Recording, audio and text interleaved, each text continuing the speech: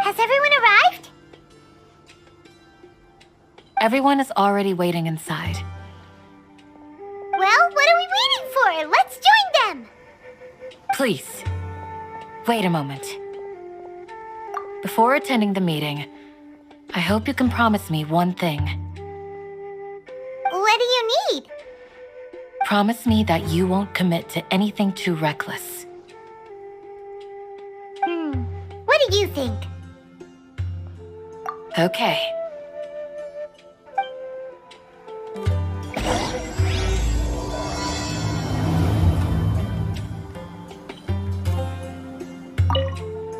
They're all waiting for you.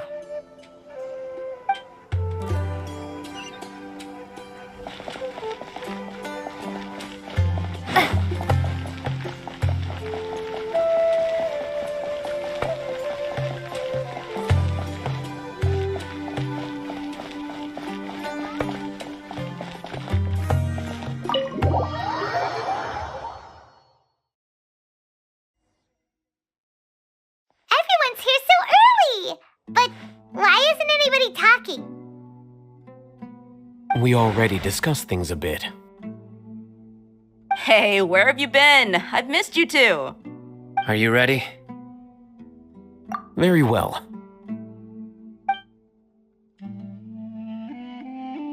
Are you sure this is gonna work?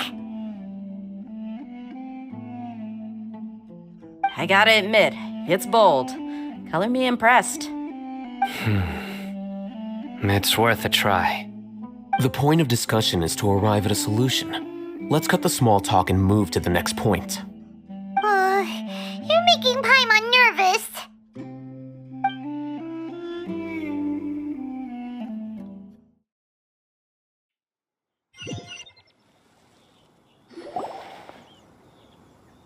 You're finally done. I have some other stuff to take care of. Catch you all later. Come on, don't give me that face. I know what you're going to say. I'll be careful. That's what I wanted to hear. Take care.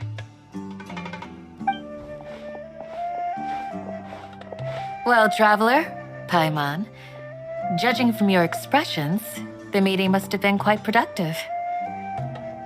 You can tell? I'm not that good at scheming or strategy, but I can sense people's emotions. And based on your reaction, things must have gone quite well. Paimon's a little worried. Hopefully nothing will go wrong. To be honest, I feel the same. But you're already some of the most capable people I know. So you have my trust. Candace gave us a compliment. Your deeds speak for themselves. Candace, we stayed behind to tell you that, although you won't be coming with us, we'll be sure to remember your words. I'm very glad to hear that. I've said the same thing to everyone here today as I said to you when you arrived. Your safety is the most important thing. Only when you're safe can the plan be successful. So please, take care. You're welcome. And thank you for taking my advice. Good luck with everything. I'll be here in the village praying for you.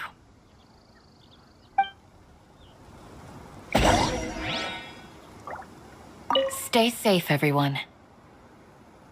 I'll be here praying for you. Good luck.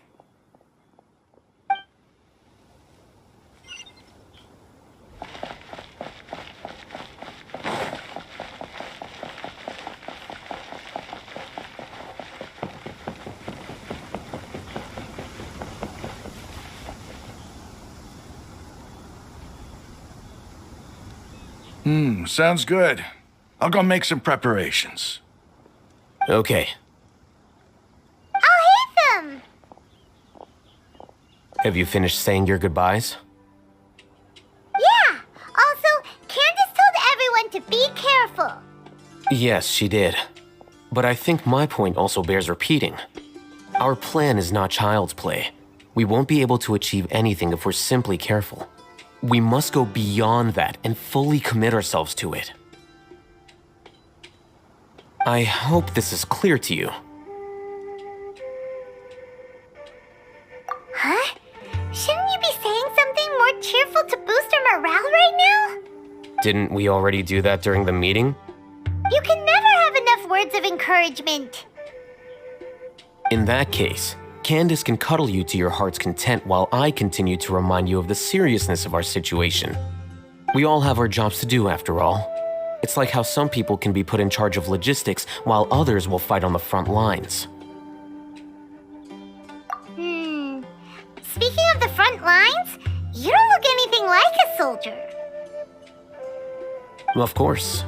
Compared to the mercenaries, I'm merely a feeble scholar. But the advantage of not being a mercenary is that I get to stay in a safer place and offer my strategic insight. Just think about that mercenary who lost his mind. Mercenary groups are facing constant danger every single day. Well, being a scholar is also a high-risk occupation, and you are a scholar! I'm not like the rest of them.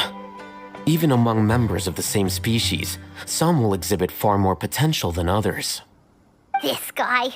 Paimon still remembers when those mercenaries in Port Ormos called you a lunatic. All intellectuals are lunatics in the eyes of fools.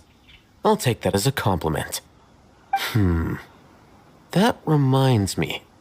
Do you remember the record we saw in the King Deshret ruins? It mentioned forbidden knowledge. You have a good memory. Forbidden knowledge has the power to drive people insane, but this fact has never been shared with the public. Even I, who has worked in the Akademiya for some time, was never once informed of this. I think those mad scholars and mercenaries we encountered may have all fallen victim to the corrupting qualities of forbidden knowledge.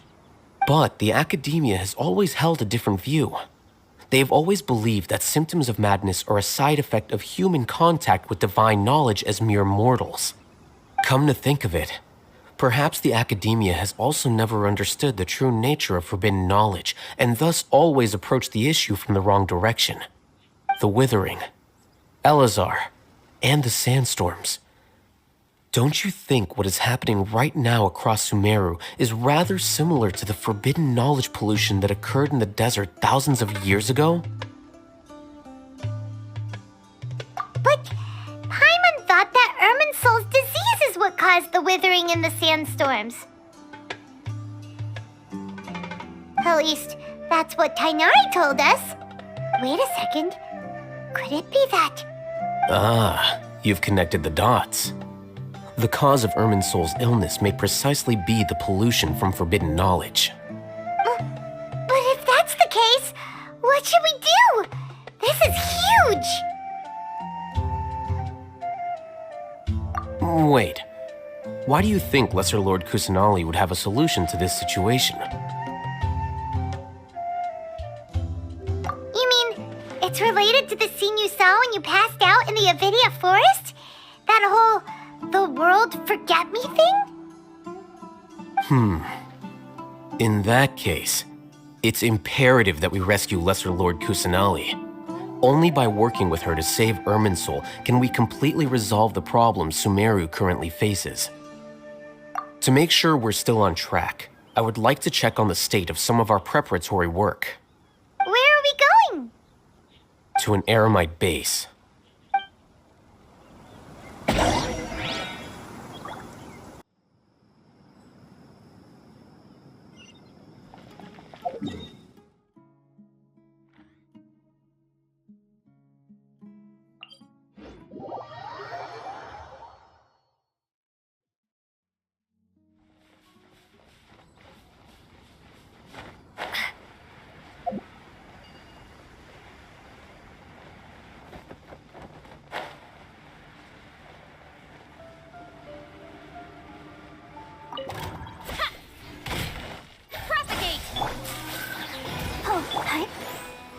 Reveal thyself!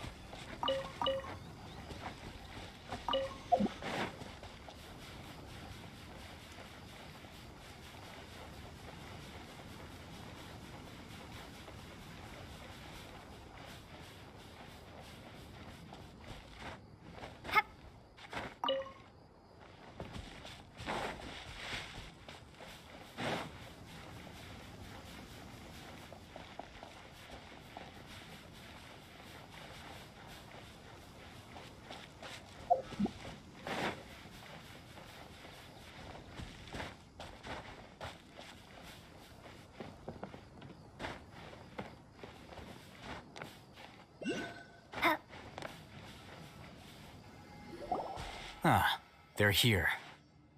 Huh? What are they doing here? I gave them some technical work to do. Ah, it's the scribe. And is that the traveler I see? How's the work going? Ah, yes! We have fixed the devices according to your instructions. One of them is already ready for use, while the others are still under repair. Aren't those devices for can knowledge extraction?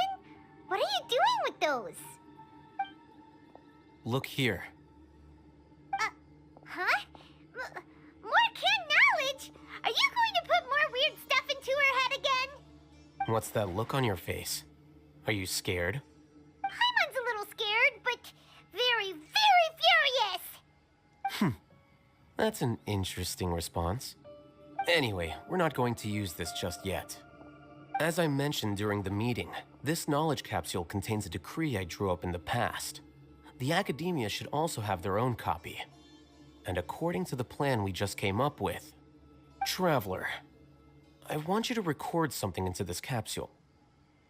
Do you believe we can save Lesser Lord Kusanali? Good. Conviction is the most important part of all of this. Now, please get ready and put on this device. You want us to record our conviction into the knowledge capsule? Yes. Paimon is still really worried. I understand, but trust me, Paimon, this is something we have to do. It's best if you can do as I say. Because, to achieve this impossible task, it sounds like you'll need to fool your own heart first. Although it may feel like a trick, self-encouragement may be the most important tool we have. Paimon can see the point you're trying to make. Imagine this. We have orchestrated our plan and successfully rescued Lesser Lord Kusanali. As a result, we have changed Sumeru's entire political landscape. Everything went without a hitch, and everyone recognizes and praises our achievements. Now, open your eyes. Here. What's this? Read it out loud.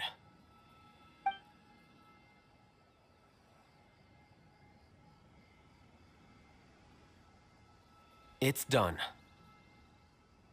Is your head okay? Does anything hurt? It's just a recording. There should be no negative effects. But what was the point of doing this? Paimon doesn't get it. And that's perfectly fine. In any case, these capsules aren't meant to be used by you. Huh? What do you mean? Have you forgotten? Our plan needs to account for those who have long relied on the Akasha. You may find it hard to believe, but for those people, everything the Akasha transmits to them is nothing short of absolute truth. Imagine if you've been using a device like the Akasha since the day you were born, and this device has always supported you during times of need. After all that time, what do you think you'd become?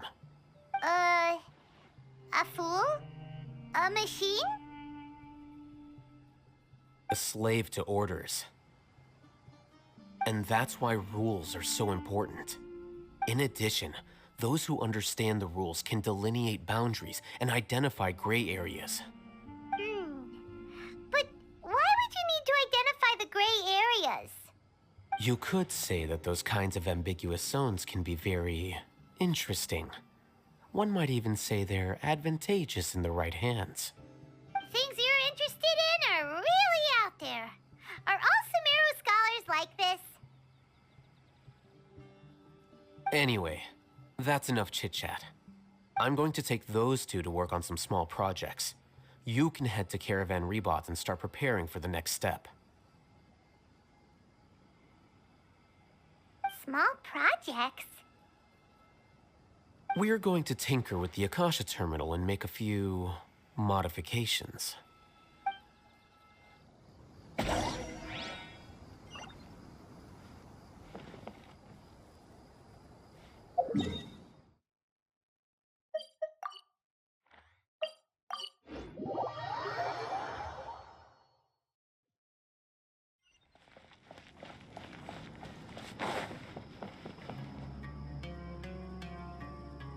I thought we agreed on a plan. How can you go back on your word? The plan is too radical and carries a high risk for casualties. I've given it a lot of thought. And in the end, I still can't agree to it. But it's still the best plan we have. As a former Matra, you of all people should be able to see the bigger picture and recognize the innate advantages of our plan. I did. And that's how I saw the danger behind these so-called advantages. Alhaitham's plan is even more radical than I imagined. Huh? Why are you guys arguing? My friend, you're just in time. Why don't you help me persuade Sino? He's turned against our plan. We agreed to work out a plan at the meeting. As mercenaries, you're familiar with the local environment, so you'll take care of the specifics. But then, you went to Alhaitham for suggestions. Had I known Alhaitham would give you those kinds of suggestions, I would not have agreed to the plan. Look, you already know that we're all on the same side here, don't you? Mercenaries place a lot of importance on their bonds of friendship, but also will not hesitate to make sacrifices if they deem the situation to be sufficiently dire. I'm sorry, but as things stand, I can't accept your principles. Seems you really do understand the ways of the desert. Traveler, Paimon, this is also something you should know. Ramon's plan is to have me work with the Caravan Reebok guards in my capacity as a Matra. We will arrest the mercenaries and escort them into Sumeru City. Wait, how can we work with the guards? We can't get through that wall easily, remember? Caravan Rebot would never let so many unregistered members of the Eremites enter Sumeru City. My plan will clear us of any possible suspicion, and also let us enter the city as a big group. There is no better way. That also sounds like something Alhaitham told you. Am I right? Doesn't Alhaitham know how dangerous this plan is? Of course he does. He told me, there is no perfect plan, but this can get the job done. He also said that with the help of Sino and the Traveler, our chance of success would increase significantly. I never blindly trust anyone, and I've always had a good eye for people. I think he made a number of valid points. It's my own choice to trust you. If I make the arrests alone, I can control myself and prevent you from getting hurt. But I can't guarantee that kind of discipline from the guards. To make the whole thing more convincing, you'll need to resist to some degree. Casualties are inevitable once push comes to shove. I'm okay with the deaths of enemies. But now that we're allies, I'm against the meaningless loss of our own. I can't believe a Matra would actually care about us. I've lived a hard life, and I can say that people like you are hard to come by. I've always treated my allies with honesty and respect. They have the right to know important things like this. Now you're making this hard for me. Hey, is there something we can do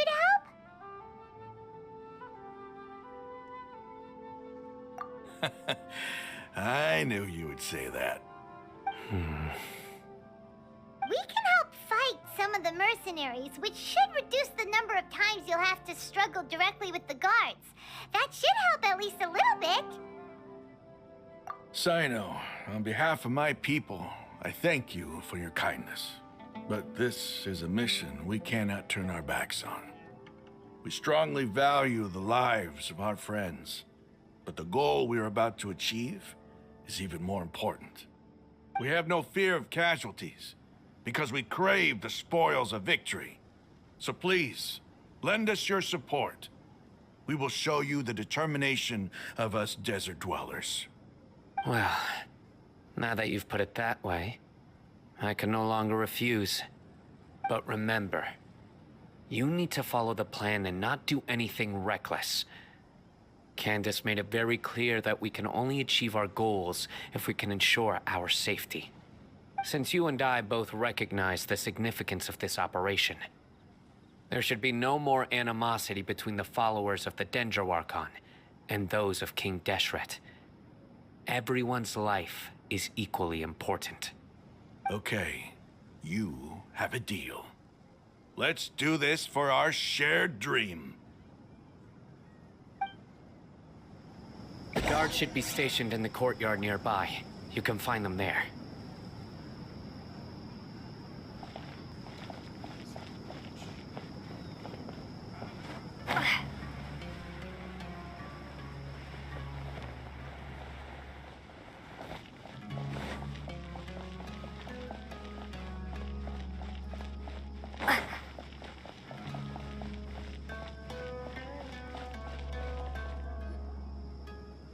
Guards! General Mahamatra! To what do we owe the honor? Keep your voice down. This is a secret operation. I'm going to arrest a large criminal gang near this location. According to the Akademiya's Guide and Regulations on Secret Operations, I have the right to ask for the cooperation of Caravan Rebot. Ah, of course, of course. Mahamatra Sino's order is the Akademiya's order. Just let us know what you need. But who exactly are you planning to arrest, and how many people are you expecting? Depending on the scale of this operation, we may need to report it to our superiors. They're a squad of Eremites whose number is comparable to Ain el Akmar in Port Ormos. They're involved in the theft and resale of supplies from the Akademiya. As many as Ain al-Ahmar? This should definitely be classified as a joint operation. Then I suggest that you report this to your superiors as soon as possible, and treat it as a top priority desert operation. I will need personnel. Got it. Please wait a moment. I'll contact them immediately.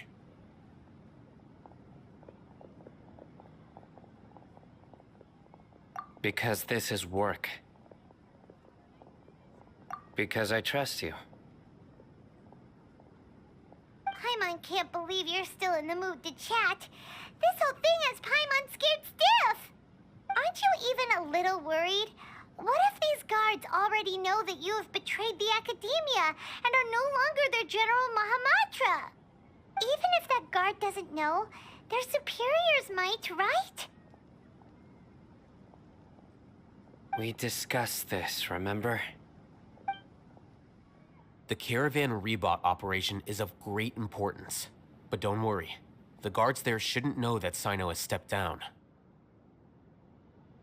How can you be so sure? First, the other Matras still don't know why Sino has left, which proves that the Akademiya has been covering up the matter. Second, this is a crucial moment for the Akademiya's God creation plan.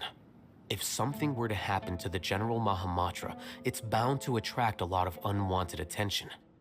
No matter how you look at it, they don't seem interested in sharing the news of Sino's departure. A reasonable inference. I agree. Which brings us to our next issue. I'm sure some of you have been wondering if the prediction function of the Akasha will affect our operation. The Akasha is still in operation, so I must remain on high alert. Actually, considering the power of the Akasha, it's quite strange that it hasn't already tried to interfere with my actions. I've given that a lot of thought. For now, I don't think you'll need to worry. If you remember, when you first came to Aru Village, all your actions and routes were predicted by the Akasha.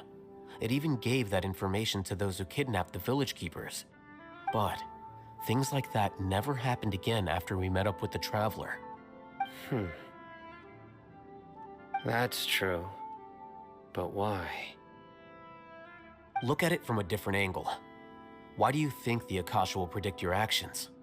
Because my personal data has been entered into the Akasha. That's true, but the key to this question is, how well can the Akasha make predictions about a person? Haven't you ever thought about it? Just how can it do this in the first place? Because the Akasha controls the entirety of Sumeru. The Akademiya firmly believes that all human actions can be explained through logic. By sorting and analyzing entered data, the Akasha can derive behavioral logic and predict the actions of those who fit an existing logic model. However, at the risk of sounding like an advocate for fallacies, can everyone truly be considered logical at all times? Emotions are part of our behavioral logic, but can you guarantee that every experience of the same joy or pain would be equally intense? How can our feelings and opinions be predictable down to the letter in every single instance? Sino, in the past, you've always worked alone. In the absence of another person who could sway you or your thoughts, the Akasha could produce predictions that were similar to your real-life behavioral principles. Decisive and principled, you were used to solving problems alone. That's why the Akasha could figure you out. But now, you've joined a team. And I believe the Akasha hasn't yet figured out the full composition of it. Our thoughts and logic have intermingled and weaved themselves together to become a complicated, chaotic mess. Any one of us could potentially disagree with another. The Akasha lacks data on these interactions, and it's impossible for it to predict your actions in the future based on your decisions in the past. After all, there's probably a limit to just how much we can be modeled or controlled by data. So, in my opinion, you're probably safe for now. Makes sense to me. I agree. The Akasha is not alive, and I don't think we can be completely controlled by something without a mind of its own. Is that so? I guess there are things that even the Akasha cannot calculate, and people will not be forever trapped by the past. Whew! Paimon's so glad that this is settled. Next time, pay attention during our meetings. Will do. Just remember to stay vigilant. Footsteps! General Mahamatra, we were not expecting your presence here. I'm the security officer of the Great Red Sand District. My name is Luxembarbo. This is my assistant, the Traveler. She will be working with me. The construct next to her is for her work. Beep! Construct, beep! What a great honor to meet you. Your golden hair is as bright as the sun.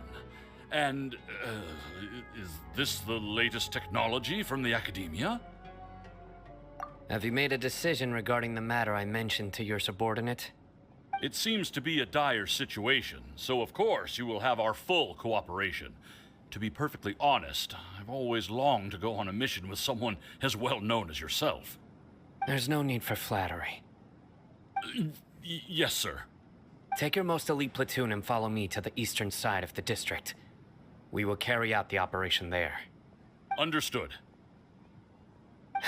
Map. Hurry, bring the map!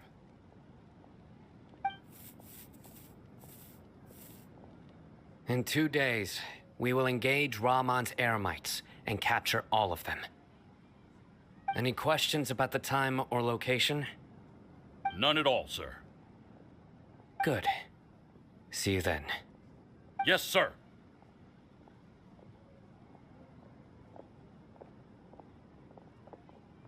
Maybe hanging around the General Mahamatra isn't so bad after all. Everyone's so respectful towards us. This is all due to the absolute authority of the Akademiya. And now, we're going to strike back against that massive pillar of power. Get ready.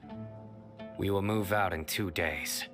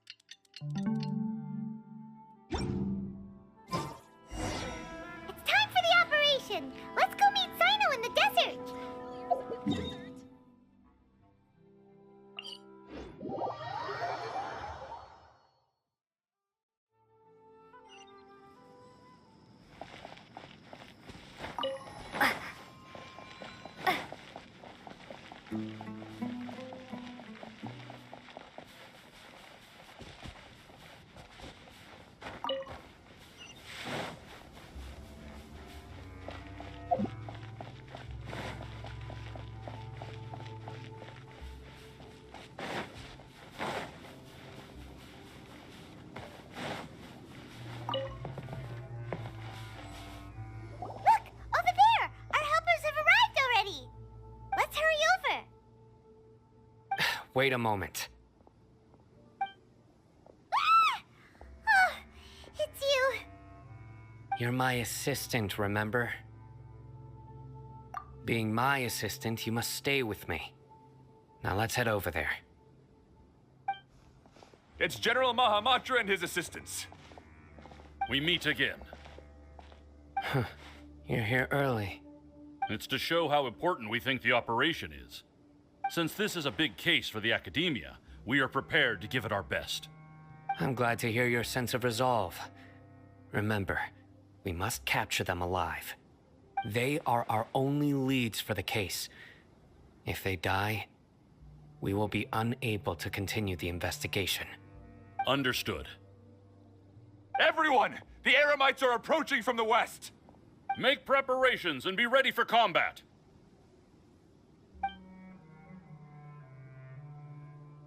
Halt! Oh? What a warm welcome! What do you want? Judging from those shiny weapons in your hands, it seems like you're not interested in a deal. Rahman, the Akademiya has caught wind of your smuggling and illicit sales. If you value your life, I advise you to surrender. Who are you supposed to be? A Matra from the Akademiya? I can't believe you came all this way just to catch us. I'm not here to talk. Oh. Nobody's given me this much time of day since I became a mercenary. Brothers! For that slight, let's wash our blades with their blood. Let's show them we Eremites are not to be messed with.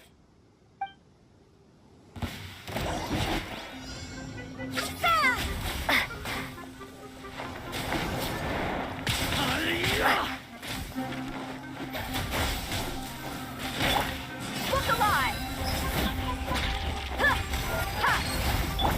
Go, Barber, go! You're dead meat!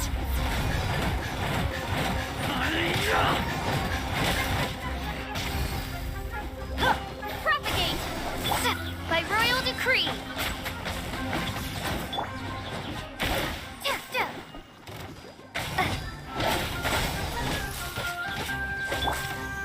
Let's get it on!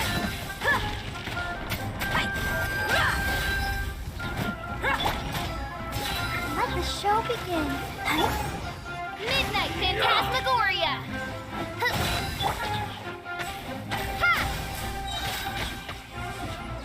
Spring forth!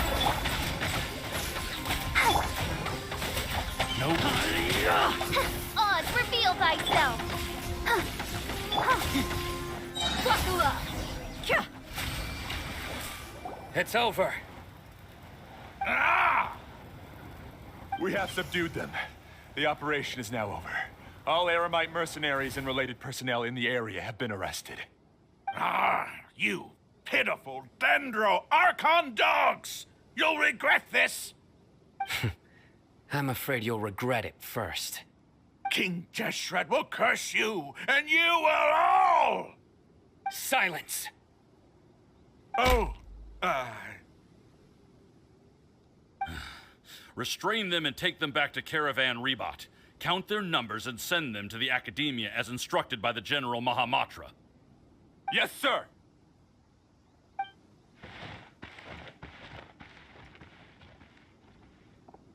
Mahamatra Sino, I will now take my leave. If you need further assistance, please come to Caravan Rebat and ask for me. Understood. You are dismissed. There they go. Let's talk elsewhere.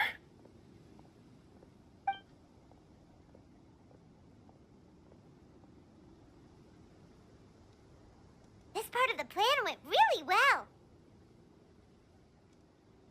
Yes, things went perfectly. That's fantastic!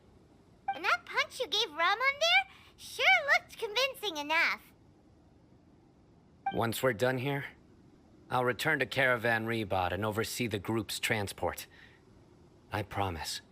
I'll get everyone into Sumeru City safely. Yeah, you're the reason why everything went so well. It's not the time to celebrate yet. I believe Dia should already be waiting for you. Go join up with her. She will need you to introduce her to Tainari. Speaking of which, is it really okay for us not to share the full plan with Tainari? What if he'll feel miffed about it and refuse to work with us? I have a very close relationship with Tainari. Given how well we know each other, I believe my message alone should be enough to bring him to our side. He knows I won't make jokes about things like this. If we need help, Tainari is the best option. Get ready for the next phase of the plan. Don't keep them waiting.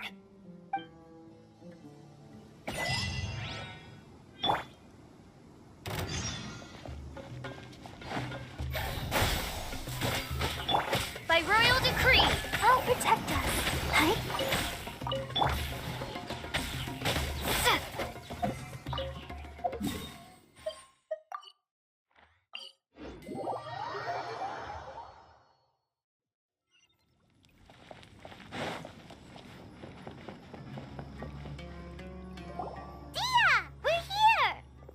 It's about time.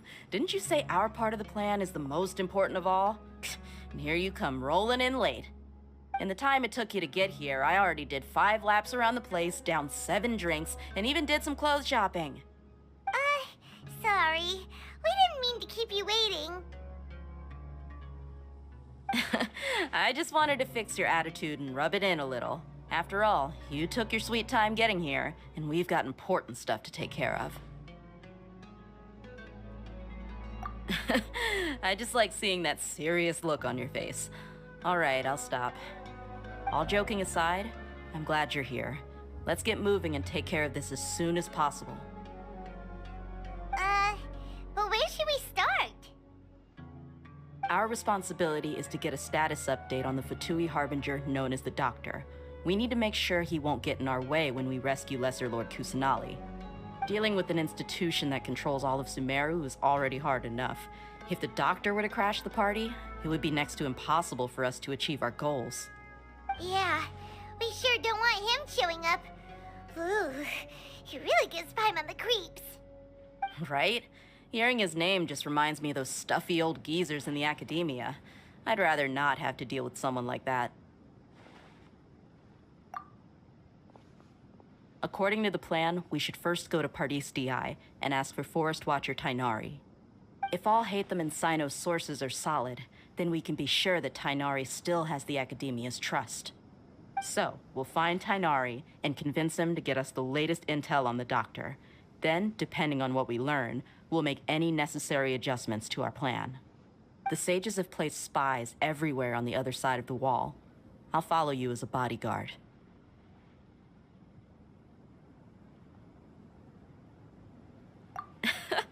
You should be honored.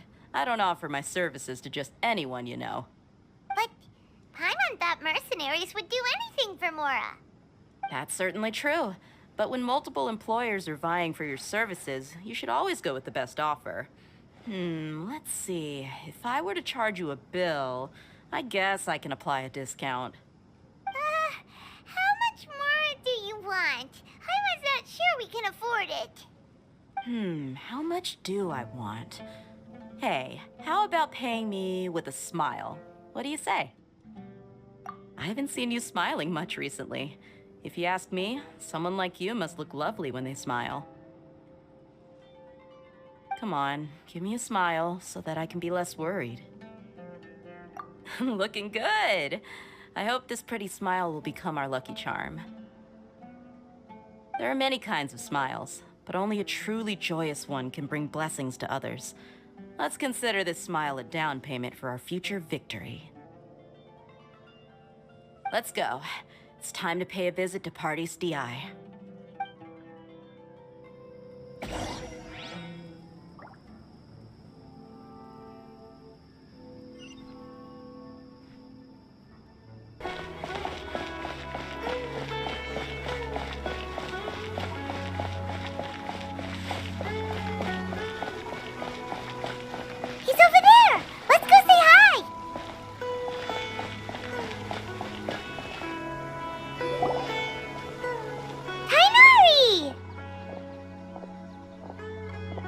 Ah, Traveler, Paimon. And you are? Hey there. This is our friend Dia. She's an Aramite mercenary. A mercenary? You must have some big news for me. It's something really important. Please help us out. All right, then follow me.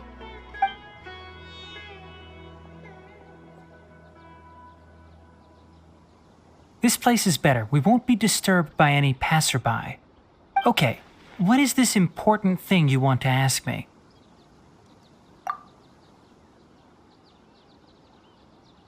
The doctor, huh?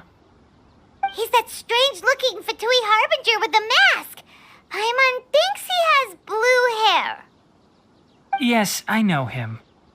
Actually, he left Party's DI just a little while ago. He left already? Yeah, he came looking for me. Can I ask what it was about? Sorry to ask you like this after having just met, but your answer is very important to us. For now, all we can share with you is that your friend Sino is working with us. Sino, you say?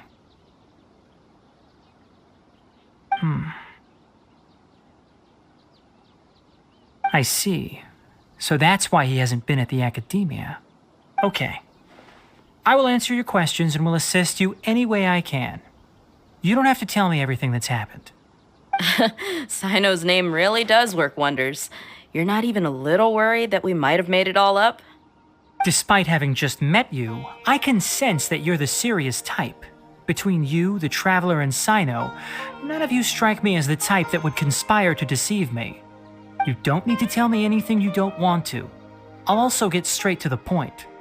The Harbinger you mentioned came to me because he wanted to take the scholar Hypatia away with him. Hypatia? Why would he want her? And what do you mean by take away? Is he planning to leave Sumeru? Yes. He told me his return to Snezhnaya is imminent.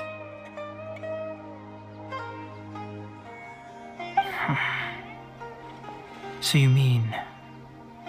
you're leaving this place soon? Indeed. Otherwise, we could have perhaps talked a little more. I was just about to set out when I remembered something important. To that end, I made a final trip to Pardis Di. Let me ask, have you been taking care of a scholar by the name of Hypatia? Your sources are accurate.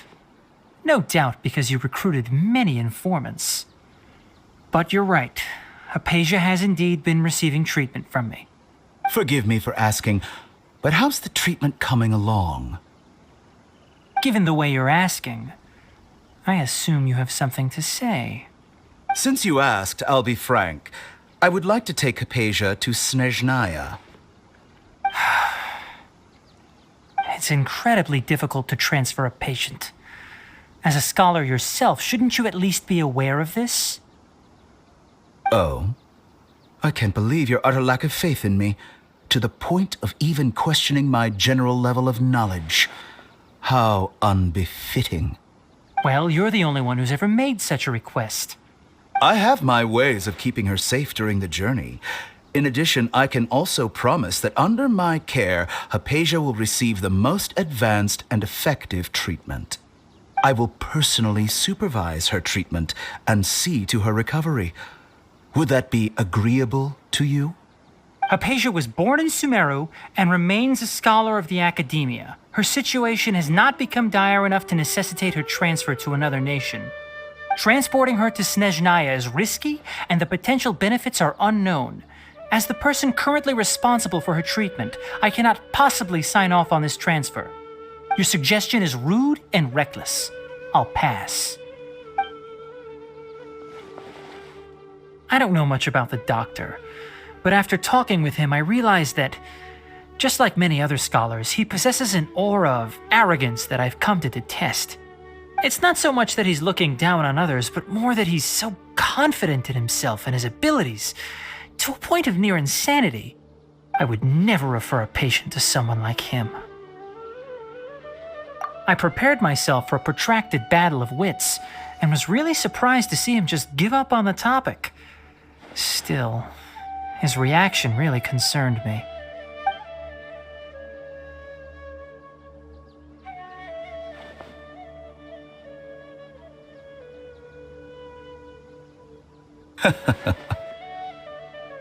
I see. Of course, your opinion makes perfect sense. You're still young, but already quite stubborn. I must say, you are not like what I had expected. Under normal circumstances, I wouldn't just let you off the hook like this. But unfortunately, I'm in a hurry today, what with Her Most Noble Majesty the Tsaritsa calling for our return. Luckily, there is still some time left for me to take care of everything before I leave. It's just as the Akademiya said, you're a responsible and gifted scholar. Sadly, even with all of that, you're still lacking a bit of shrewdness. And that's also why people like you can never realize that sooner or later, everyone must pay the price for what they've learned.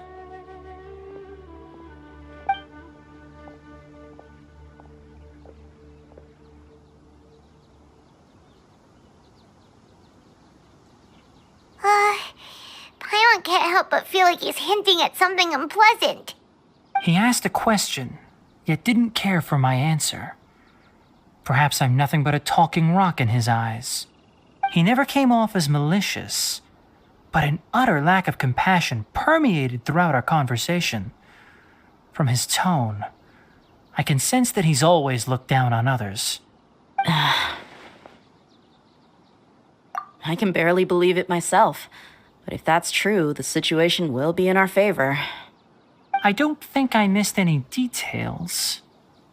Frankly speaking, I don't want you to do anything too risky. Now that you know a little more, it should be easier for you to stay safe. Sorry we can't tell you everything.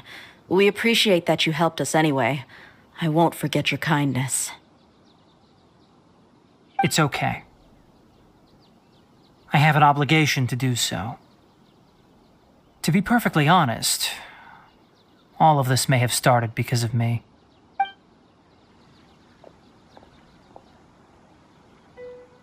Recently, my master wrote several letters to me, asking me to return to the Akademiya and assist him with his research.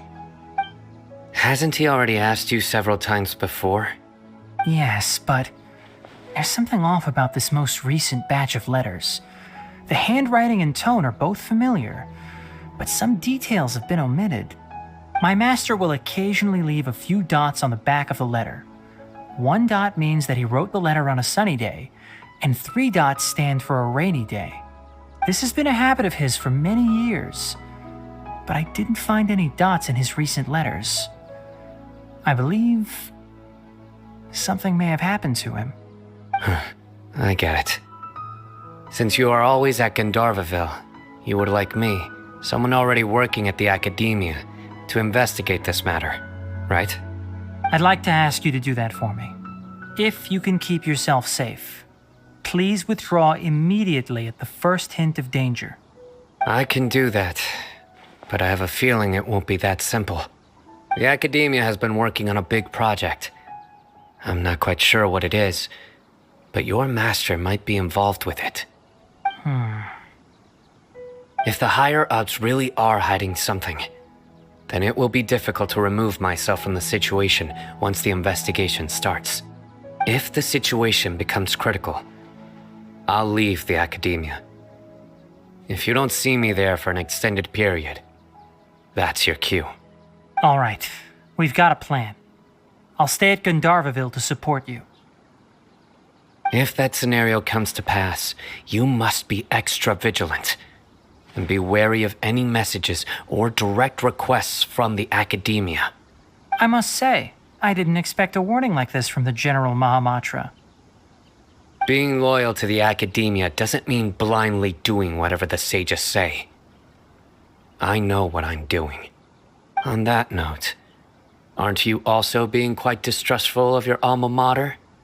The Akademiya, yes, but my master is a man of integrity. Even when I was a student, I was worried he'd get in trouble for sticking to his beliefs. I suppose he's lucky to have lasted so long. But in the end, it still caught up to him.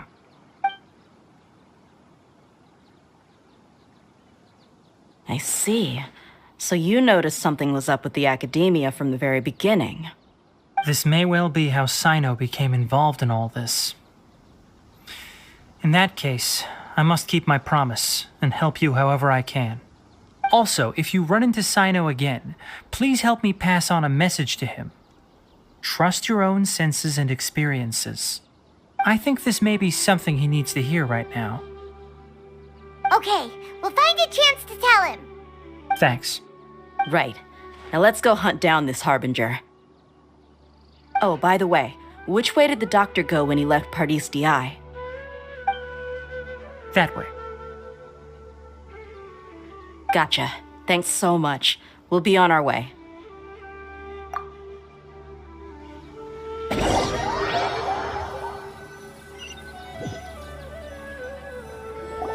According to Tainari, the doctor is leaving Sumeru soon. I want to check if the doctor was actually telling the truth. He also said that he'll take care of everything before he leaves. What did he mean by that? We need to be extra careful when dealing with a person like him. Just to be safe, let's chase him and see what we find. But we have no idea where he went! How can we start chasing him? We'll do it the mercenary way. I'll find leads as we go. All you have to do is just follow me. That Harbinger may have tried to cover his trail, but he still left some traces. Or perhaps he never even thought about concealing his whereabouts.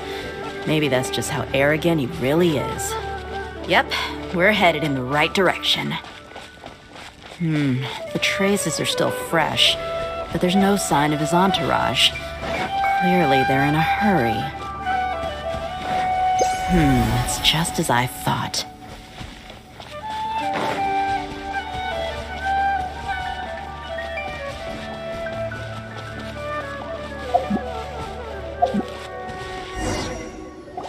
We can stop here.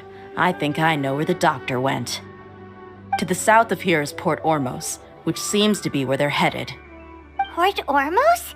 They're going to leave by boat? That's right. Let's go to the port and have a look for ourselves.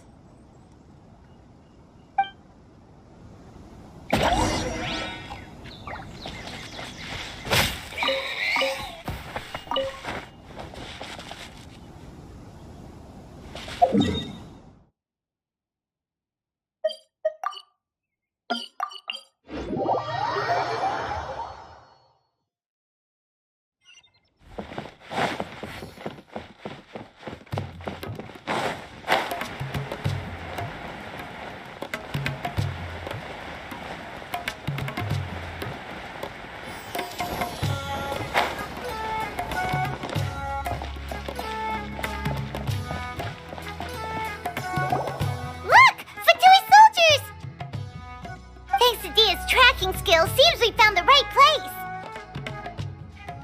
Shh! Don't draw their attention. The port is crawling with Fatui soldiers. Let's keep going and see what we can find. Now this is a proper farewell ceremony for a Snezhnayan Harbinger. The Lord Harbinger is leaving. I've still only seen him once or twice. I used to hold a position in our homeland, and back then, the doctor spoke in a very different way from the way he speaks now. Maybe the way people talk in Sumeru has rubbed off on him? It's always like that when you spend too long away from home. When he gets back to Snezhnaya, perhaps it will also take him some time to get used to the life there again. Huh? But, sir, that can't be right. No, I remembered like it was yesterday. Both his expressions and tones are now very different.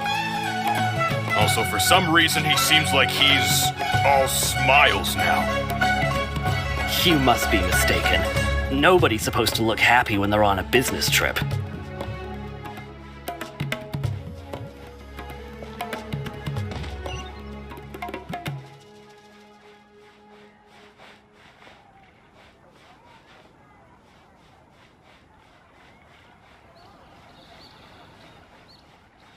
The doctor is on that boat. So he told the truth after all. He is actually leaving Sumeru. Let's get closer and find a place to hide so we can observe him.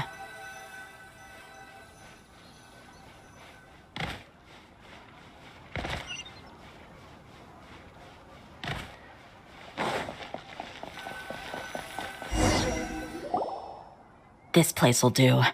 We can hide here while we keep an eye on the boat.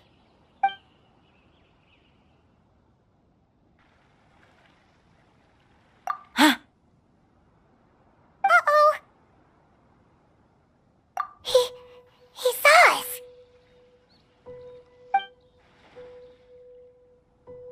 Huh? Is he waving at us? It's time to say goodbye. Wait, is he the only person on the boat? You mean there's nobody with him? And where are all the soldiers we saw in the port just now? They were all here just a few minutes ago, but now they vanished. So this was a trap. Wait, don't tell me that. Luckily, there is still some time left for me to take care of everything before I leave. Oh no. They might be after Hypatia. Let's get back to Party's DI. Huh? What do you mean? I'm afraid that she's seen something that she wasn't supposed to see. If I were the Fatui, I would also try to take her away. And if I couldn't... Oh no! Are you saying they're going to kill her? Let's go!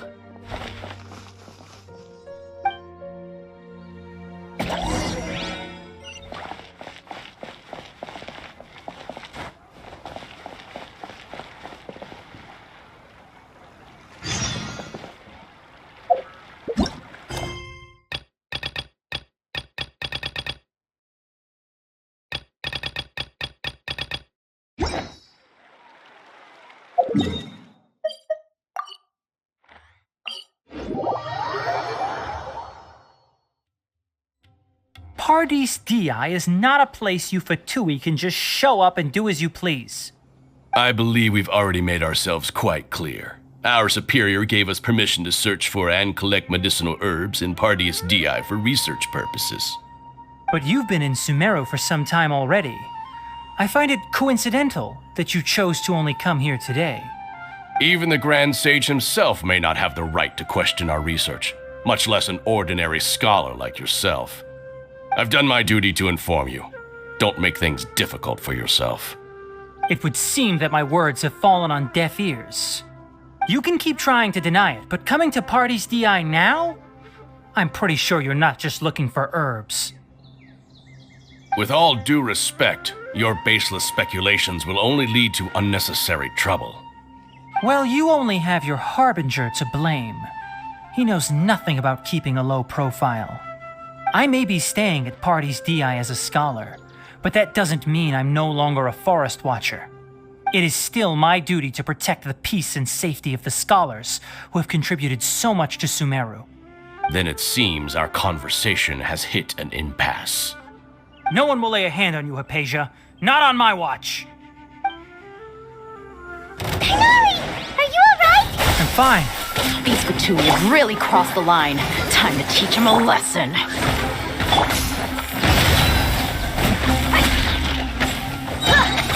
Gloves off!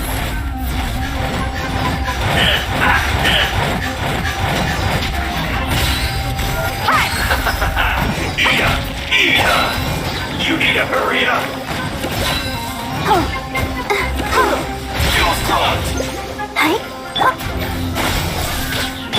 By Royal... There's no use resisting! Give us Hypatia! Keep dreaming! Yeah, Tighnari! Beat him up! Hunt wings of darkness! Come, sever, propagate! Let's get it on! The doctor's orders are absolute! Yeah? You've been someone's lapdog for so long that you don't know anything else now!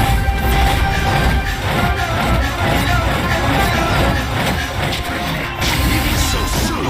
I will end Let the show begin. Finish the board. Scatter.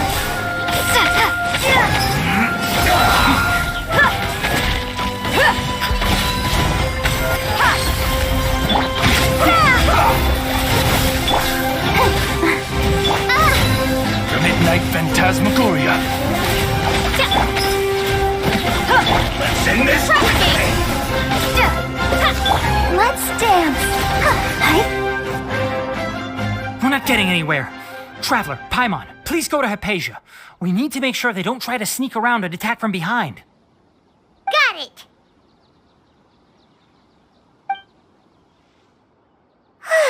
Hypatia's still here. Doesn't look like anyone's broken in.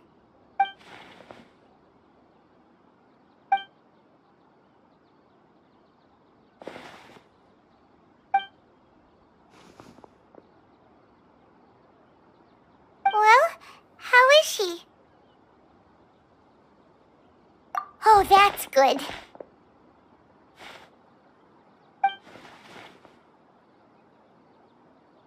So, you think this is over?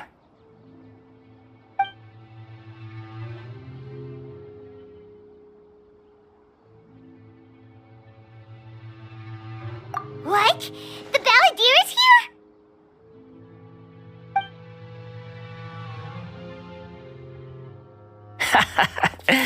I've missed that look of abject horror.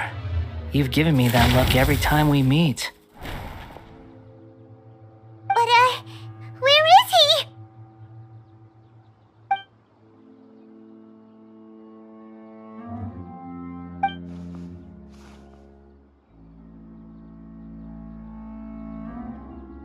I can hear all of your thoughts, you know.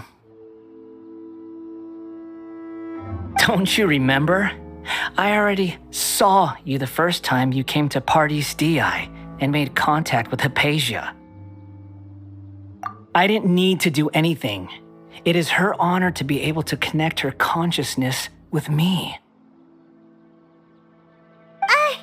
Who are you talking to? It can't be the Balladeer, right? That's impossible. I know you must be curious. I might as well tell you that I decided to enter Hypatia's consciousness the moment I sensed your touch. I wanted to observe you on a fool's errand. Hey, Traveler! What are you doing? My deification is nearly complete. All that's left now are just some final details. Do you understand? Even if you manage to rescue Lesser Lord Kusanali, it will be impossible for you to defeat a bona fide god like me. Is it wise to force that childlike god into a divine battle against me? Scholars consider the God of Wisdom to be the sum total of their faith. It's how they can justify reverence for a god as they construct it. But this also shows that humanity's worship of gods is a combination of blasphemy and exaltation. It's truly laughable. Yes. What is it?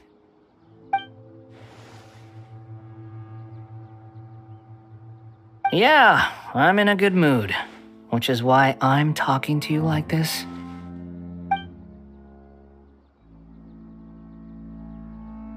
What do you mean?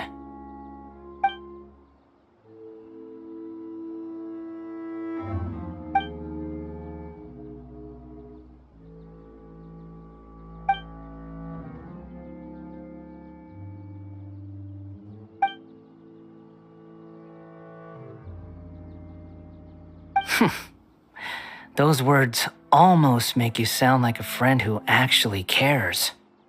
But you're wrong. I'm different from all of you. I was born to become a god. My entire life up until this point has just been a meaningless routine. Just think about a sheet of paper. By itself, it holds no meaning. The content recorded on it is what gives it value. All I had recorded down before were some painful memories and boring human feelings. Such senseless drivel should have been erased a long time ago. Indeed, to me, the sight of you fools in your futile struggles is far more amusing. Tell me, just what has this world done for you to protect it with such zest and conviction? I'm connected to your consciousness, so I can hear what you're thinking and sense the depth of your determination. This is a good conversation we're having. So here's a word of advice. Let go of your misguided guardian complex. You know nothing about the truth. It'll be for your own good, as well as everyone else's. Humans are a species that can only find bliss in ignorance.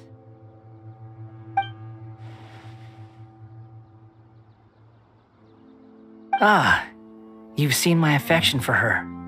If you were in my position, I think you'd feel the same way.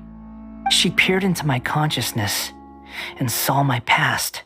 Someone like that is qualified to become my first follower. All gods need followers. So Hypatia has been chosen. Her appearance heralds my imminent arrival at the throne of divinity, while her worship shall become my glory. You're doubting me again? No matter. Soon, you'll know what kind of authority you're challenging.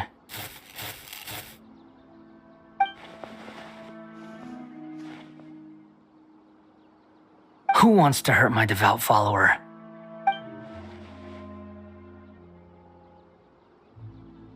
The doctor wants to hurt my first follower?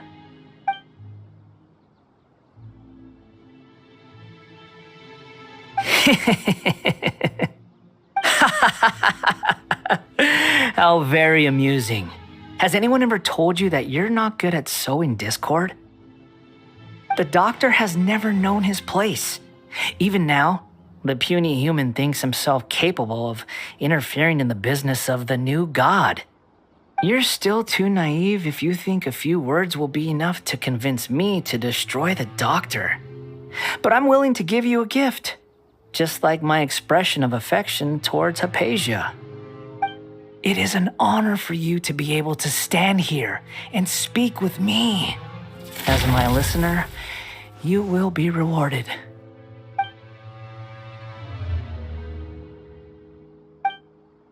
Both good things and bad things can be called gifts.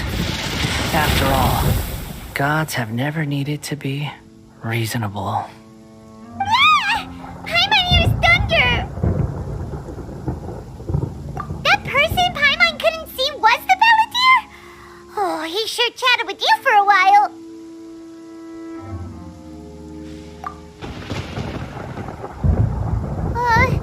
Where is the storm headed? That means anyone outside is in danger! Let's go! Tighnari and Dia still must be fighting!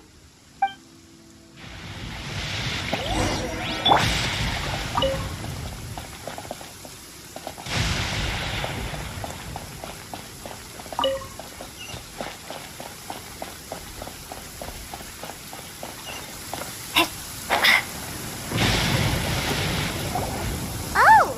Have the Fatui retreated? Hey! What happened to you? He's hurt. I'm fine. Don't move. I've seen Eremites get struck by lightning before. You need to rest. Struck by lightning? We were fighting, and just as things started looking grim, the weather suddenly became extremely strange. Lightning started attacking everyone, almost as if it were alive. Luckily, there were only two of us, and both of us were nimble enough to dodge most of the strikes. There were a lot of Fatui, though, and they were being torn to shreds by the bolts of lightning. With that, all the Fatui soldiers were forced to retreat. Why are you sorry?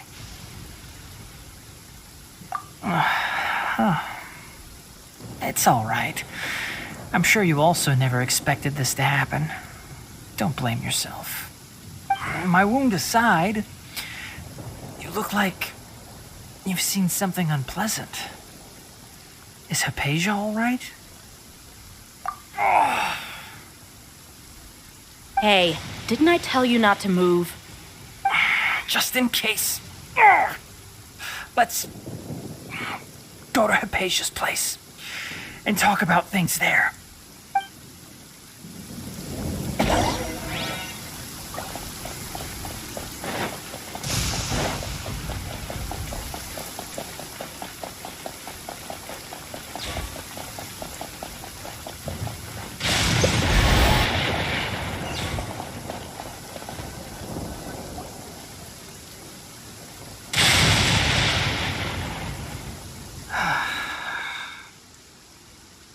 Thank goodness she's fine. Hey, how about taking care of yourself first? I understand my condition. The wound is not fatal. I'll be all right. Ugh.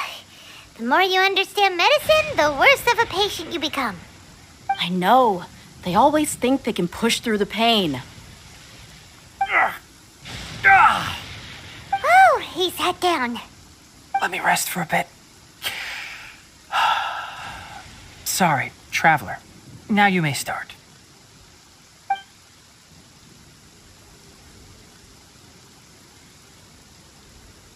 So that's what you were talking to the balladeer about?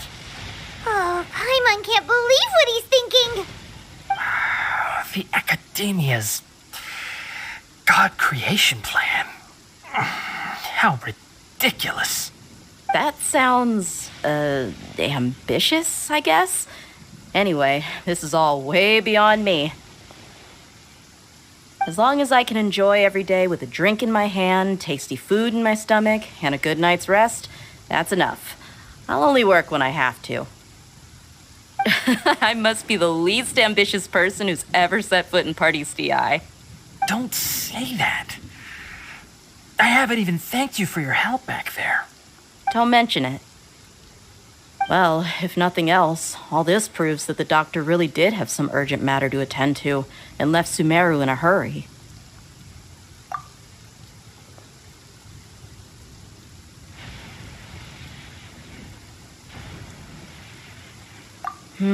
Maybe the Fatui want to cover up some secret of the balladeer. Is that why they tried to seize Hypatia? You said the balladeer claimed that Hypatia has seen his past. So, what could be there? Have you noticed? The balladeer is not happy with the doctor's actions. He thinks the doctor has no right to consider himself as his equal. So, if the doctor was to show up again, would the balladeer zap him with lightning? Based on what the traveler has said, I think he would. Having the doctor gone benefits him as well as us. In other words, we've successfully completed this stage of the plan. The doctor is out of the picture now. Yay! That's a big accomplishment! I'm also happy for you. Thank you for the help, Tainari. Make sure you rest up for now. Yeah. All right. Okay, that wraps things up for us here at Party DI. Traveler, it's about time we rendezvous with the others at the Grand Bazaar. Let's continue to keep a low profile. You can head there once you're ready.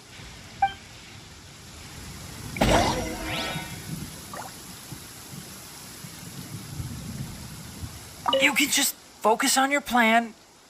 Leave Hypatia to me. My wound isn't going to get in the way. Oh. Okay. Guess I'll sit still for a little while longer.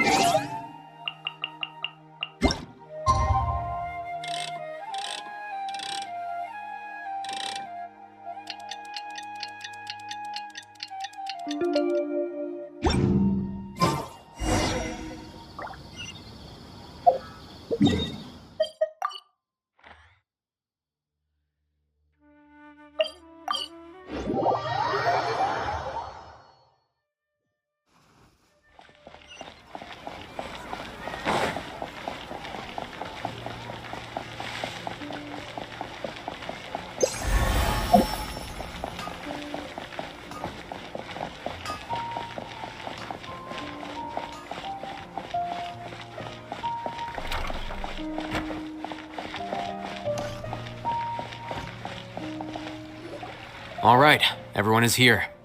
How did everything go? Any luck with your missions? Let's report back one by one. I'll start first. We've made the necessary modifications to the Akasha terminal. In addition, the props required are also ready. I'll go next. The Traveler and I went to Party's DI. The situation was a bit complicated, but we found Tainari. Unfortunately, he was wounded during a fight. Who is behind it? Well, that's the tough part. What should I say, Traveler? The Fatui or the Balladeer? After some back and forth, we confirmed that the doctor has left Sumeru by boat. He has something urgent to attend to back in Snezhnaya. So, we've successfully removed the doctor from the picture. Also, Tainari's already resting, so he'll be okay. Good. Oh, Tainari also asked us to tell you this message. Trust your own senses and experiences. All right. I'll remember that. Everything also went smoothly on my side. The Eremites should have arrived at their destination by now. To avoid alerting the quarry, they will stay there for now. I can't believe you actually got so many Eremites into Sumeru City. It's all thanks to Rahman and his brave team, as well as their bold strategy. It appears to have been very effective. I'm glad to hear it. Well, is that everything? Okay, this meeting is adjourned. Huh? Wait, you mean that's it? Well, what else is there to discuss? Shouldn't you end with some words of encouragement? You know, to fire us up now? Personally, I'd rather we all go home and get some rest. I'll hate them. Ugh. Oh, and if you wanted someone to say something to that effect, then I must reiterate that I'm here to strategize and not to lead. So you should find someone more suitable to do that. But I thought all of you Akademiya big shots were great speakers. Then I should remind you that I'm the scribe. I know that. So what? A scribe is responsible for recording meetings, not speaking. Fine, whatever. Well, Sino doesn't seem to be much of a talker either. I guess that leaves it to my employer. Employer? Yep, the Traveler hired me. That's right. So come on, boss. What do you have to say for the team? Yeah, say something to boost morale. Huh? What are you all doing here? Oh, it's Nilu! Hey, everyone. I'm not disturbing you, am I? Not at all. I was actually just about to go find you. Judging from the group and all your serious faces, you were discussing something important, weren't you? But you also look like you're up to no good. Seems pretty interesting. Welcome, Nilu. Would you like to join us? Huh? Join you? You mean you also want to discuss something important with me? Yes, something very important. Nilu, are there any breaks in your performance schedule in the upcoming days? Huh? Wait, you're seriously inviting me?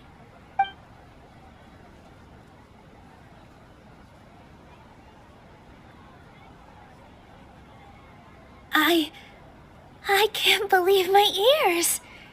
You are truly the bravest and most passionate people of Sumeru, well, that I've ever met. Ahem. Oh, right. The Traveler and Paimon are not from Sumeru, but you are awesome as well. That's right. I must admit that I'm a little scared, but I'll try my best for Lesser Lord Kusanali. If I can somehow use my abilities to help you, then count me in. Remember, believe in yourself. Okay, I'll get my friends at the Grand Bazaar to help us tomorrow. Just remember not to say too much. Be discreet. Yep, you got it. All the preparations are done. Now, Can we finally conclude this meeting? So, have you thought up what you'd like to say, boss? Yep, it's a grand plan and we're all super awesome!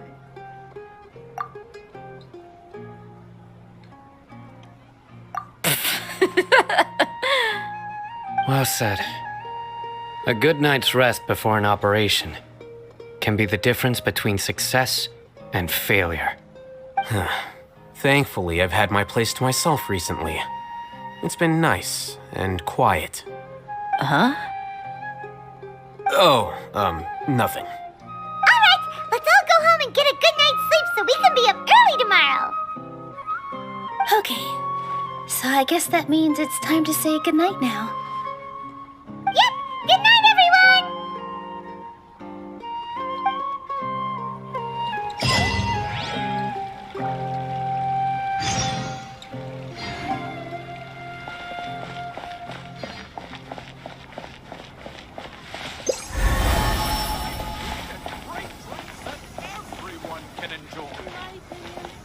Juice is the best stall in the whole business.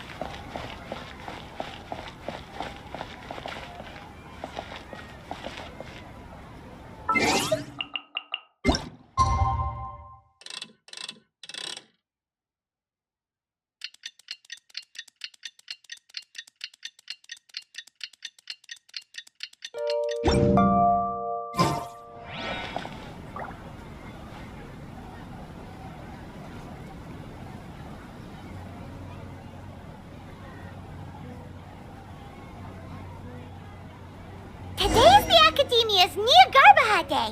We can finally put our plan into action. Al-Haytham should be waiting for us.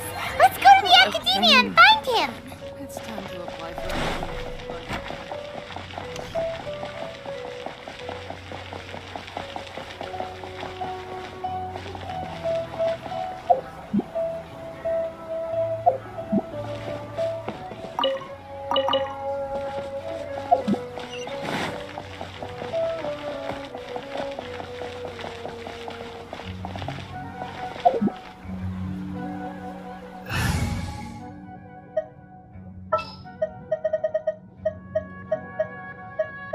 Oh, you're calling for me? Coming!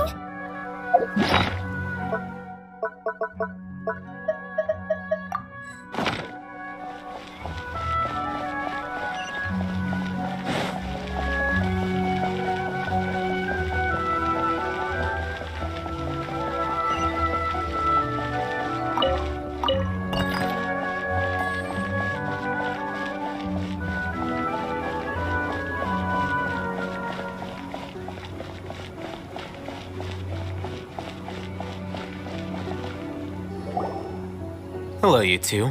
Sleep well? Not really. Paimon got too nervous thinking about today and didn't fall asleep until the sun was almost up. What about you, Al-Haytham? Naturally, I slept just fine. After all, a good rest should be considered part of the plan, since energy is an important resource. You just want to show off how calm you are. It's crucial to dissipate any tension before we execute our plan. The only thing you're doing is being annoying. Anyway, do you need me to go over the game plan again?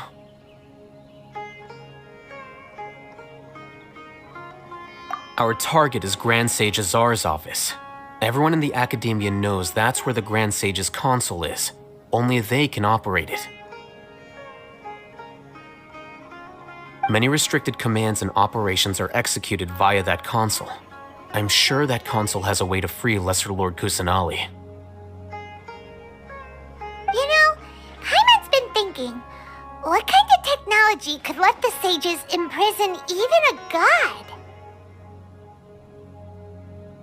That isn't something they could have accomplished with their scholarly talents alone.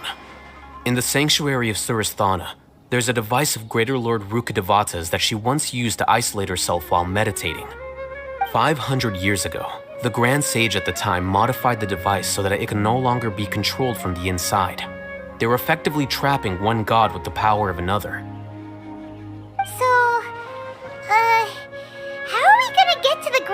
Sage's office? Don't forget, today is Nyargarbaha Day, arguably the most important day to the Akademiya. The sages and core Akademiya personnel are busy loading the latest batch of research developments and legal decrees into knowledge capsules so that they can be entered into the Akasha. All the Darshan's researchers have their noses to the grindstone, and the Akademiya's grounds are flowing with all sorts of people. It's the perfect time for an infiltration. When the Grand Sage leaves his office to supervise the entering process, that's our cue to access the console and free the Danger Archon. Well, yes, that's just the visible side of our plan, after all. If precedence holds, the Akademiya should have already started preparing for Nyargarbaha Day. Everyone should be in position.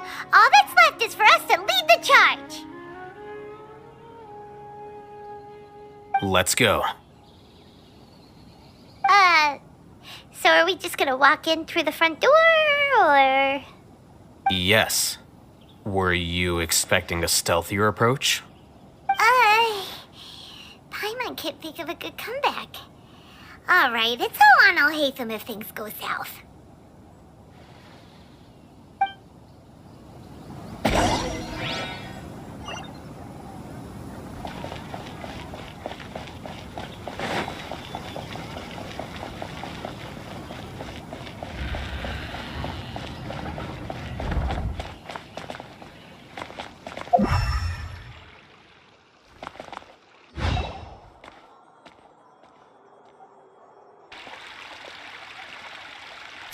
Scribe?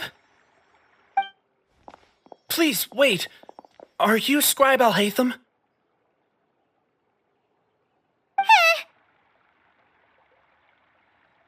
That's me. Is something the matter? I'm in a hurry. No. I was just surprised to see you here. I had heard that the sages were looking for you not long ago, but I didn't know what for. And, also, please don't bring outside guests into the Akademiya. Outside guests? How did you arrive at such a conclusion? Your groundless inference shames the Haravatat Darshan. What did you say? I'm the top student in Haravatat, and I earned 3rd place at the last Inter-Darshan debate. Don't look down on me! That wasn't my intention. As your Haravatat senior, I just assumed that you possessed a greater aptitude for critical thinking. Look, based on what you already know, the purpose of my return and the reason they're here should be obvious. Is that so? Wait a moment. Let me think. Don't tell me the answer. The sages search for you. A blonde-haired traveler. Outside guests. So, from the start, the sages weren't looking for you, but this traveler? And you were gone from the Akademiya for so long because... Hey, shh. Yes, you've proven yourself as the top student in Haravatat. I surmise you've arrived at the correct conclusion. As I expected. Please, forgive me. I wasn't thinking clearly just now. Thank you for getting me back on track. It's nothing. We'll be on our way then. All right. Thank you for your contributions to the Akademiya, Scribe.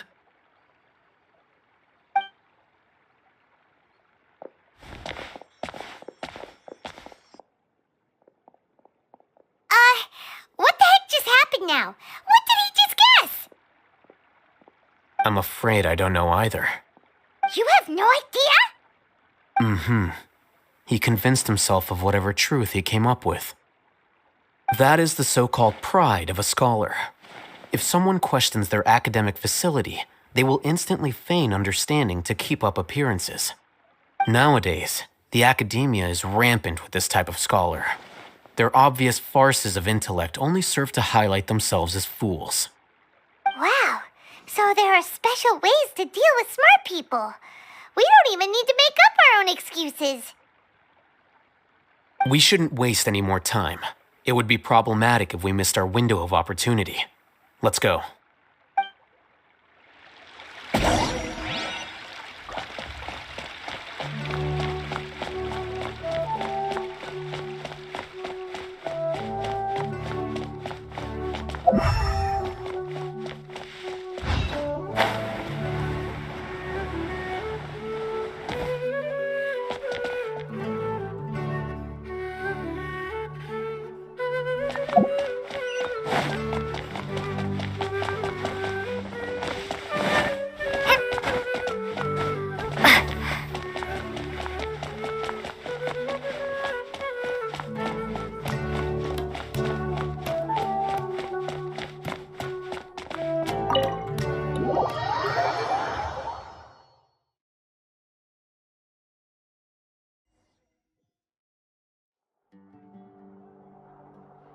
Is this the Akademiya's library? Indeed. Known as the House of Dana, it is quite possibly the most extensive special collections library in Teyvat. There are a lot of students going through here. Is it really okay just to waltz right in? The Akademiya marches to a fast beat, especially since it's Nyargarbaha Day. They're all occupied with their own matters. Just act natural. Now, hurry along.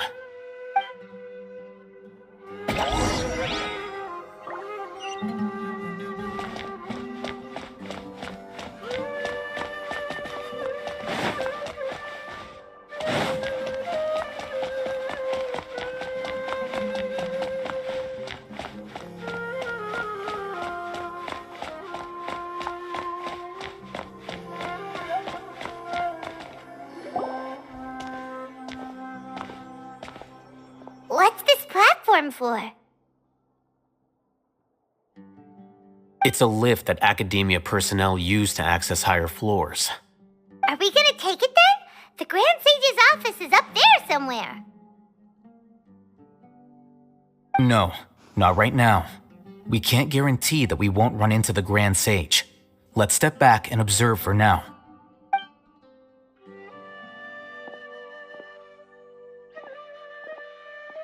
You think the Grand Sage will exit from there? And after he does, we'd sneak past him? Oh, Paimon thinks that's really dangerous. Who knows? However, if we can confirm Azar's current location, our operation will be much safer if we... Allow me to offer you a hint. If you wish to know his location, look behind you.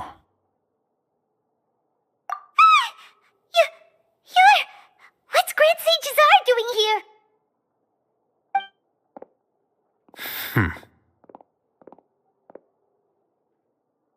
Do not tell me you believed the Akademiya would not grow suspicious of you after such a prolonged absence, scribe. An eyewitness had informed me of your whereabouts, so I came to personally welcome you. Grand Sage, I didn't expect you to care so much about me. I'm truly flattered. I'm sure, but compared to you, I am far more interested in these two unexpected guests. You are the Traveler and Paimon, correct? It's a pity that only now have I been afforded the opportunity to formally meet two of Sumeru's most esteemed guests. I do apologize for my lack of decorum. Excellent.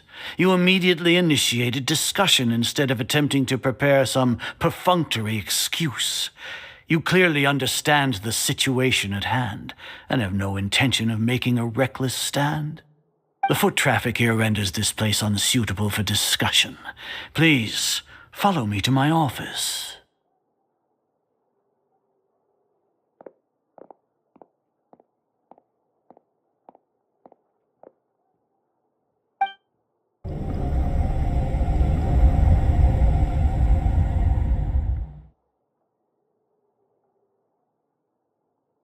This place is crawling with guards.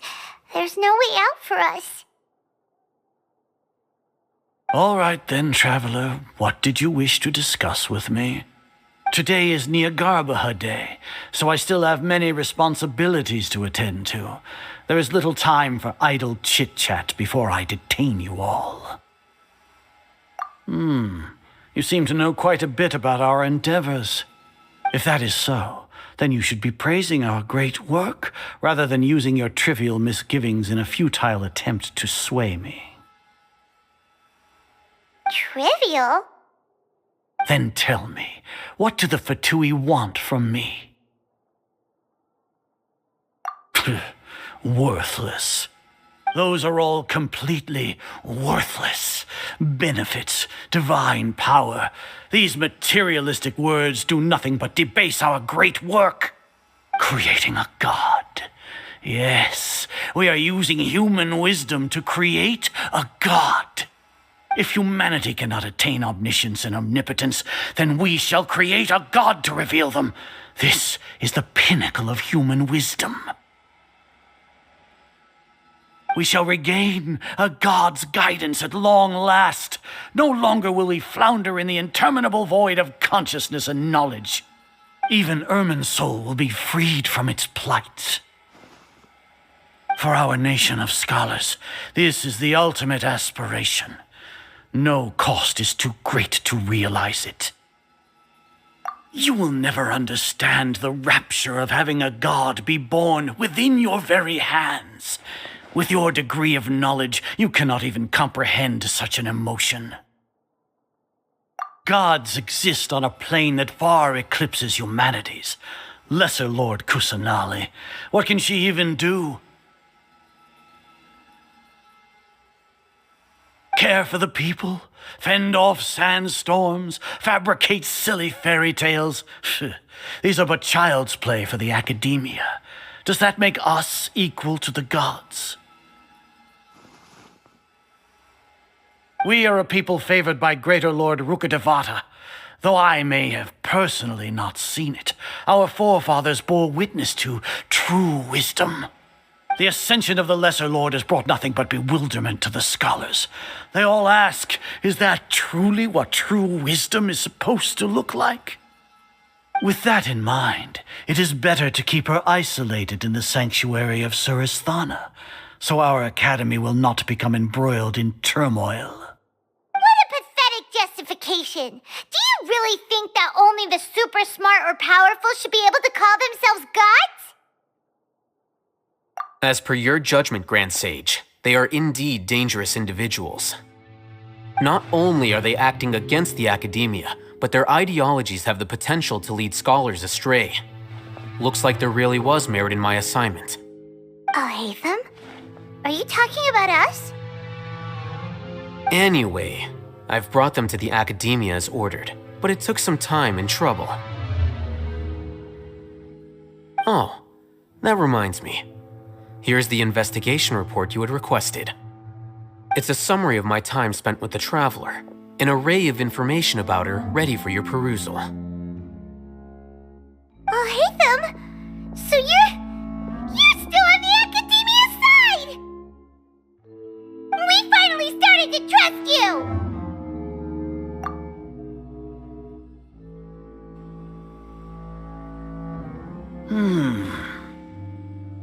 Excellent. Detailed contents with no errors. I would expect nothing less than an immaculate report from the scribe. As it is Niagarbha Day, I'll enter the information on you into the Akasha.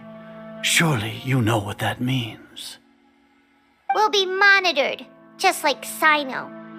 With the Akasha's calculation prowess, all of your actions will be predicted with an accuracy of at least 98%. Furthermore, your data will be updated in real time whenever new information presents itself. To put it into words you can understand, wherever you go, you will be walking under an invisible leash. This is Sumeru's greatest penalty for dishonest persons. Are you not familiar with the concept that great responsibility begets an equally great suspicion? In any case, you are Sumeru's most concerning external variable. Locking you down will greatly decrease the chance of any undesirable outcomes coming to pass. You're despicable! Despicable? Perhaps from your perspective, but I suppose you had mentally prepared yourselves for this, no? Your ploy was to sacrifice the Traveler here, was it not? Lord Azar, I know what you're trying to say, but I've been following your plan this entire time. Why are you doubting me at this juncture?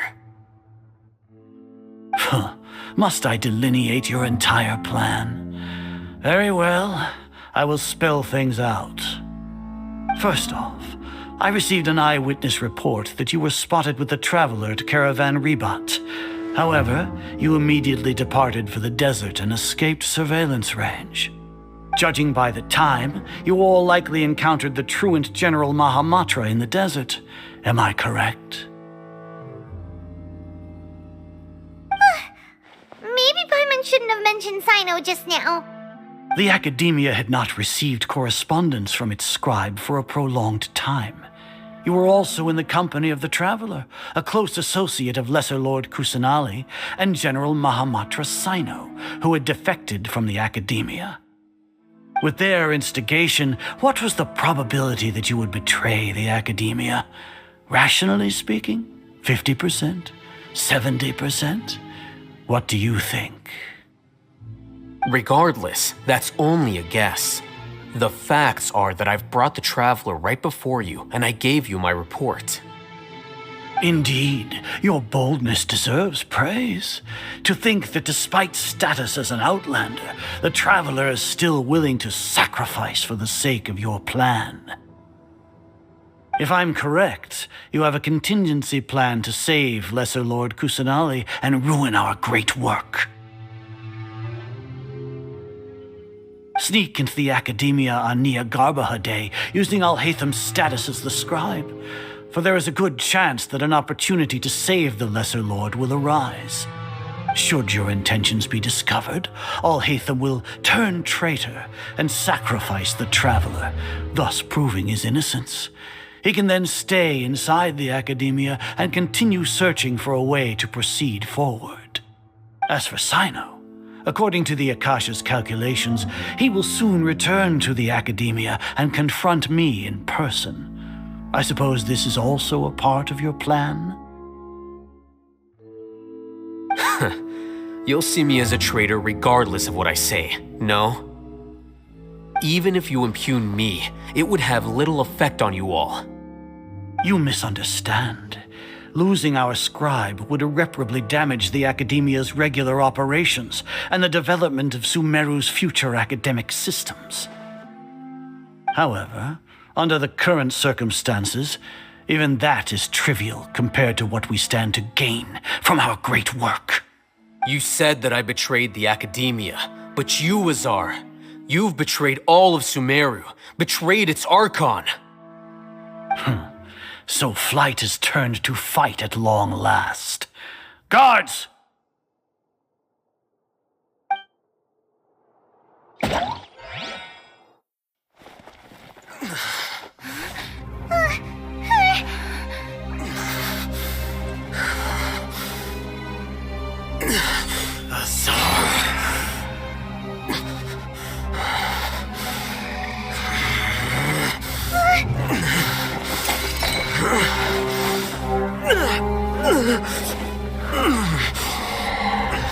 Well, what do we have here? So you stole that divine knowledge capsule? Traitor! You traitor! Even the most rational scholar will yearn for the power of a god in a moment of desperation. Aren't you doing the exact same thing as me, Alhaitham? Unfortunately for you, no god will lend you their power. Azar!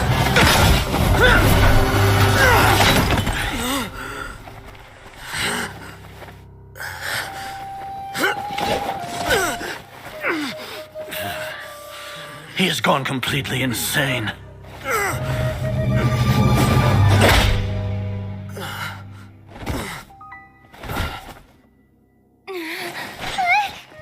Take him to the Matra and exile him to Aru village. Then find someone to take these two to the confinement room. I'll deal with them later. Grand Sage, we've finished all required preparations for Niagarbaha Day. We may begin to enter the capsules now.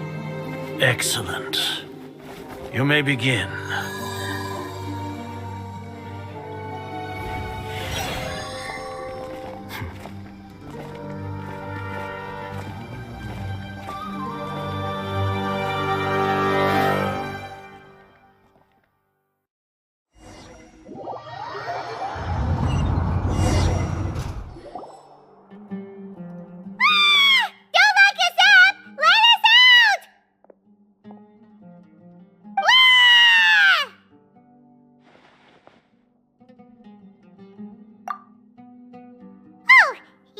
Paimon got a bit carried away there. How was Paimon acting just now? Great, huh? Everything's going according to plan so far. We made it into confinement, and Alhaitham's probably done with his part too. We even managed to trick Grand Sage Azar! All Hatham sure knows how to cook up a plan! What are we doing next? Paimon has trouble remembering things when she's worked up. Right! Paimon thinks it went something like this. Apart from that, we still have yet another goal in the first stage of our operation, which is to send the Traveler to the confinement room. What? Why do we want to get her locked up on purpose? She's always been the person the sages are most afraid of, as well as the greatest obstacle to the successful implementation of their plan. They are very aware of the risk she poses to them. Once the Traveler is imprisoned, the sages will likely think that everything is under control.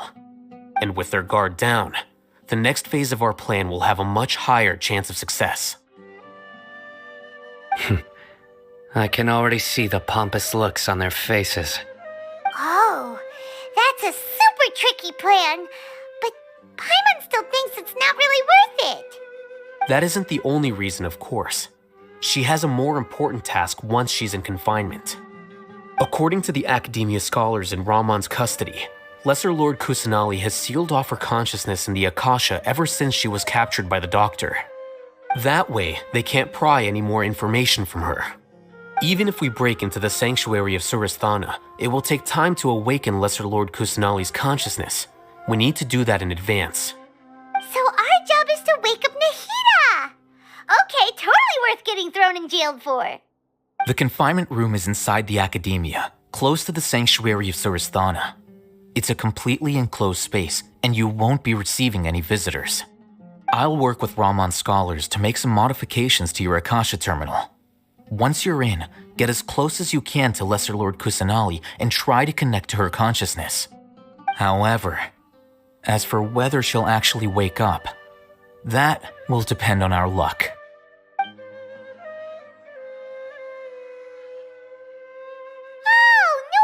You've been wearing your Akasha terminal today. It's the one that Al-Hatham modified.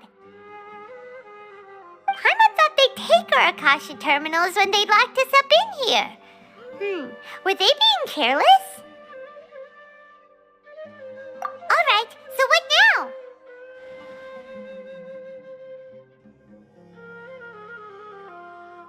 Sounds easy enough. We can finally talk with Nahida after all this time. Let's do it.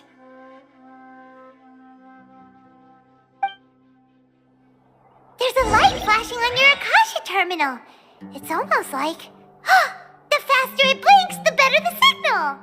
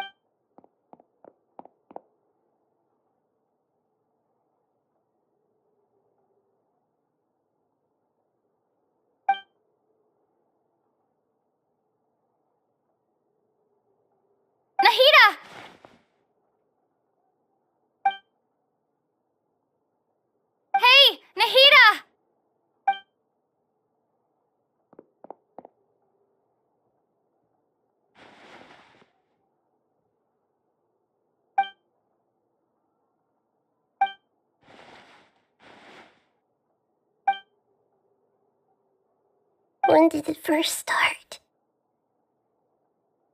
Oh, right.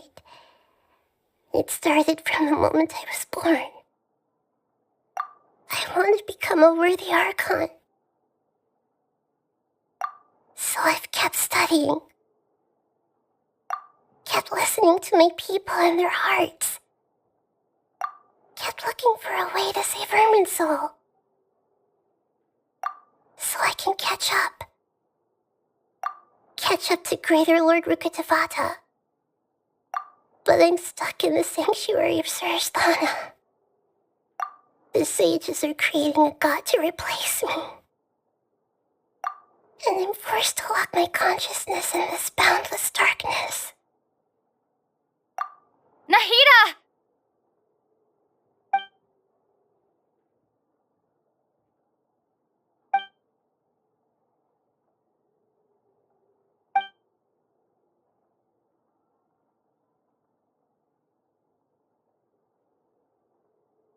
Nahida!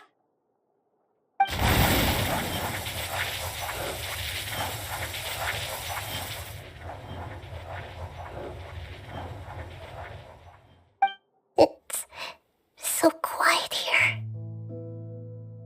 Now that I think of it, I don't think I've ever actually listened to my own inner voice.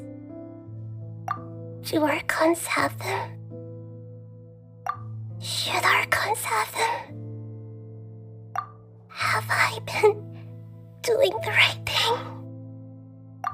Am I really not needed? How do I really feel about all of this? It's so quiet here.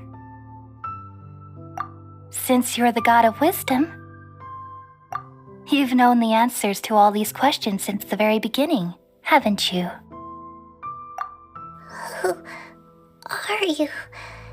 Whose voice is that? It sounds familiar. You're right, though.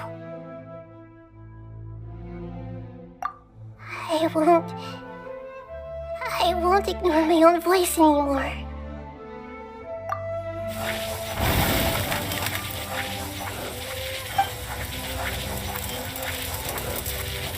Nahida!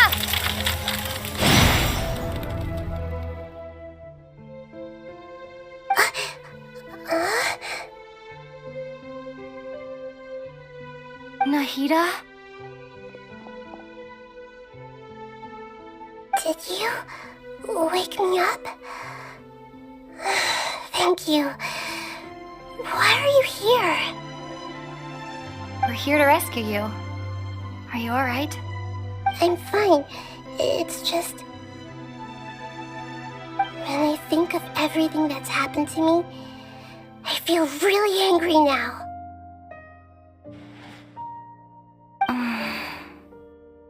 You should have been angry ages ago.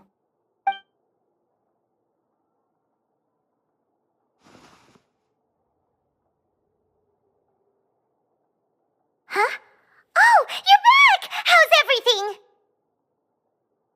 That's wonderful news! Great! We weren't locked up for nothing! When you went to wake up Nahida, Paimon was listening for any sounds outside. You were out for a long time.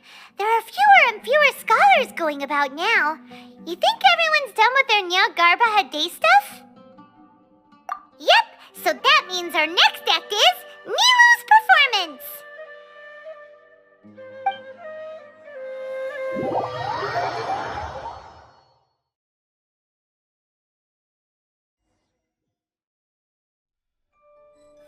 Nilu, are you sure about this? You're taking such a great risk for them. I'm sure, and I'm going.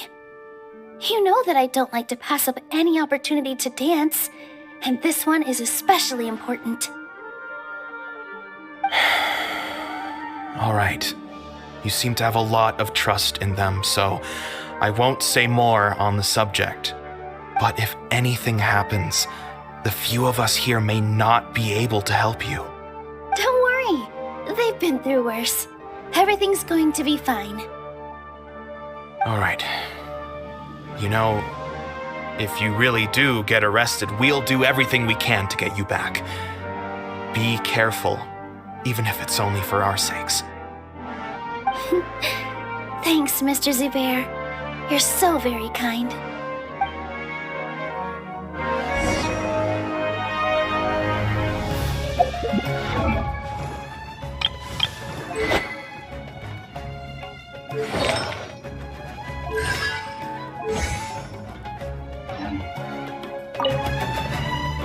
Always remember that your safety comes first. And don't forget that you're the star of Zubair Theater.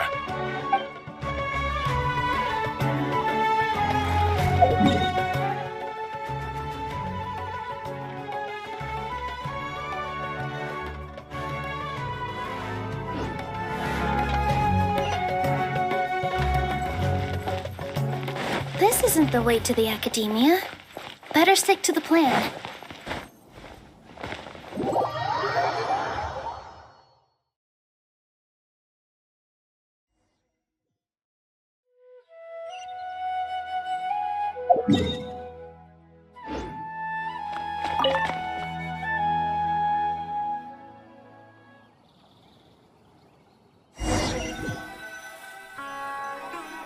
Nilu, are you sure about this?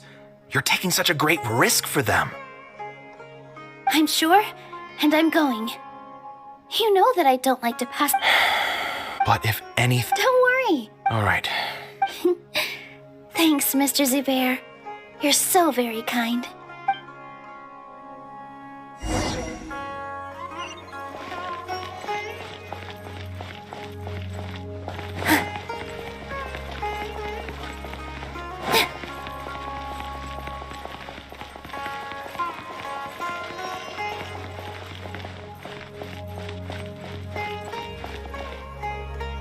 Nilu, how's it going? Nervous?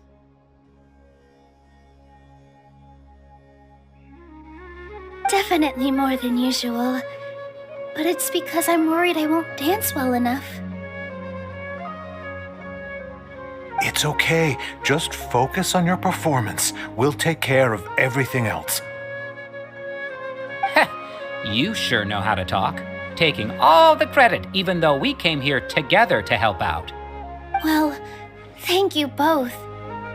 I'll have to treat you to a meal after all this ends. I really, really appreciate all of your help. Ooh, that sounds great. Huh? How can we say no to that? All right, let's get back to business. Nilu, we'll be here to keep people from going to the Akademiya so they don't interrupt your performance. I was planning on telling them something like, the Akademiya's been conducting a weird experiment, and some of their test subjects escaped. It's really dangerous there, so stay away. Oh, you couldn't think of anything better? Oh well, I guess it does sound like something the Akademiya would do. I think it sounds great. I'm counting on you guys. Don't worry, it'll be a piece of cake.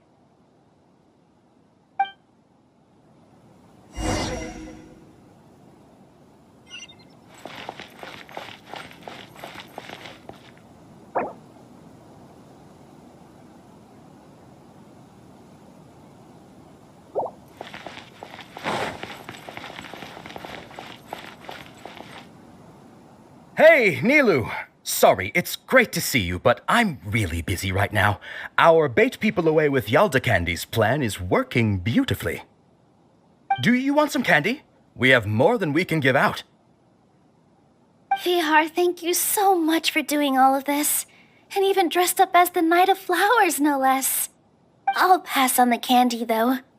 I cut back on sweets in the period leading up to a performance, and I'm about to start one. You have a point. The stage is cleared and everything's ready, so you can start your performance at any time. Yeah, thanks to you. I'm really grateful. All right, time to hit the stage. You're welcome. The honor's all mine, since I'll have such a great view of the show.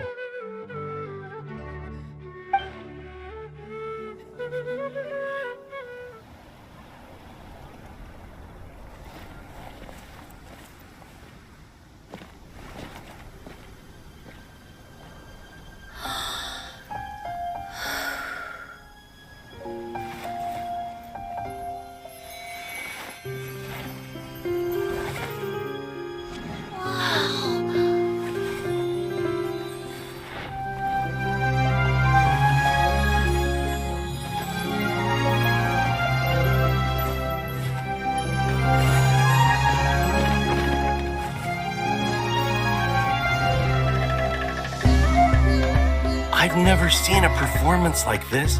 This is incredible. Yeah, but I heard that public performances like these have been banned. I can't believe she's doing this here.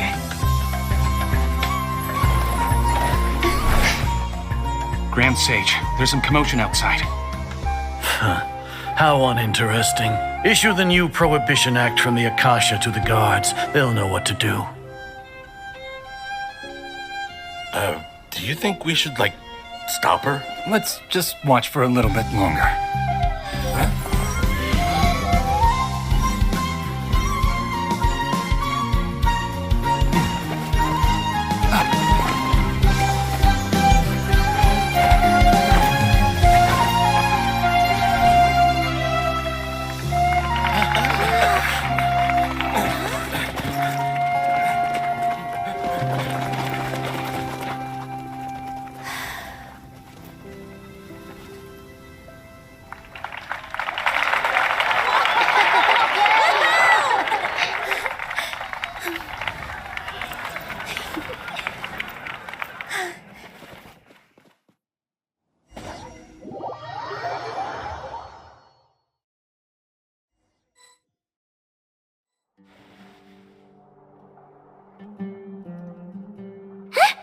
Did you hear that?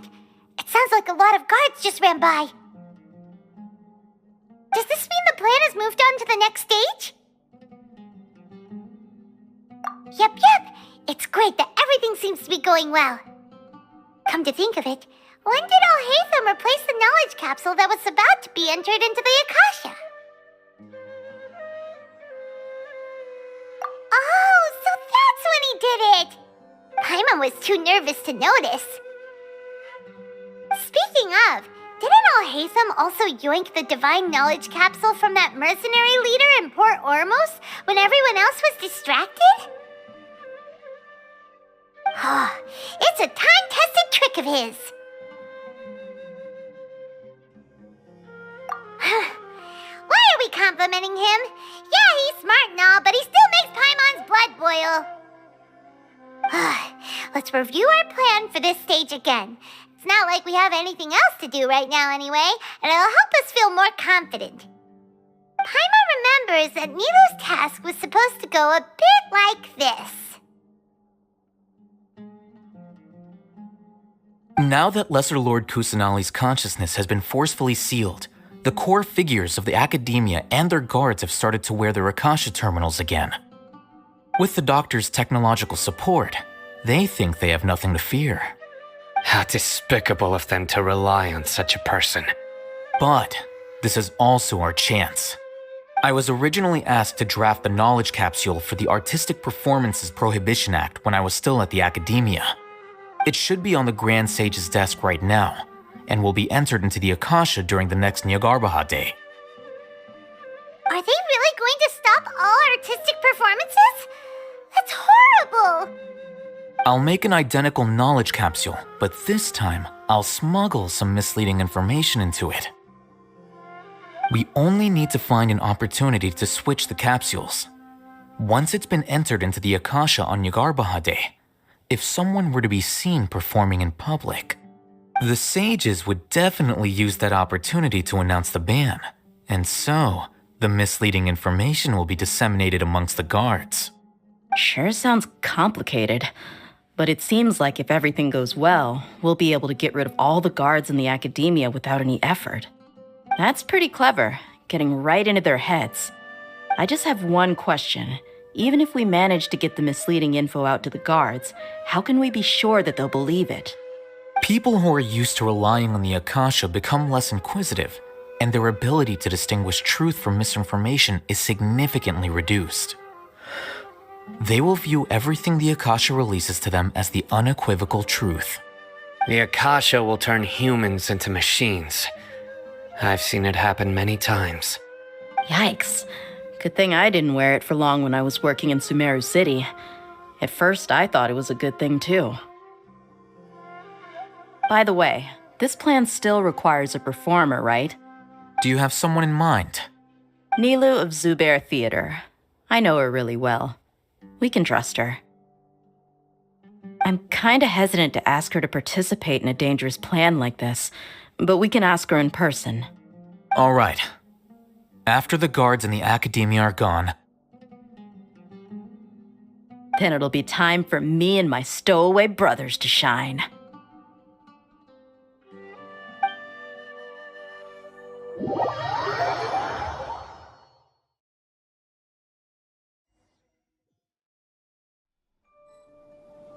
Here they come. Did you see that, Raman? They came out from the Akademiya in droves.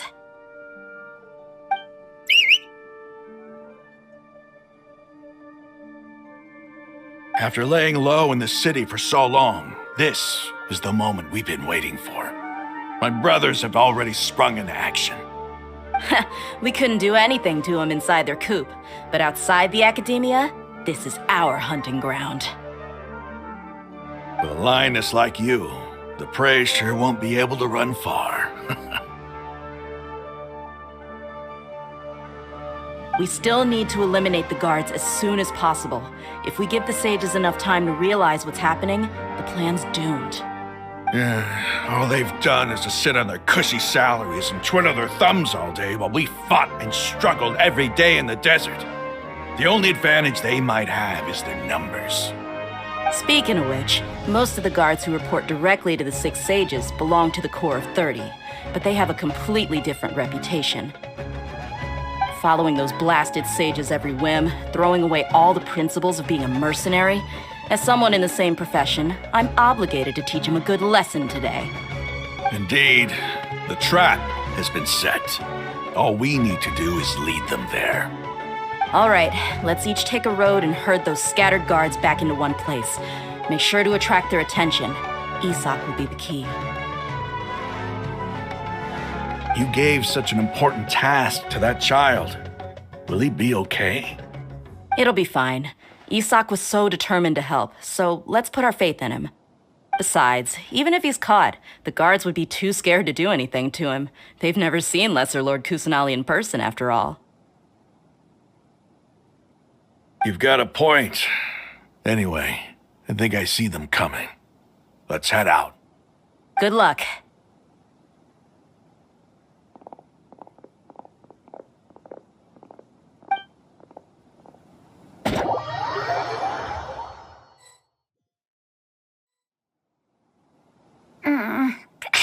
This outfit. Hey, do you remember what you need to do, Isak? When the guards get here, you'll pretend to be Lesser Lord Kusanali and run away from them.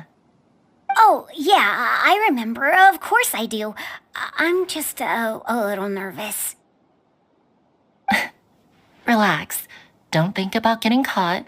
Even if that happens, we won't leave you behind. You only need to think about getting the guards' attention and leading them to the Grand Bazaar. Leave the rest to us. Okay, got it. I'm here to pay back Lesser Lord Kusanali for helping Grandpa. I won't get cold feet. Hey, they're here. I can see the Akademiya guard. All right, it's time, Isak. Take a deep breath and go. You can do this.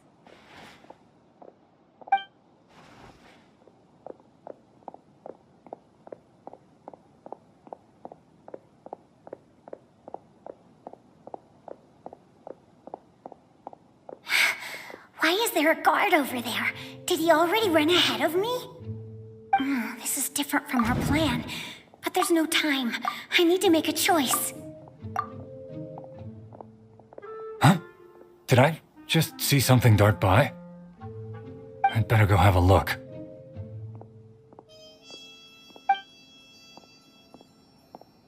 Were my eyes playing tricks on me? I should go check to see if someone's hiding over there.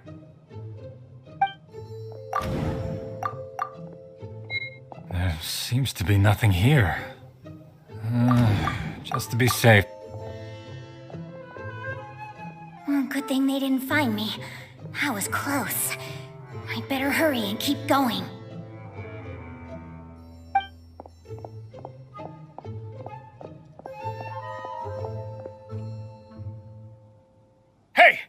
Lesser Lord Kusanali's over there!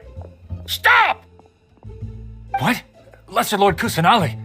How did I not see anything just now? Oh no, they found me. Where should I go? The target suspected to be Lesser Lord Kusanali has escaped into the Grand Bazaar. Assemble and arrest her!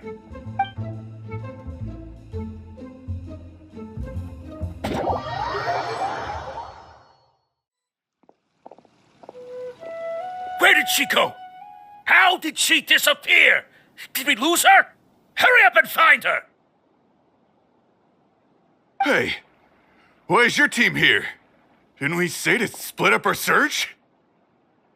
Hurry! Hurry! This place is... Why are you all here? Yeah, isn't it one heck of a coincidence? Everybody's here. What on earth is going on? I suppose that's all of you? Who are you? Did you set us up? What are you planning? Phew, that was rough. I almost got caught. Little brat? So you're not actually Lesser Lord Kusanali. Who exactly are you all? Eremites from the desert? Just some colleagues. Think of this as a business competition or a personal grudge. After stepping into our traps, stop thinking of yourselves as hunters. Behave like the prey you are.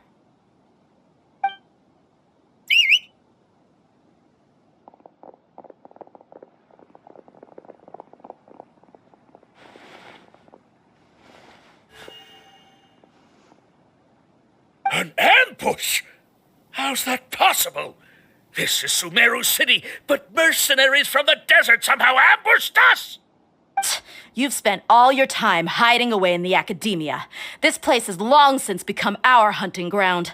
Brace yourselves!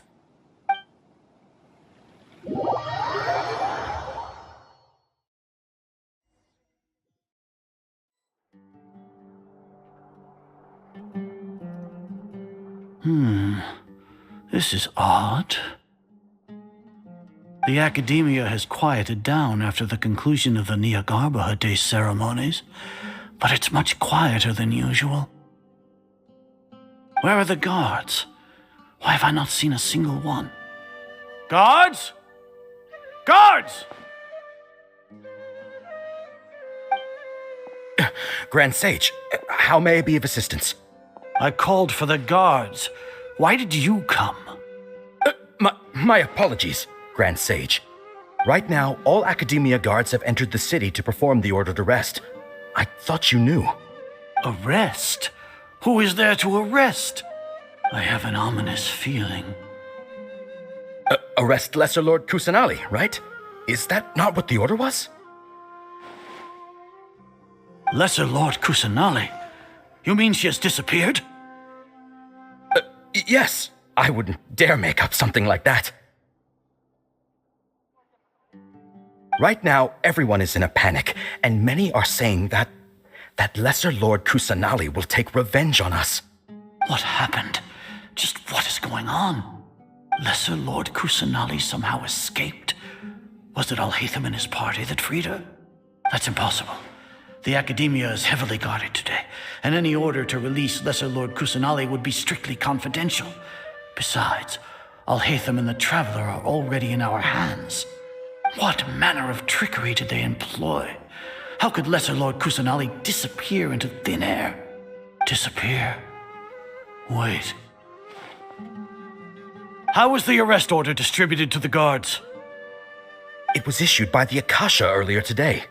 Only you have the authority to send messages like that, so I thought it was your order. Let me check.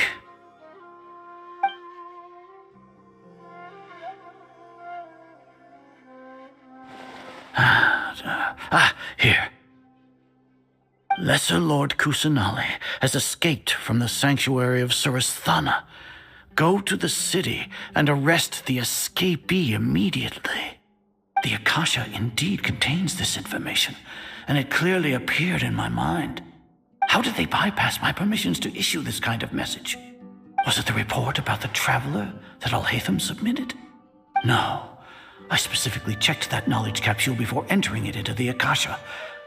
Could that have been a red herring? Well, even if I figure it out now, it won't make any difference. The important thing now is to confirm Lesser Lord Kusanali's status. Have you been to the sanctuary of Surasthana to confirm that Lesser Lord Kusanali has indeed escaped? Confirm?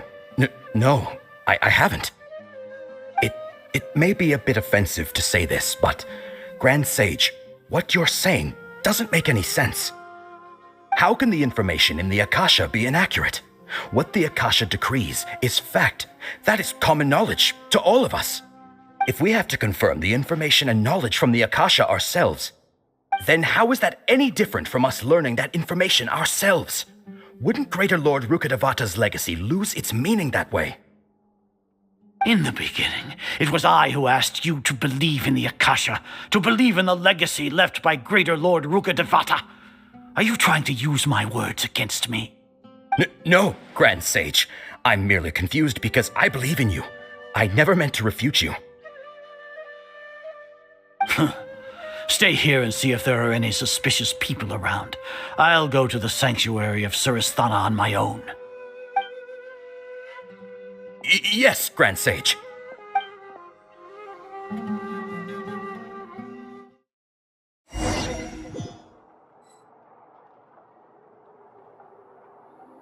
Lesser Lord Kusanali has escaped from the sanctuary of Surasthana. Go to the city and arrest the escapee immediately. How can that be? Stop thinking about it. Stop. It must be a trick of theirs. As long as I personally confirm it. Ah! Impossible. That's impossible. There must be something wrong with my eyes.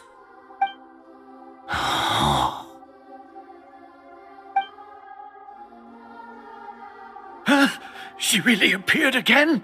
What is the meaning of this? What a comical sight, Azar. Once the Akasha has put certain thoughts into your head, even the Grand Sage can no longer see what's right in front of him. You all can only see the world in your mind, the one you think you know.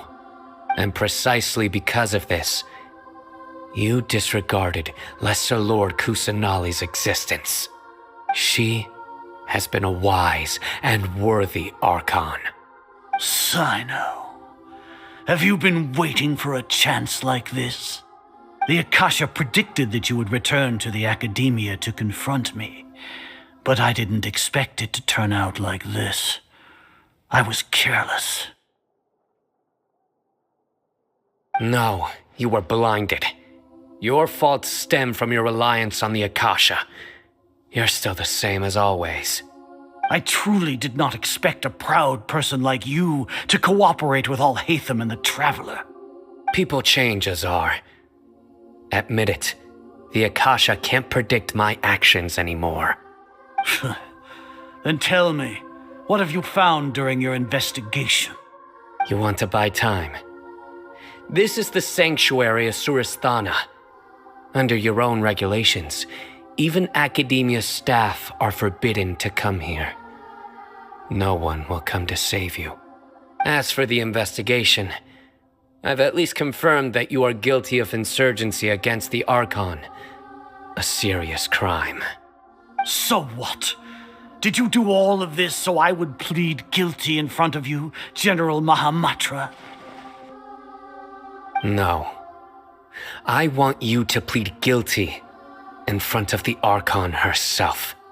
You once said that I had no standing to judge you. So now, how about judgment in the name of a god?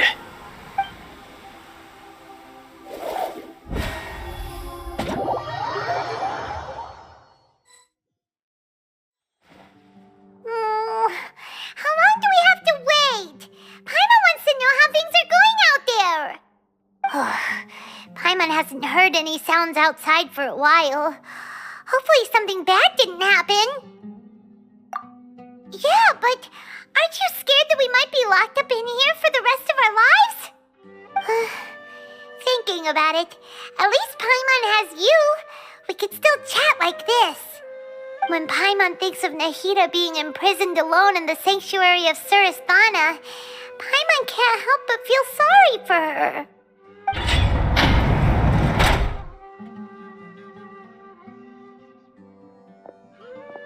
Here comes your savior. Dia! Paimon just knew you would come to rescue us! You two really owe me some big thanks. I had to search through who knows how many guards to find the key here. It felt even more tiring than whacking them. I'm exhausted. Thanks a lot. Need Paimon to rub your shoulders?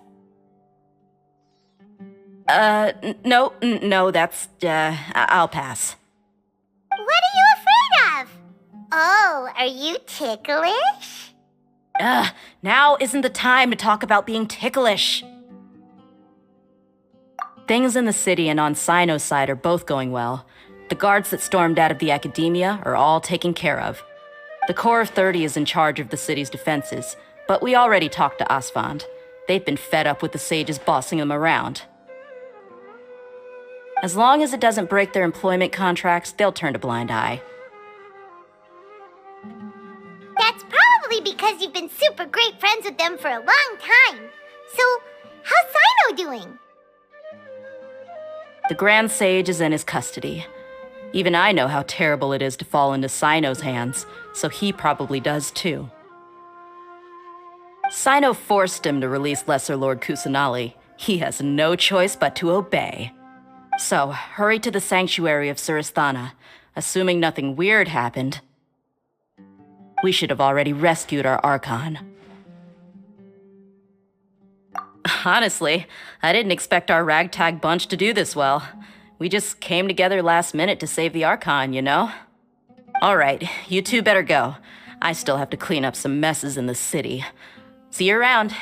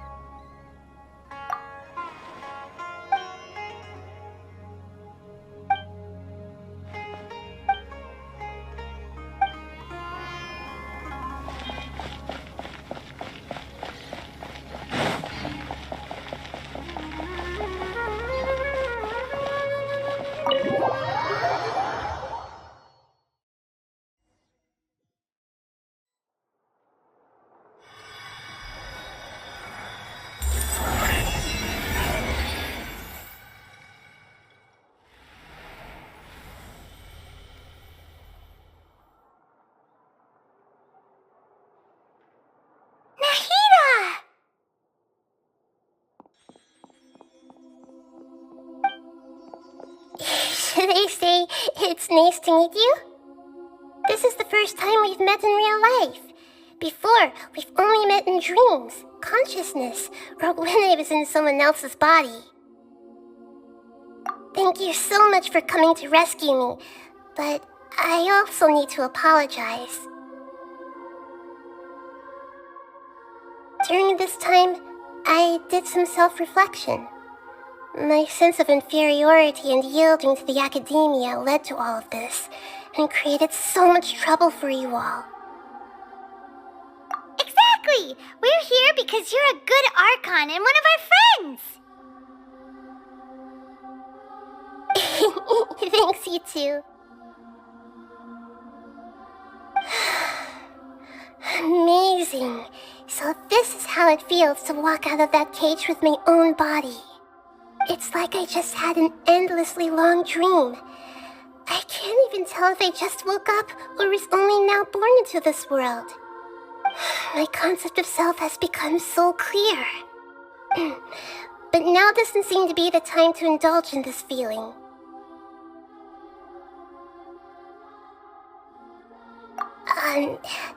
This is really embarrassing. You all just rescued an Archon, and now she needs your help to save her country, and even the entire world. It's okay. With you here, Paimon's sure that everything will work out. There's one more thing. What is it? For all the things the Akademiya did to me, and for all the folly it committed in the name of wisdom, as their Archon, I will make them pay. Ah! Wow! That's the spirit! You're finally standing up for yourself and not letting people walk all over you! I understand now. To be a better Archon, I first need to better myself. If you haven't even figured out how to be a caterpillar, how can you be a butterfly?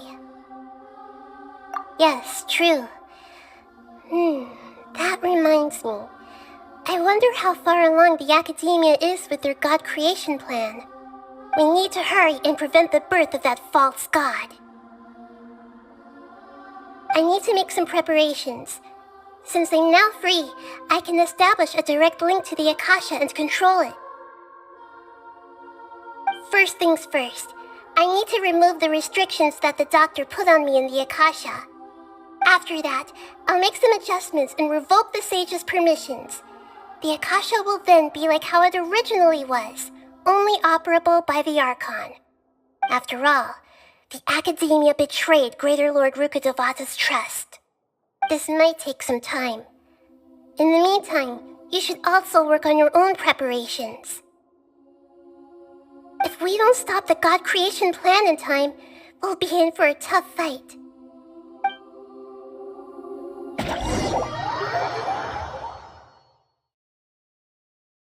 You might as well prepare for a fight. When we're done, we can take a walk around. After all, we missed out on a lot of stuff when we were locked up.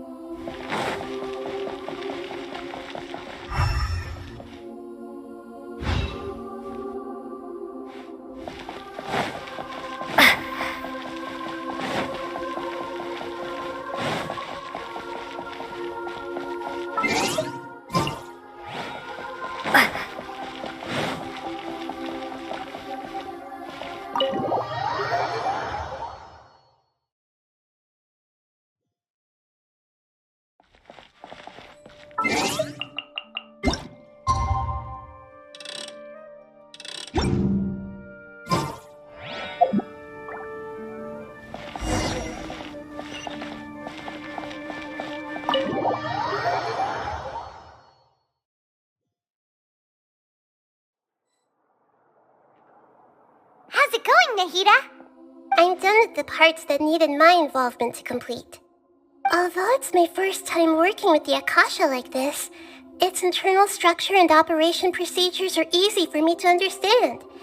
Greater Lord Rukkhadevata's design is truly brilliant. Oh, also, this is for you. Huh? What's this little floaty thingy? It's a small device I put together just now. You can think of it as an upgraded Akasha terminal. You may not need it right now, but it should be helpful in certain situations. Wait! This thing has the same characteristics as Paimon! We're both small things that float! Oh, all the things that make Paimon special got copied!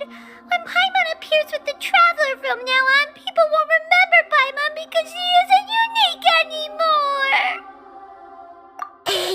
It's alright, Paimon. It can't replace you. It's only a flying device, but you're the Traveler's irreplaceable friend. You're so good at comforting people, Nahida. If only the Traveler was as smart as you! I was simply telling you what I feel to be the truth.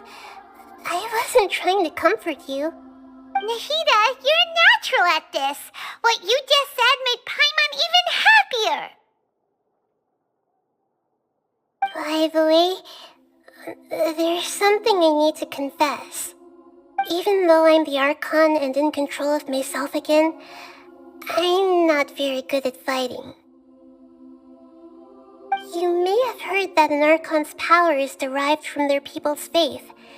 However, I'm not as well loved as Greater Lord Rukkhadevata. If we get into a situation where combat is our only option, I'll have to count on you, and I'll do my best to provide support. I'm glad I can rely on you.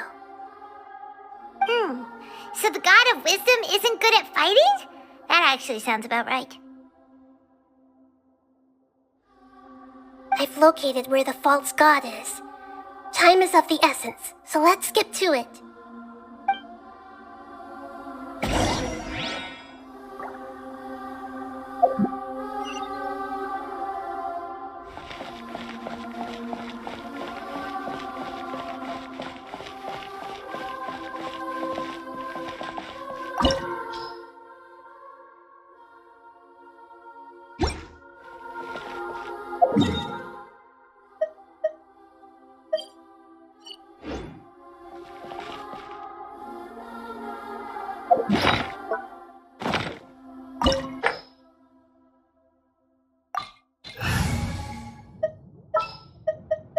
What are my orders?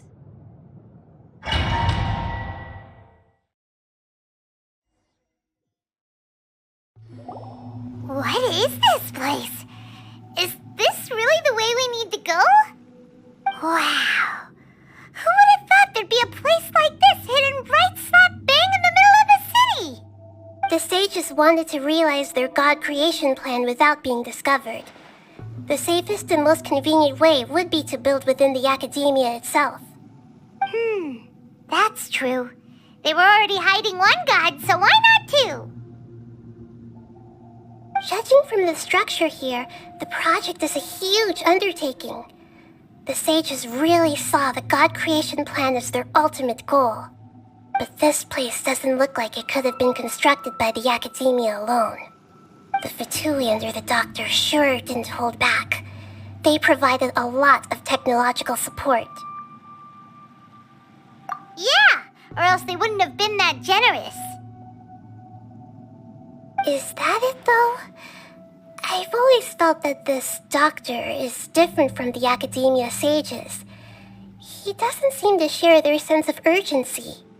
Instead of being interested in the end product, it's like he's enjoying the experimental process. The Fatui Harbingers are all such weirdos. So, the Doctor being weird is actually normal. So, this Fatui that they're trying to turn into a god is called the Balladeer? We had previously come into contact with his consciousness. He harbors particularly strong obsessions. One is the desire for a gnosis, since he was created to be the vessel for one. The other obsession is probably related to his past. I can't quite explain it. Paimon knows that he was a prototype puppet for the Raiden Shogun before he became a Fatui Harbinger. That's why he wants a gnosis so badly. There's no way he'd willingly be a test subject. Now with that temper and ego of his. It sounds like you know the Balladeer quite well. I see. Tell me more about him and what he's like. The more we know now, the better we can plan for and react to any future situation.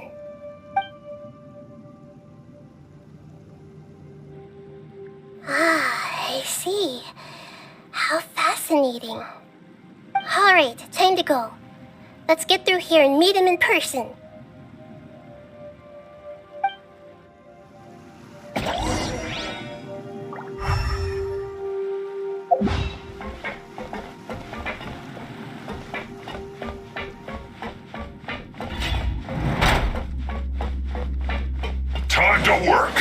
Scatter! This is long overdue. No touching. Here. Gloves off.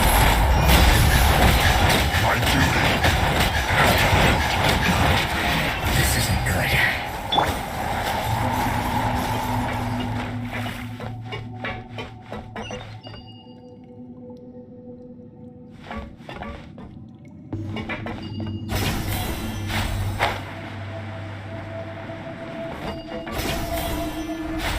It looks like we can climb up these pipes.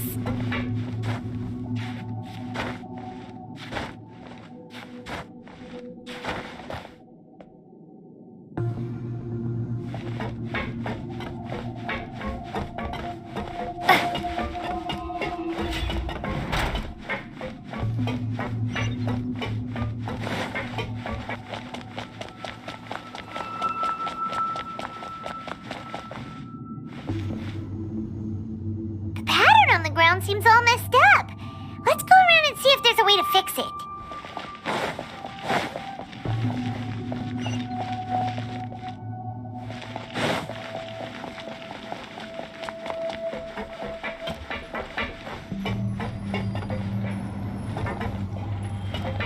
It seems to have stopped. Let's continue.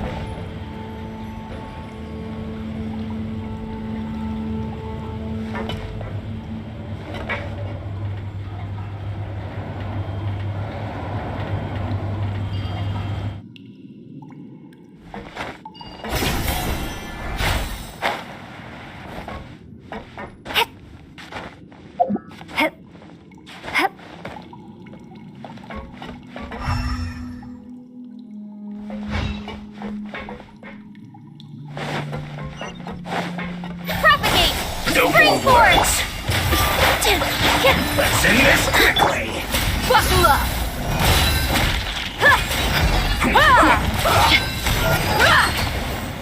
Access denied.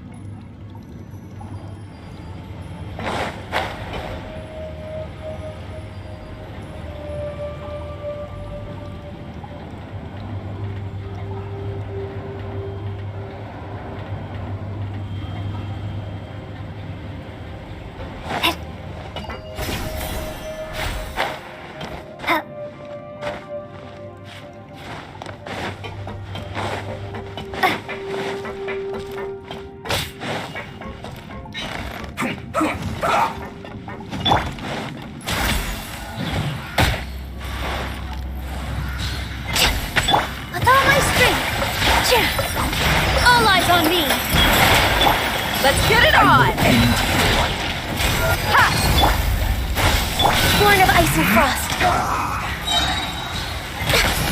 For Rex Lapis. This is bad. I guess this is it.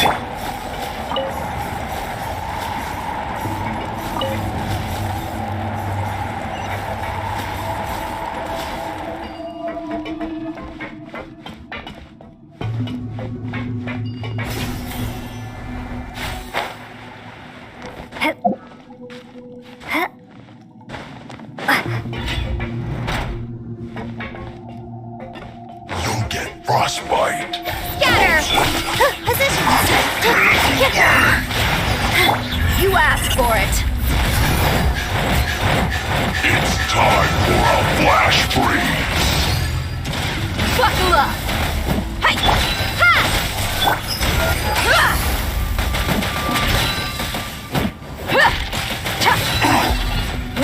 It's no problem.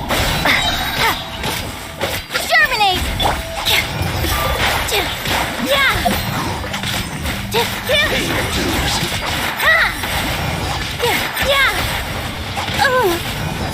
No touching.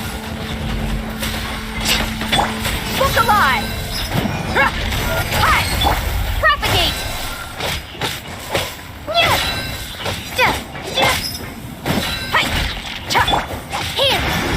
chance is for you. Dead.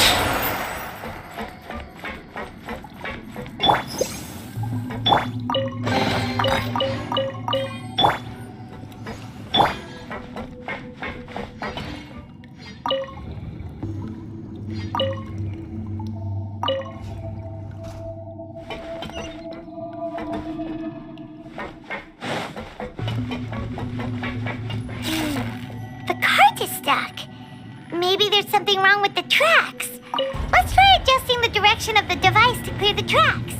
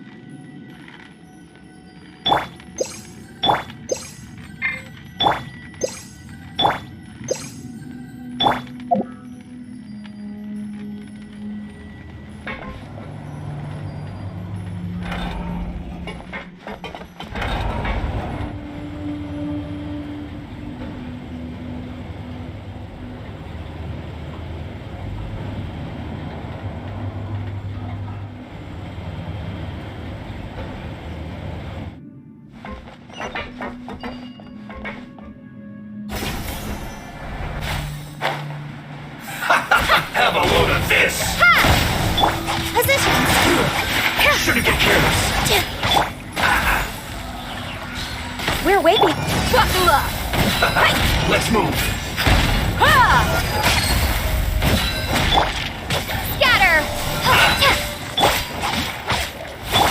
Born of ice and frost. With all my strength. Roast, fry. Cook this through.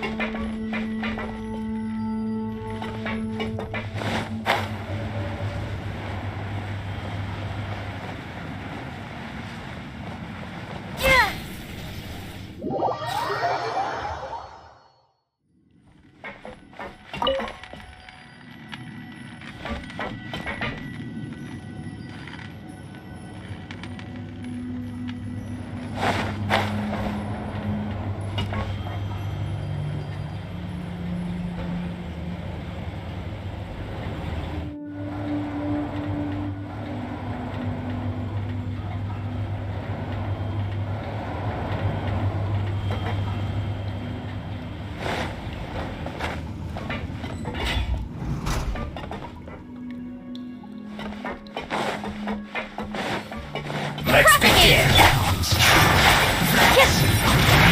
Look alive! Access denied. Scatter! Stay right there. Let's end this quickly. Harden up. I slipped up. Didn't see that. I guess Buckle up. this is it. Yeah. Who's there? This is trouble. Here. Born of ice and frost. Propagate. Springboard. Blaze over. Don't be a killjoy. Look You've only alive. just begun. You're dead meat. Miscalculated.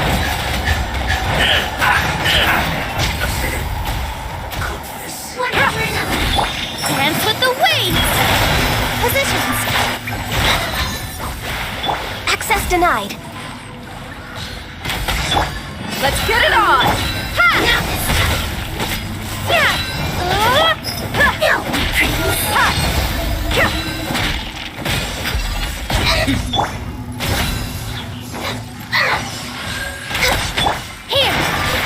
Here. Gloves off.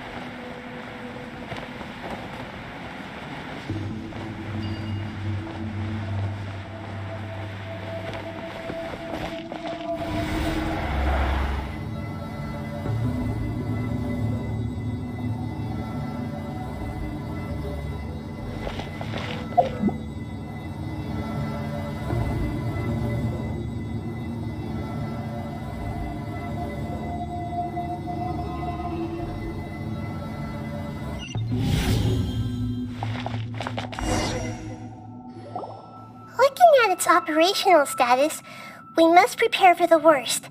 The god they wanted to create is likely close to completion or already completed. Oh no! What should we do? Paimon can't imagine how hard it would be to fight against a Fatui Harbinger with a Gnosis! Are you nervous, Paimon? If you really want to know, of course Paimon's nervous! Aren't you too, Nahida? Yes, I am. This is probably the first time I faced with a calamity of this degree since my birth. I feel not just nervous, but curious as well. Curious? Curious about what? Curious about our fate. To me, everything we perceive in this world, everything we learn, and everything that happens to us is considered knowledge. And if it's a form of knowledge, then it can be understood. However, only fate is about that which has yet to occur, so it has always drawn my curiosity. So to me, fate is the ultimate knowledge. That's also why I love observing humans and all the things that happen to them. It all brings me great satisfaction. And now, at long last, I'm not just an observer anymore. I will personally experience my own fate with you by my side. Isn't this such a wonderfully exciting thing? Ah, so that's what you mean. Paimon thinks she understands what you're feeling. Agreed. Okay, let's continue on. I can sense his aura from here.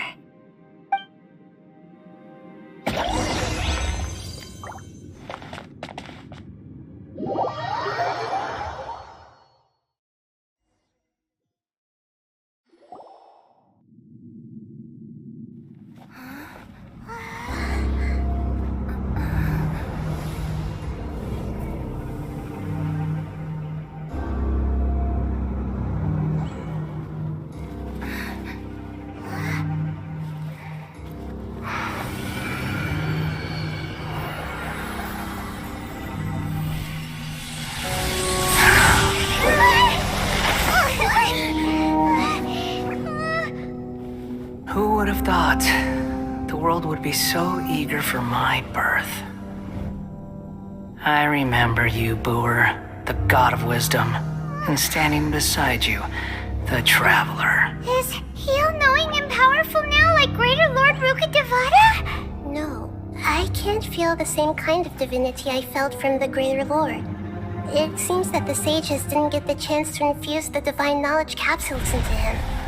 But even still, he has undoubtedly become a true god now. So we're too late? The Balladeer has already become a god? The Balladeer. A long bygone title. When my spirit ascended to divinity, I felt as if I had existed for the same number of epochs as heaven and earth. Looking back, the existence of what once called itself Kunikazushi appears infinitely small and ugly.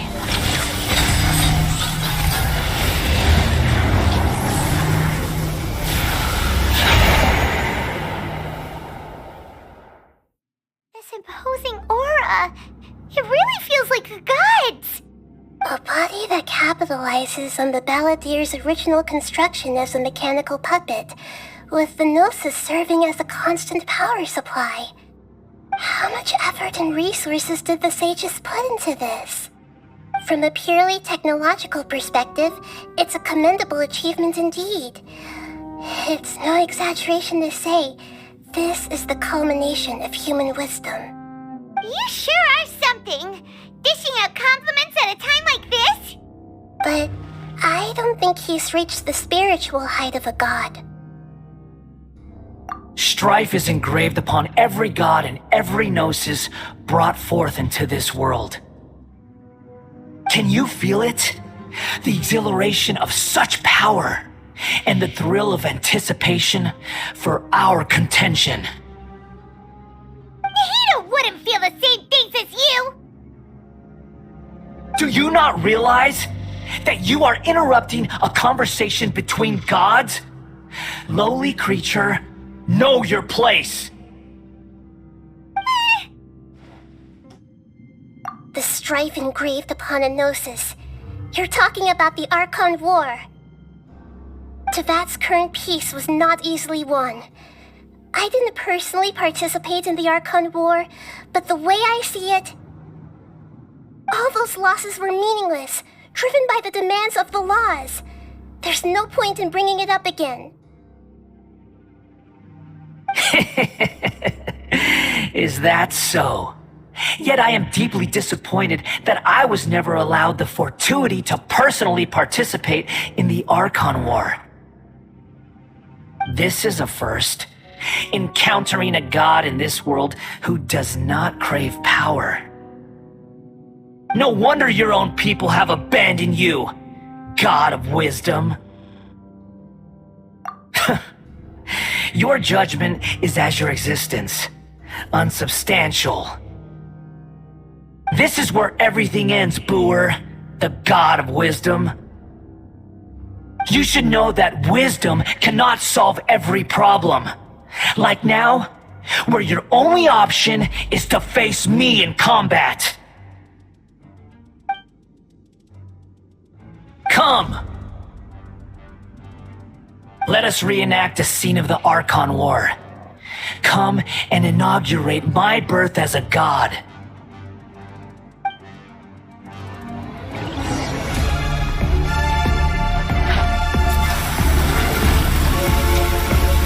Perish! No touching!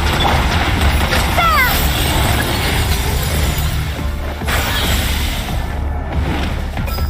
Insignificant pest!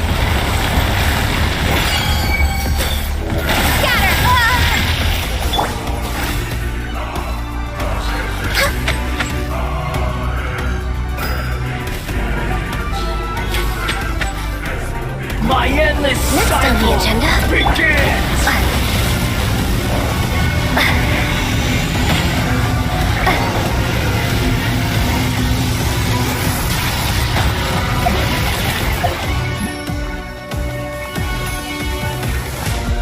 Feeble human!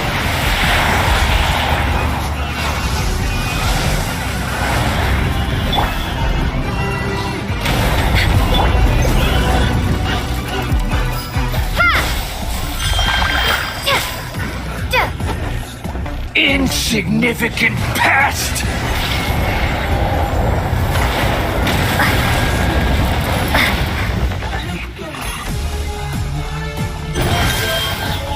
Scatter! For Rex Lapis! Access denied. At my command, you shall fall!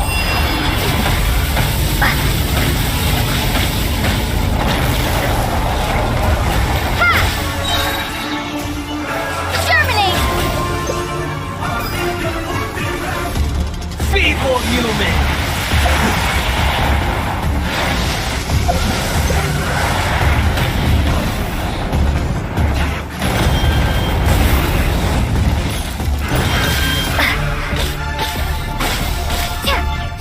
Insignificant pest!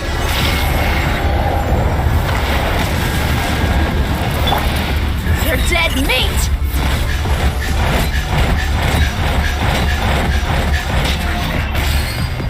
My endless Sword of cycle Ice and Frost begins! Hi!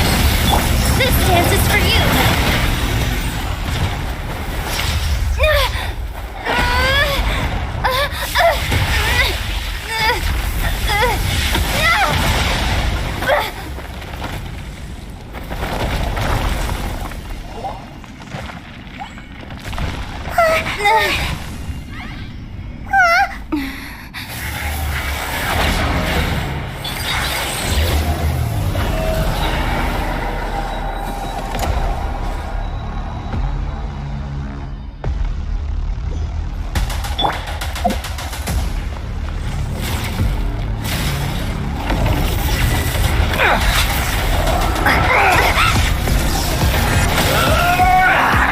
Access denied.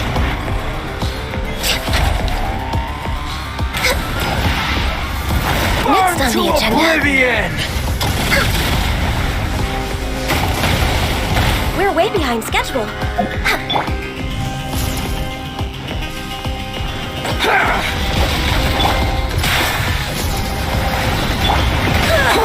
Your mommy teach you that?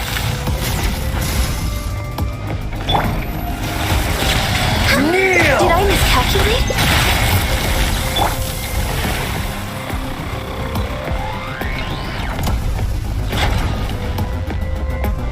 Scatter! Reality is pain!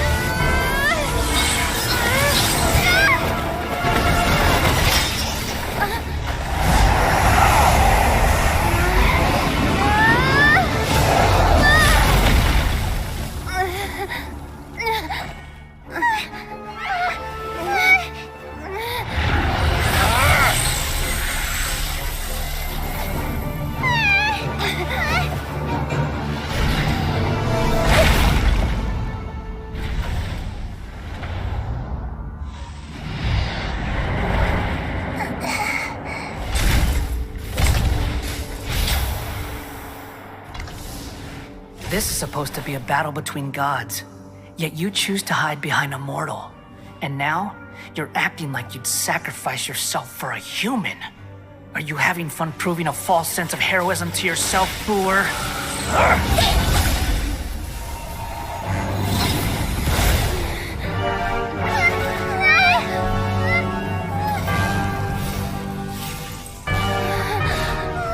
The data collection is almost complete. Do you even know how many times you've tried to take my gnosis from me?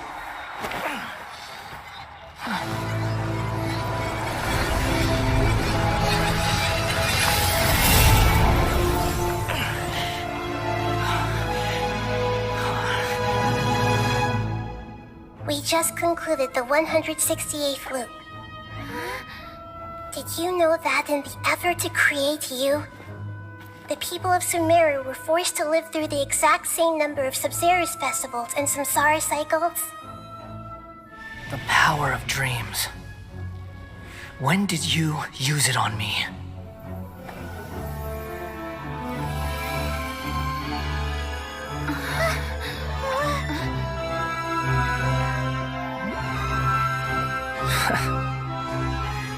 You can't even defeat me in a dream. What do you hope to achieve with this little trick? Come, traveler. Just like before. Allow me to awaken the memories in your dreams. All that battle experience! It's more than that. Compile everyone's wisdom in the name of the Archon. That is the original function of the Akasha. I've sent everything that happened just now to the people of Sumeru in the form of knowledge. I've asked them to help you find a way to defeat the false god.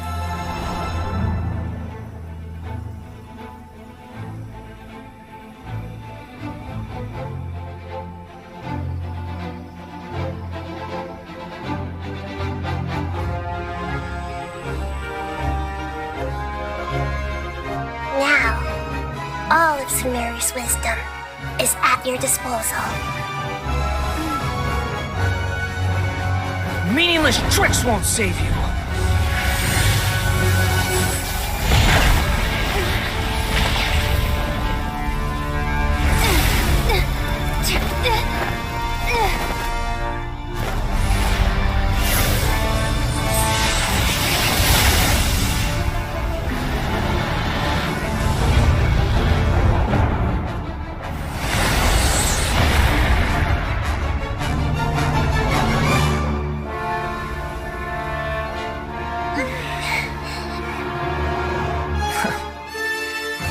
Are you done with your tricks? Can I finally take this as a real battle between gods? I'll leave this to you, the first sage of Boor.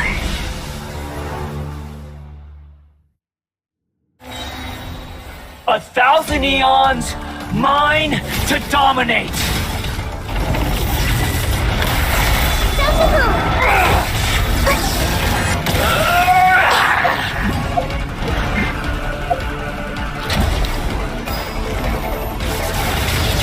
Kneel!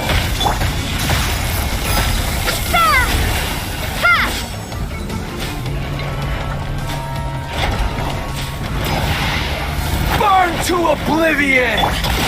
Blaze over!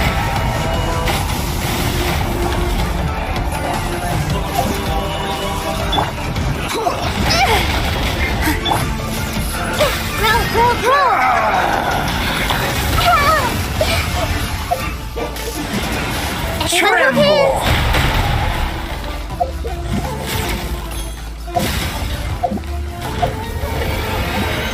Reality is pain! I see everything! Good riddance, cruel world!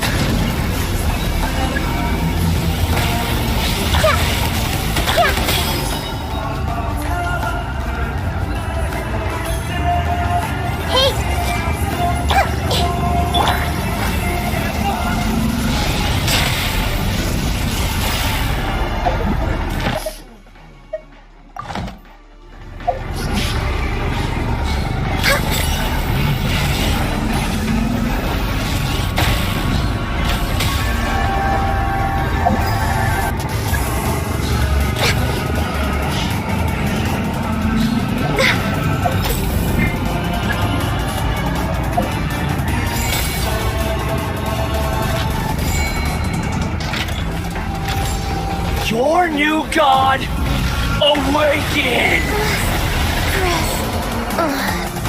Now, your eyes have been opened. I see everything! Kneel!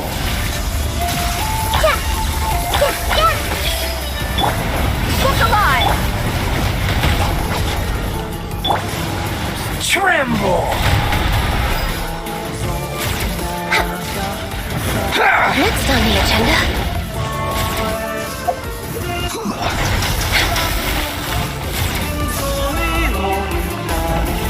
Next on the agenda. No touching!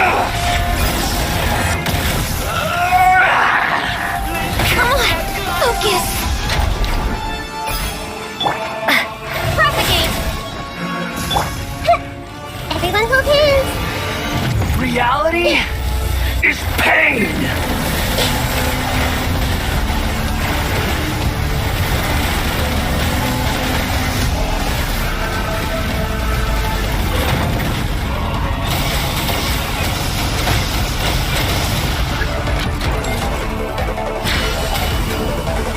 I see everything! Burn to oblivion!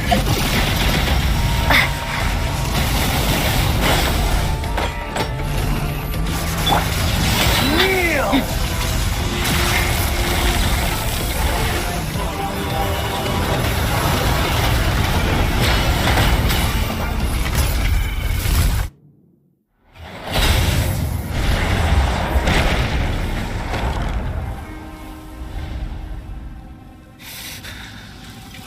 Humans.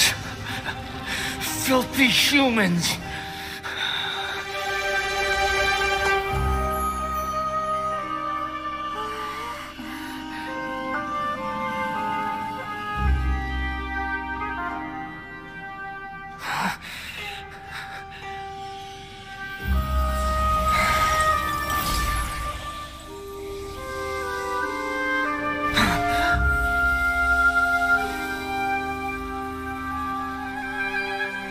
No! Wait! Please! Anything but the Gnosis!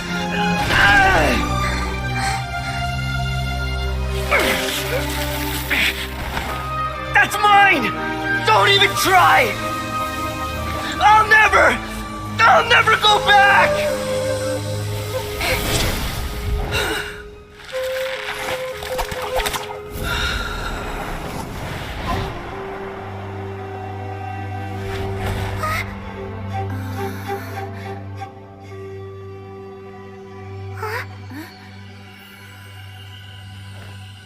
We haven't yet found the answer to the most important mystery. Irminsul is still waiting to be saved. With the power of another Gnosis, we may now finally understand the last memory of Greater Lord Rukkhadevata.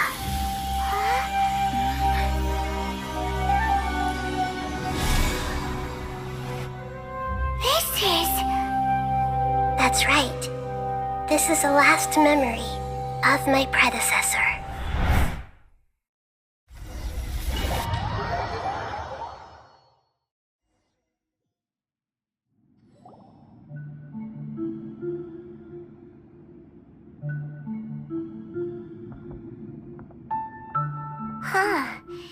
This sure seems very different from what Paimon imagined. Shouldn't Irminsul be in this realm of consciousness? Yes, that is our destination. But I didn't expect the remaining consciousness of Greater Lord Rukkhadevata to be as polluted as this.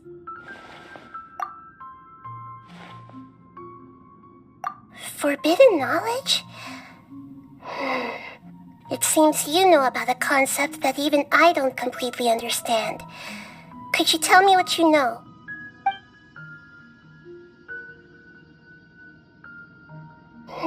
Your inference seems logical enough. Forbidden knowledge once polluted the desert thousands of years ago, but was successfully repelled thanks to King Deshret's self-sacrifice and Greater Lord Rukkhadevata nearly exhausting her power. Then, a second instance of forbidden knowledge pollution occurred during the Conria Cataclysm 500 years ago. But I'm afraid it is much more serious this time, with Irminsul itself already in danger. So, if we're in the remaining consciousness of Greater Lord Rukkhadevata, and it's also been affected by forbidden knowledge pollution, then does that mean, in order to save us, Greater Lord Rukkhadevata? Yes. It's very possible that she sacrificed her life in the fight against forbidden knowledge. She didn't completely eradicate forbidden knowledge, but if it weren't for her actions, the pollution would have been far more rampant over these past 500 years. The way that everyone, including me, has forgotten everything about forbidden knowledge may very well be due to her restoration of Irminsul. Aww. Do you feel sad, Nahida? I'm just sharing her pain. The pollution of her consciousness here is severe. There is madness, chaos, and pain all around us. Did she fight to resist the forbidden knowledge pollution in such terrible conditions, all the way up to her last breath? She even used her last remnant of lucid consciousness to leave a clue for us to follow. Yes, her words were distorted by forbidden knowledge, so that's all we could hear. But now, we have a chance to find the answer to this mystery. We can cross the polluted consciousness until we found the right path to meet with her lucid consciousness. And then, we'll let Greater Lord Rukkhadevata tell us the truth in person. Each of us need to be mindful of the state of our own consciousness while we are here. Even with the Gnosis' protection, we must always keep a clear mind. Otherwise, we could go mad at any moment. That's so scary. Don't worry, it should be easy enough for you to keep that mind of yours clear, Paimon. Let's go.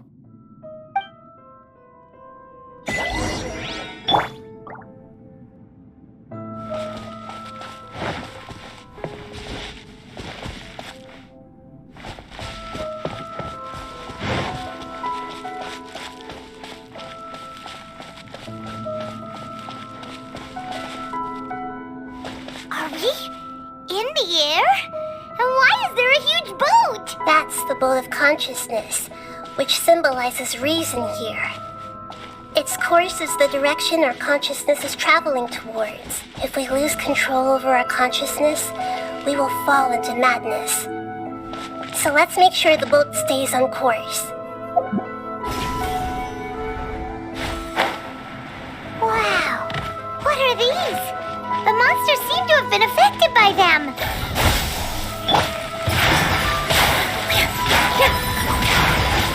Next, born of ice and frost. Propagate!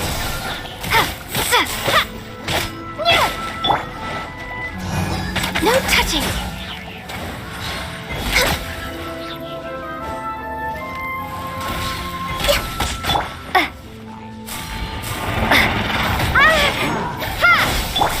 With all my strength. Spring force! Born of ice and frost. For Rex Lapis! Buckle up! Yeah!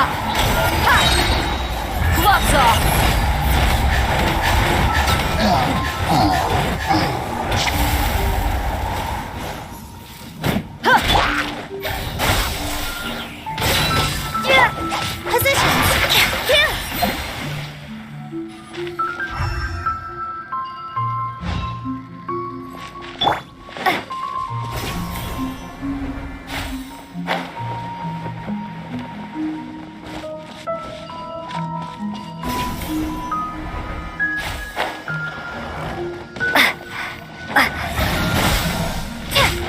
All eyes on me! Here! Look alive!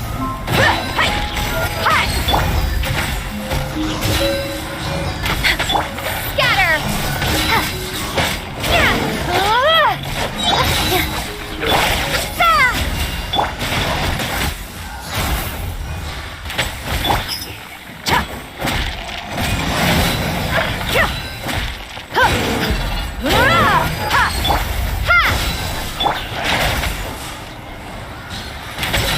With all my strength!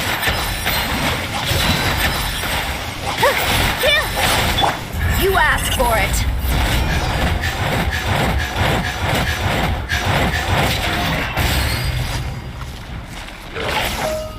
Let's get it off! Scatter! No touching. We're way beyond.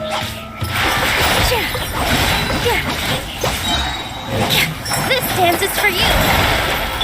Ha! Look! Four-leaf sigils have appeared in the sky!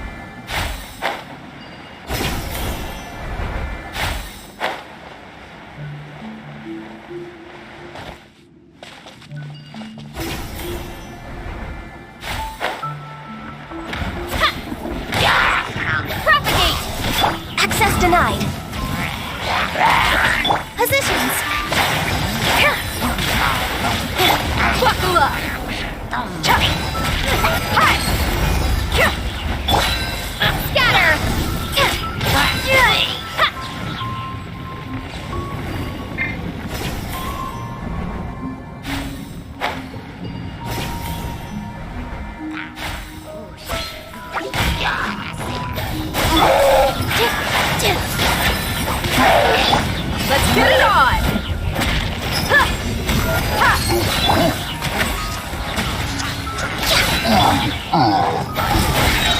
Exterminate! Here! All eyes on me! Buckle up! Gloves off!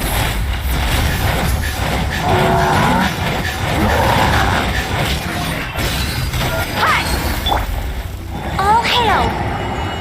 No touching! Ha! With all my strength! The head! Hurt a little. Let's get it on! Spring forth! Scatter! Ha! You're dead meat! To control the boat of consciousness, we need to find the helm first.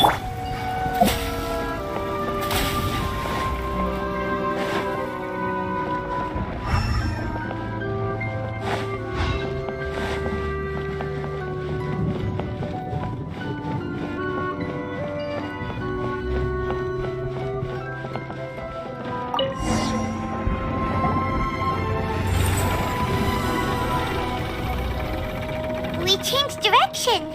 Are we still going the right way, Nahida? Judging from the current route, the boat of consciousness will soon take us out of here.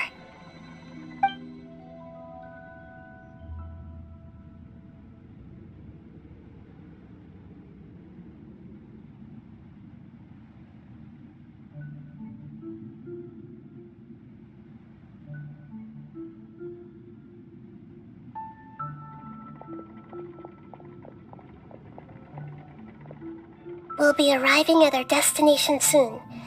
How are you feeling? Are your minds still intact? Huh? But everything's been completely normal for Paimon. Hopefully there won't be any more interruptions. This time, we should be able to meet Greater Lord Rukkhadevata. Are you saying you've never met Greater Lord Rukkhadevata before? No.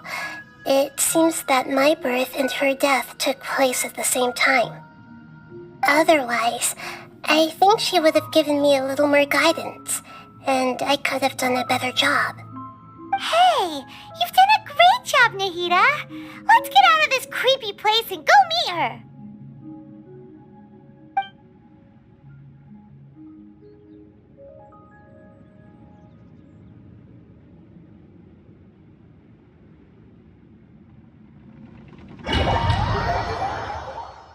So, is this the place you were talking about? The base of Irminsul?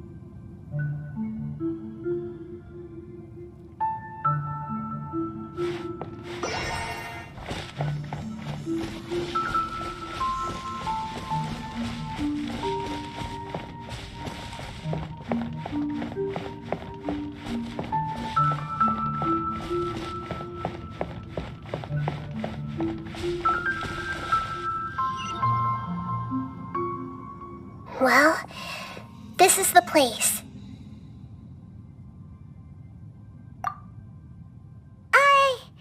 We're here to find Greater Lord Rukkhadevata, right?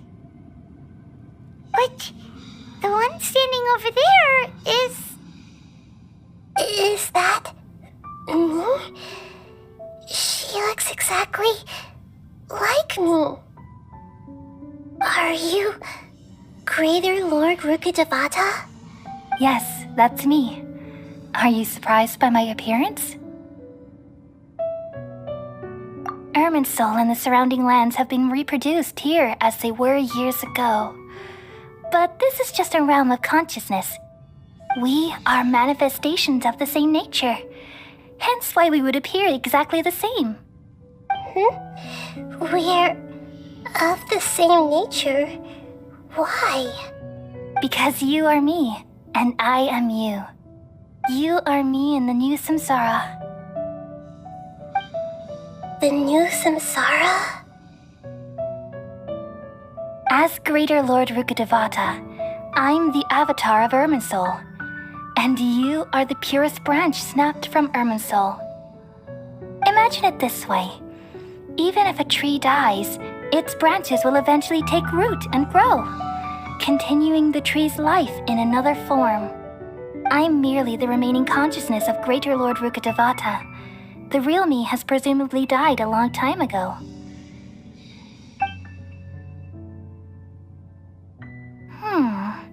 Judging from your appearance, I've probably been dead for 500 years. But you're finally here. My new self in the samsara. If this is true, then am I going to be a great Archon like you someday? Though we share the same nature, our fates are bound to be different. All things have their own fate. When a branch grows into a mature tree, it won't be the same as the original tree. That's why fate is the ultimate knowledge, isn't it? That's a great insight. Yes, very good. It's also precisely why you won't become like me. Really? But perhaps you may become an even greater Archon than I. I already see a determination in you that I didn't possess in my time, and the future that it leads you to will be yours alone. Along with the blessings from your past experiences. Don't worry. The growth of wisdom is like that of a plant. You only need to wait quietly for the flower to bloom. Come to think of it, the sages never had the faintest inkling of the meaning of wisdom. Thank you. Nothing makes me happier than discovering that the Archon I always admired was in fact myself in another fate. It's so nice to speak with you, Greater Lord Rukkhadevata. I've always wanted to meet you. The feeling is mutual. From the moment I snapped the branch off Irminsul and created you, I've also looked forward to talking with you. Could you tell me why you wanted to create me? And what exactly happened when you died? Ah, I see. You're here seeking answers, right? Everything that day, even the sky itself, changed into a color like this. At that time, the seven were all summoned to the nation of Conria. Except for me. I had a more important task to attend to. I had to protect Irminsul. The disaster occurred together with the pollution of forbidden knowledge. At that very moment, with my consciousness connected to Irminsul, I sensed something was wrong. The pain started to torment my mind. By the time I reached Irminsul, it was already displaying signs of corruption.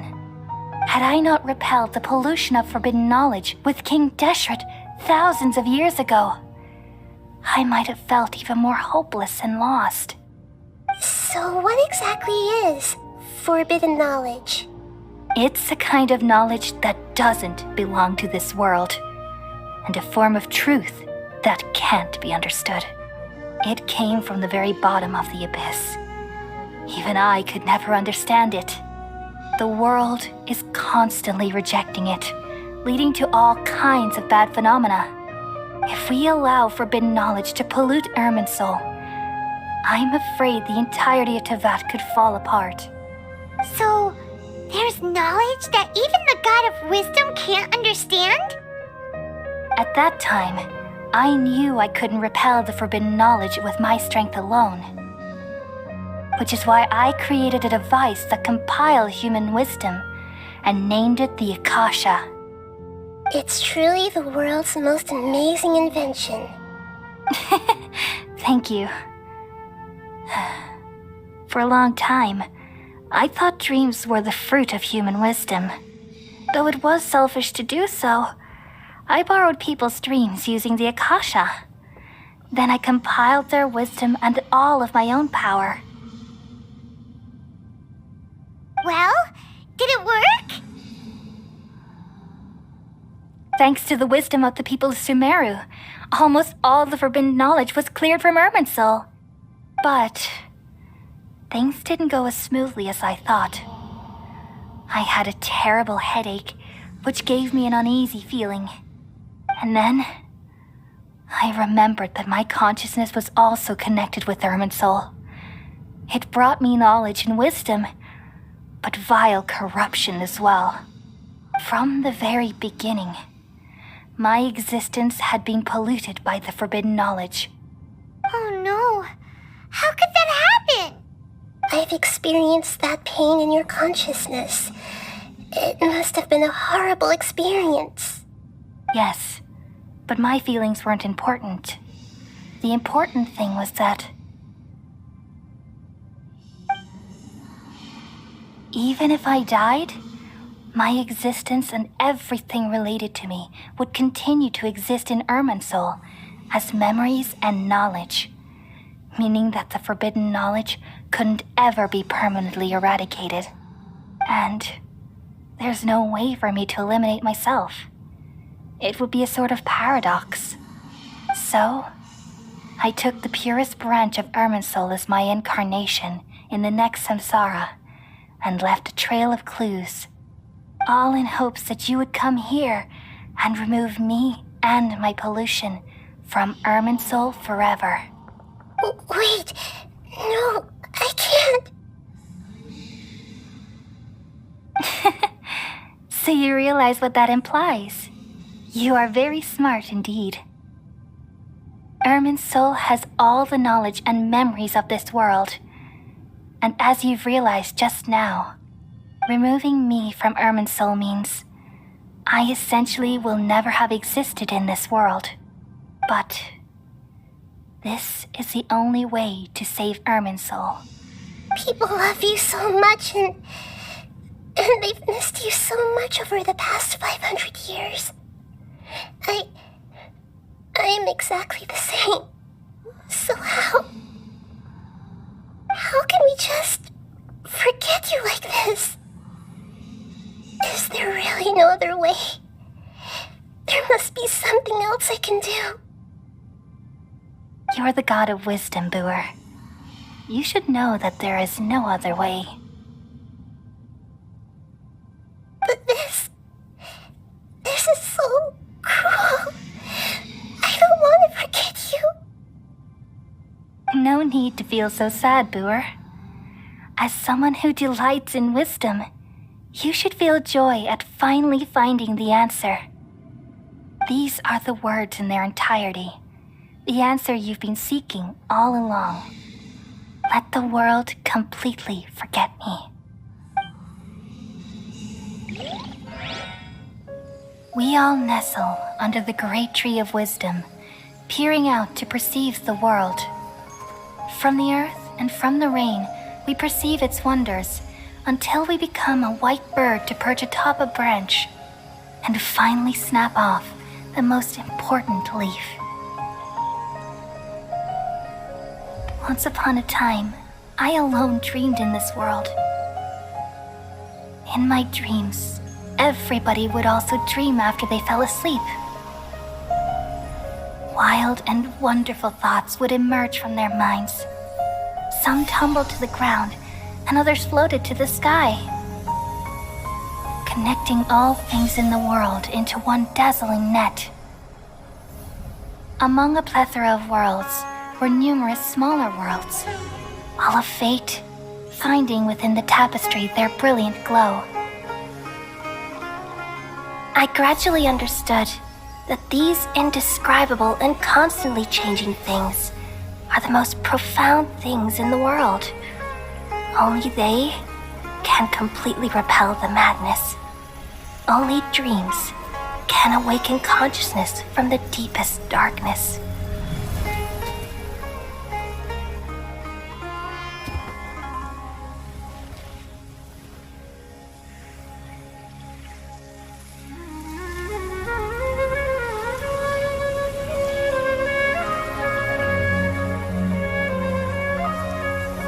I'm the one who posed this question, yet also the one who sought a solution.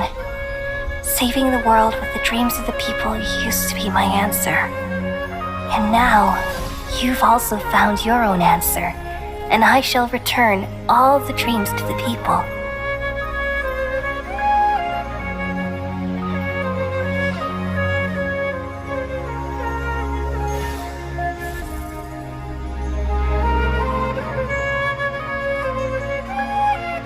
Goodbye, people of Sumeru.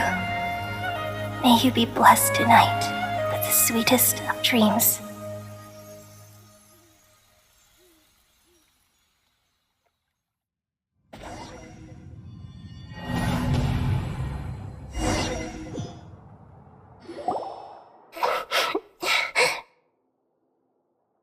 I'm alright.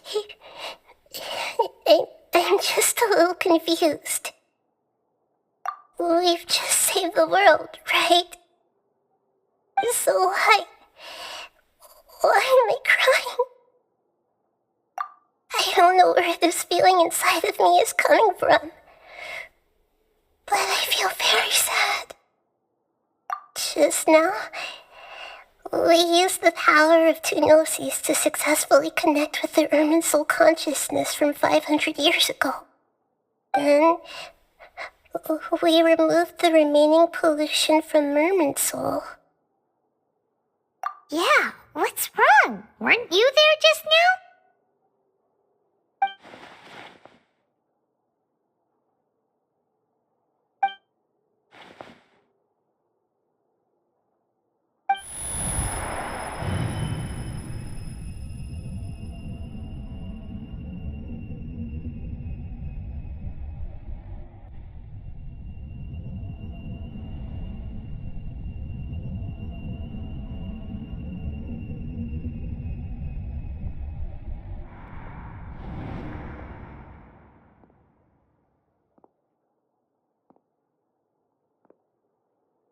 Huh?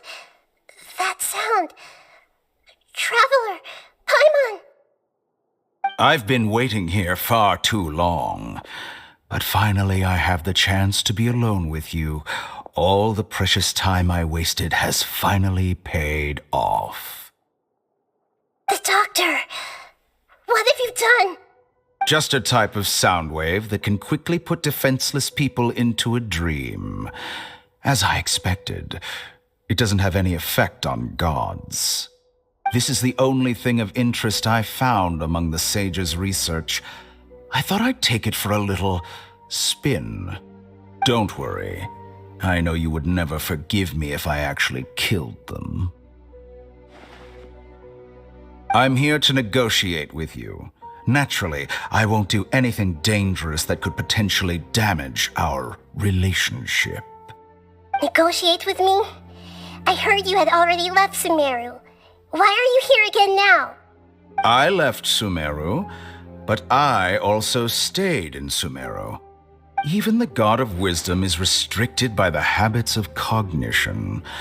How disappointing. You mean there are many different versions of you in this world? An astute guess. Even the same individual will have different cognitions at different ages. A long time ago, I made a major decision in hopes of preserving all my perspectives of how I observed the world. Observation is the first step of any experiment, but observing the current world doesn't satisfy me. It lacks an important dimension, that of time. So I saved segments of all my ages and made them into independent individuals. That's all there is to it. Indulge me. How does the God of Wisdom find my method of seeking knowledge? It's an insult to the very concept of life. Life inherently has many rules and restrictions, each with its own significance and reason to exist. They can't be broken on a whim. Good. Amazing, even. Indeed, it's difficult for humans to make peace with themselves, not to mention oneself from a different period. Since you were in the Akademiya, why wait until now to show up? You could very well have stopped us and helped that fake god. Simple. Let me ask you this. Would any staff member ever help the subject in the middle of an experiment? It was my experiment. So why should I interfere with the results? The Akademiya saw the plan to create a god as their ultimate goal, yet you only saw it as an ordinary experiment. You really are crazy. If the experiment succeeded, you would have had a new god on your hands. How would you have faced your own god then? Would you still take the same stance? Would you still hold the same view of yourself? I'm first and foremost a scholar. These results should be left to the judgment of the hypothetical me confronted with that outcome. But you're right. And that's exactly why I'm disappointed with the conclusion of this experiment. As an individual, you don't have any sense of belonging. You seem to have even fewer convictions than a typical scholar. Oh no, I certainly have my own convictions. They just don't fit your standards, that's all. All right, that's enough conversation for today. The experiment is over, and it's time to tidy up the equipment and reclaim any useful materials. For example, the Gnosis. Lesser Lord Kusanali, you're an intelligent Archon. I'm sure you understand the disparity in our combat abilities at this time. Besides, you have no way to use that Electro-Gnosis in battle. Didn't you say you were here to negotiate with me? Somehow, it's starting to seem like you intend to take it by force now.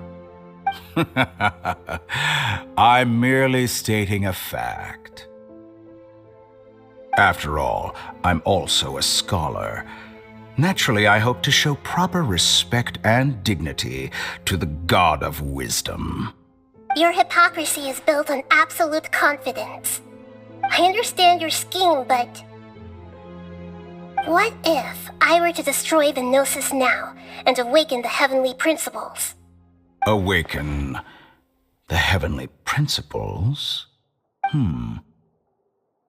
Do you think that's really possible? The heavenly principles have been silent for many years, but the Gnosis are symbols of their control over Tevat and all the laws. Will the destruction of a Gnosis attract the attention of the heavenly principles? And if so, how do the Fatui plan to deal with the consequences? Do you dare to gamble such a possibility with me? Gamble?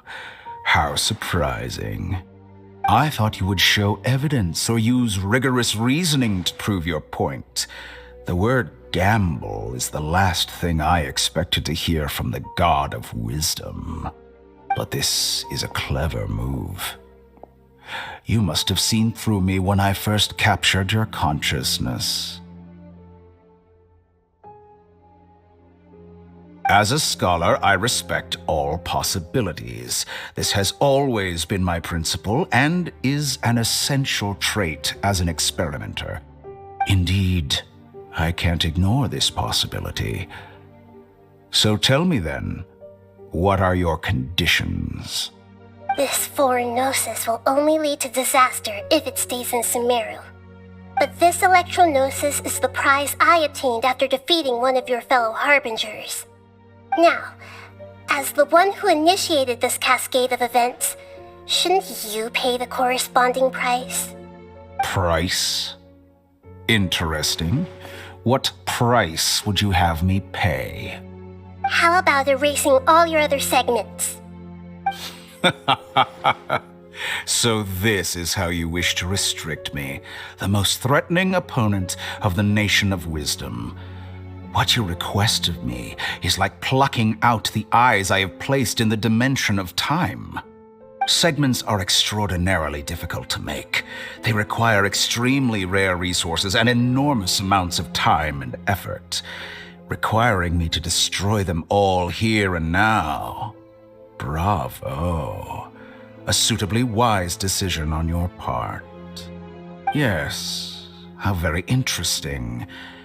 Can I assume that you have long been wary of me? Among all the versions of me, this segment you see now is the most selfish. If it weren't me, your idea wouldn't have worked. What did you see when you were imprisoned? You were observing me, and that's how you know I've long grown tired of their doubts and endless arguments. Like you said, it's difficult to make peace with yourself. Being as smart as you are, have you managed to do that?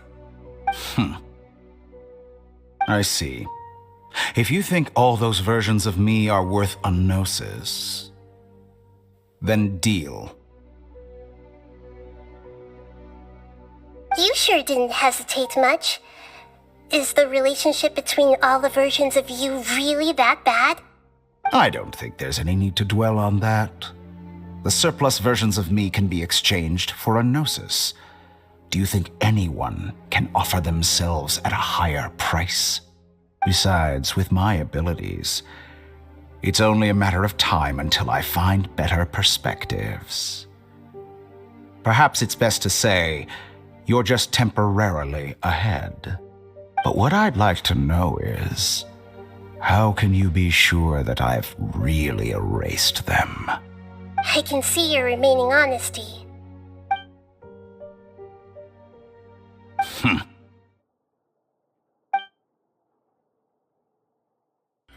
What a ridiculous decision! Sheer You can't be foolishness. serious! How could I have been so short-sighted? You think this is the end? Yourself. Wait! I'll have Please wait! wait. You'll make this moment count. You will regret this! Well, have you confirmed that it's complete? Here, take it. The future of Sumeru City will be in my hands alone. I will shut down the Akasha and let curiosity and the thirst for knowledge drive the realm of academics once again. There won't be any further gaps for you to exploit. It truly pains me that my academic achievements have never been appreciated in my homeland. Of course, I have no interest in being rejected by this city for a third time. Another chess piece. And where is your dendronosis? Don't be greedy, Harbinger of Snezhnaya. No, this is a different transaction. If you intend to turn off the Akasha anyway, then there's no further use for the Gnosis of Sumeru, is there? Besides, isn't it the Archon's duty to deliver what's desired of the Seeker? Oh, judging from your expression, you don't seem to find the idea very agreeable. Then let's think of it this way. Since you're the god of wisdom, how about I exchange some knowledge with you? People exchanging knowledge with the god of wisdom is the stuff of legends. Yet here you wish to exchange knowledge for the god of wisdom's property. Arrogant as that is, it has piqued my interest. Let me ask you, have you in all your mighty knowledge ever heard the rumor that the skies of Tevat are fake?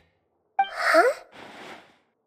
That's the secret hidden by Ermin's soul concerning the truth of this world. Once I finish telling you about this, it will be time for me to say goodbye. With negotiations, we've all gotten what we wanted. I'm very glad I got to meet you like this. Your arrogance may know no bounds, and convictions may mean nothing to you. But I'll still listen to what you have to say.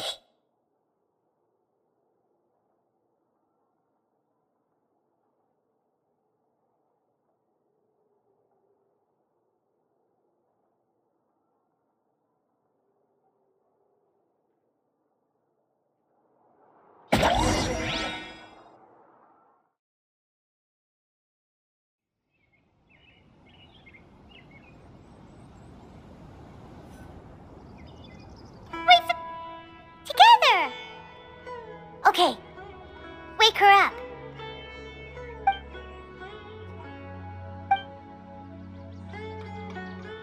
Are you awake? Kali says it's time for breakfast. Come on, get up!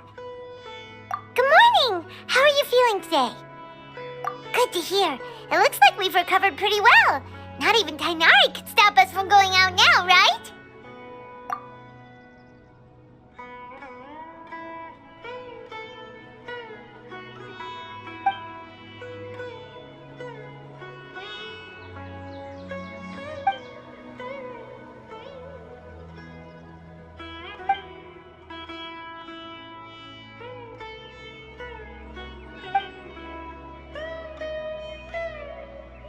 Come on, Traveler, let's go!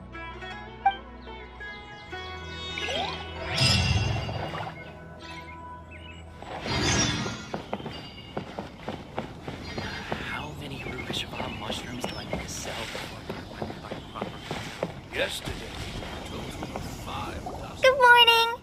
Looks like you're awake. Yep, yep. I prepared some breakfast today. Please have a taste. I hope you'll like it. It's nice to have you here so we can eat something yummy. Well, now that I've recovered from Elazar, I'm feeling better than ever. I can even prepare 4 or 5 meals a day now. And Paimon bets they're all delicious.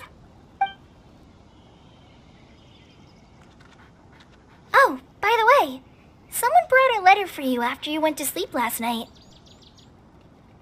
Nope. Paimon wanted to read the letter with you after you woke up, so Paimon didn't open it.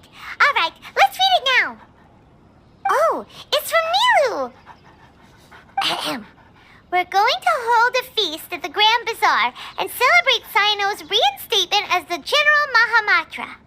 As heroes of Sumeru, please be sure to attend. I'll wait for you. The date of the banquet is written on the back. It's in 2 days. Oh, I've also heard that you've become heroes here as well. That's amazing. Sometimes I'm really envious of strong and confident people like you. Oh, you're embarrassing me. Anyway, let's go to the Grand Bazaar to have a look. Oh, before you leave, be sure to inform Master Tainari.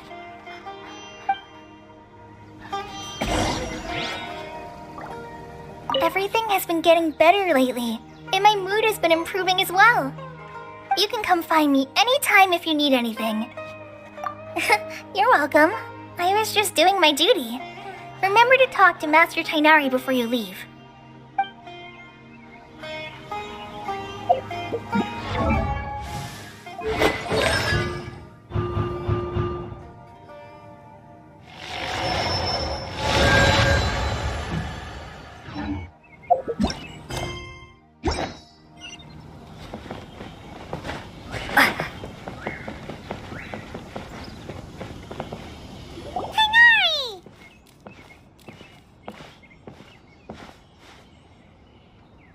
Good morning. How do you feel today?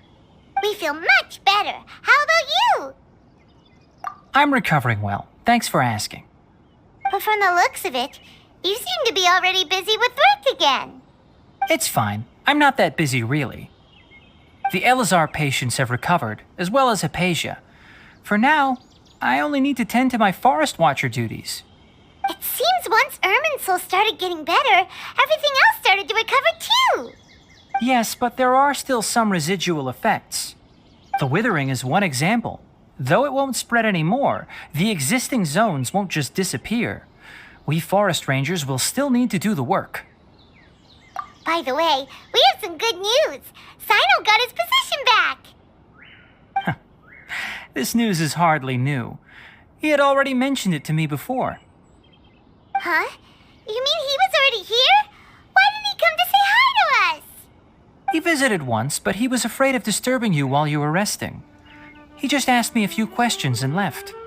And you probably already know all about the celebration feast. Celebration feast? No, I haven't heard anything about that. Huh? But didn't Nilu say in her letter that they would celebrate Sino? He didn't tell you? Perhaps, or alternatively, he doesn't know about it either. Come to think of it, Sino doesn't seem like the type who'd enjoy a celebration feast. You and Kale are both Sino's close friends. Why don't you come to the feast with us? Kala has taken over some of my tasks these days. I don't think she'll have time for it. Not to mention me. You see, some VIPs have come to the forest recently. Huh? VIPs? Very important Paimons? Well, technically speaking, they are former VIPs. The sages involved in recent incidents have begun their training in the Avidya forest, and the people they had previously imprisoned have all been released. Huh? Yes, he's a little weak, but he isn't injured and his condition is stable. Lesser Lord Kusanali, in her boundless mercy, has decided to spare Azar and the other wrongdoers. Supposedly, they were ashamed of their shallow ideologies and have decided to dedicate the rest of their lives to cultivating wisdom in the Avidya forest. When they learned that Lesser Lord Kusanali had defeated the Balladeer and saved Irminsul, they were shocked at first, but also became happy, feeling that the sacred light guiding them on the path of discovering wisdom had begun to shine once again. As a result, work has increased for the forest rangers. That sounds really exhausting. There's nothing we can do, really. But that's another topic. Back to the matter at hand. Are you two planning to head out? Ah, right! We're here to request permission to head out. Would that be okay? You've recovered well. You may go, but be careful. Yay! Will do! Is there anything else you'd like to ask about? Ah, yes. Thanks for remembering her. She continued her training in the forest after she recovered. As a scholar, she never slacks off. A lot has happened lately. Kala and I have been busy, but don't worry, we'll take care of ourselves. As for Sino's reinstatement, the more I think about it, the more I suspect that he just doesn't have a single clue about this feast. But this does remind me that Kala and I should find an opportunity to celebrate him as well. He has helped me a lot during this time. And you as well. Thank you. Take care. Please, find me if you need anything.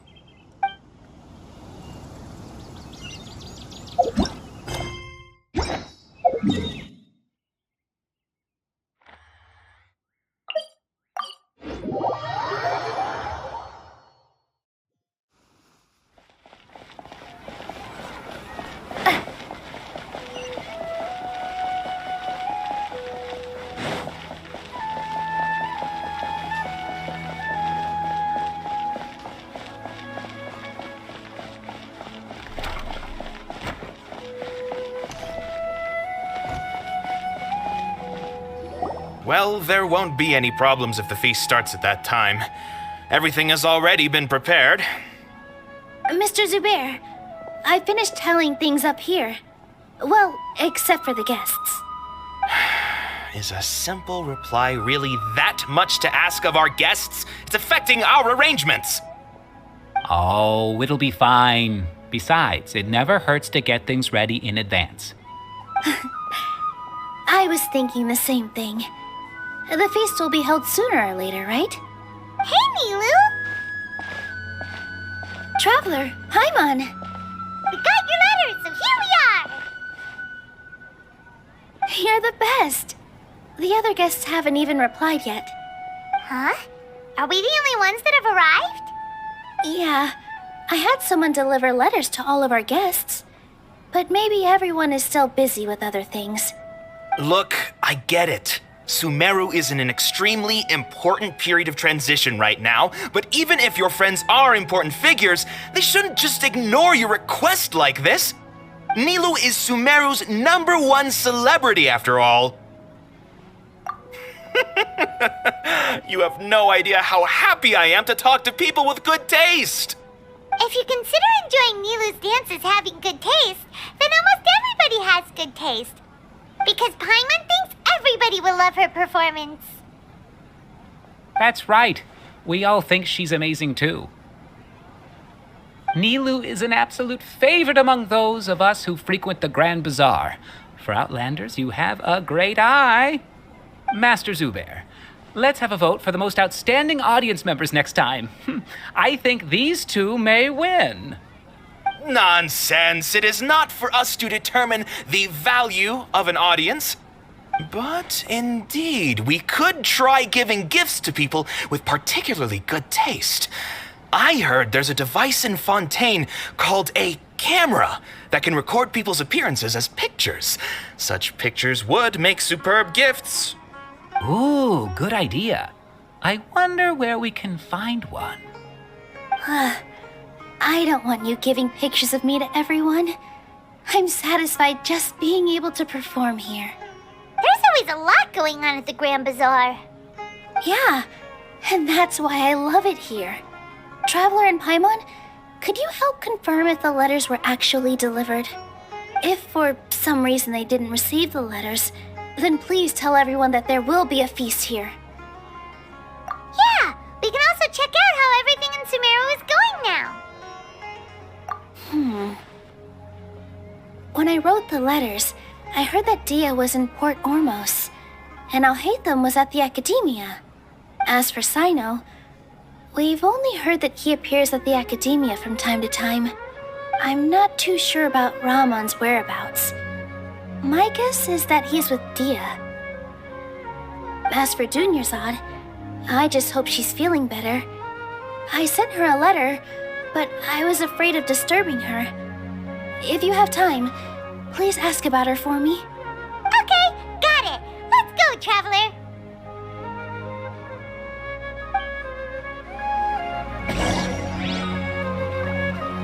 I'll go to the Adventurers Guild later and ask Miss Catherine if she knows how to get one of those cameras. Yes, please do. I'm sure the audience would be thrilled at the chance of receiving commemorative gifts. It could be our special surprise that we prepare for everyone. I think it's an amazing idea. Who knows? If we take more pictures, they might even become the signature souvenir of the Grand Bazaar. And Nilu will become even more famous. Ha! It won't be long till people are fighting for front row at your performances. I've heard that this camera is not just something anyone can use as they please. It must be aimed properly, and subjects should pose for the best results. Oh, should we get ready then? Perhaps we should wear something a little more appropriate. No. I think we look absolutely fine. If anything, when we pose for this, clever invention, we should just be ourselves, You really think so?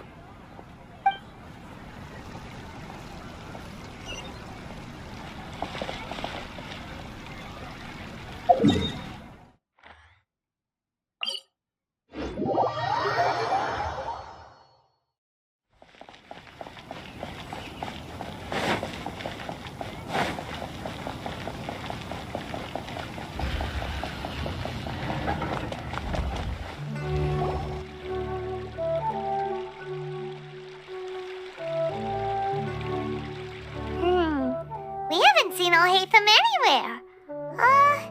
Let's ask that person over there.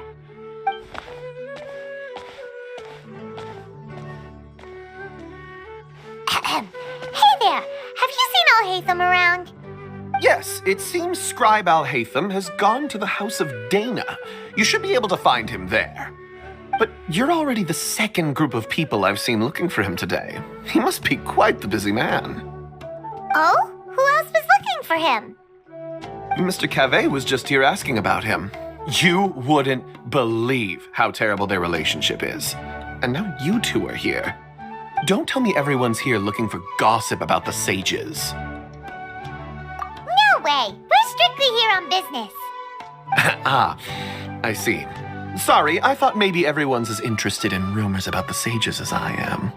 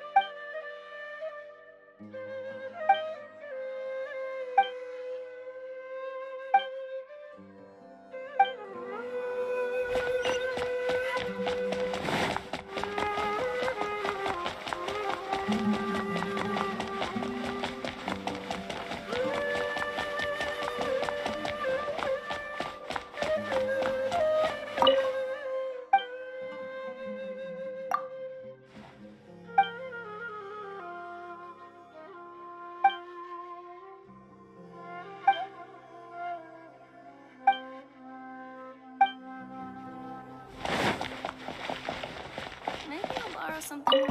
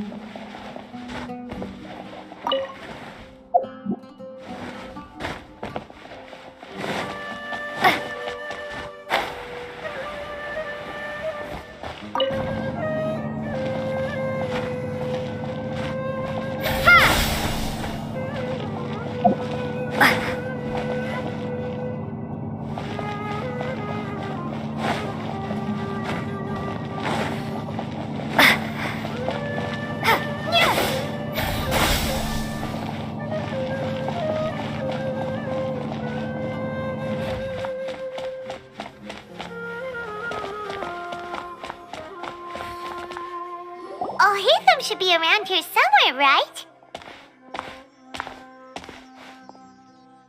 Oh, he's over there! But it looks like he might not have time for us. Just put down that worthless book and tell me what happened in the Akademiya. This is not just some worthless book. Do you have any idea how difficult it is to find a physical book like this in Sumeru? It doesn't matter. It's probably just another thing that you used your authority to get your hands on anyway. Just put it aside. Listen, I came back today only to hear that the sages have disappeared. Oh, you sound surprised. I thought you would already know the inside story. Would I be here asking you if I knew? You're the scribe, not me. So just tell me what you know already. Well, I almost became a sage. Huh? Oh, don't sound too surprised now. You're the renowned Kaveh, light of the Ksharawar. Besides, as a master builder and craftsman, chances are you'll be appointed as a sage too. Why do I feel like you don't really mean it? Huh. What makes you say that? Why would you question my heartfelt sincerity? Maybe it's because you've never said anything good about me before. Yeah, well, I share a similar sentiment, and anyone who knows you as well as I do would surely do the same. Ugh, you... See? This is why I hate discussing anything with you. Your ridiculous and arrogant attitude always gets in the way. It seems that you really can't stand my personality. Ha! What was your first clue? Well, then you might as well move out of my house. Are you threatening me? Stooping to a new low, I see. Ugh, and don't change the subject. You, a sage? What a joke. The Akademiya might as well just close tomorrow. Are they having a fight? Forget what's going on with the Akademiya. Haven't you been busy with your construction project? Tell me, when are you going to build yourself a mansion? Don't get me started. I get angry just thinking about it. So, what great building did our master architect work on this time?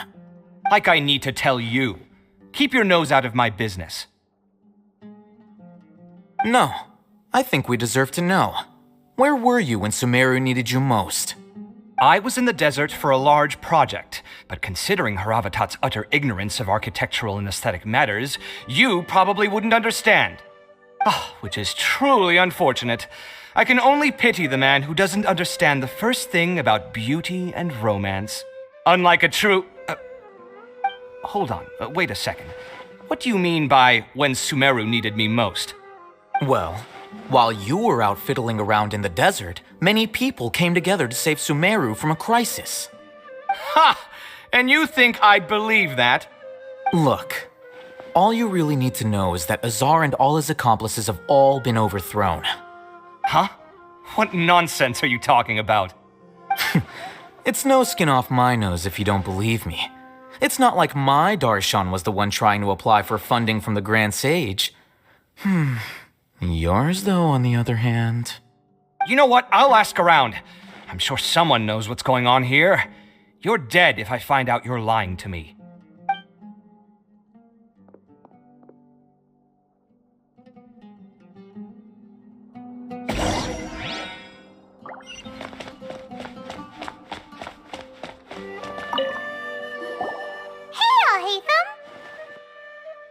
Oh, it's you two. What's the matter? We're running some errands for Nilu. Have you received her letter? Letter? Nilu said she sent out a letter inviting everyone to a celebration feast in 2 days at the Grand Bazaar. We'll also be celebrating Zaino's reinstatement as General Mahamatra. If she addressed the letter to all Hatham of the Akademiya, then the letter should have gone to my office. I've been busy these days, so I haven't had time to check for any new mail at my office. I only now have some free time to attend to personal matters. Have you always been so busy with your work? Of course not. I'm only busy these days because several sages have been dismissed recently and the whole Akademiya was practically turned upside down. Kainari told us they all went to train in the Avidia Forest. Apparently they will spend the rest of their lives there. That is already the best possible ending for the likes of them. 4 of the 6 great sages were possessed by their desire for power and attempted to create a new god. In order to pull it off, they even imprisoned the other 2 rational sages. To imagine such things could take place in the Akademiya. I don't know where to begin. Yeah, you're right. Feels kinda strange to hear them called that after all this time. But then again, the 6 great schools sounded pretty impressive too. Yes, at least that's how they're supposed to sound.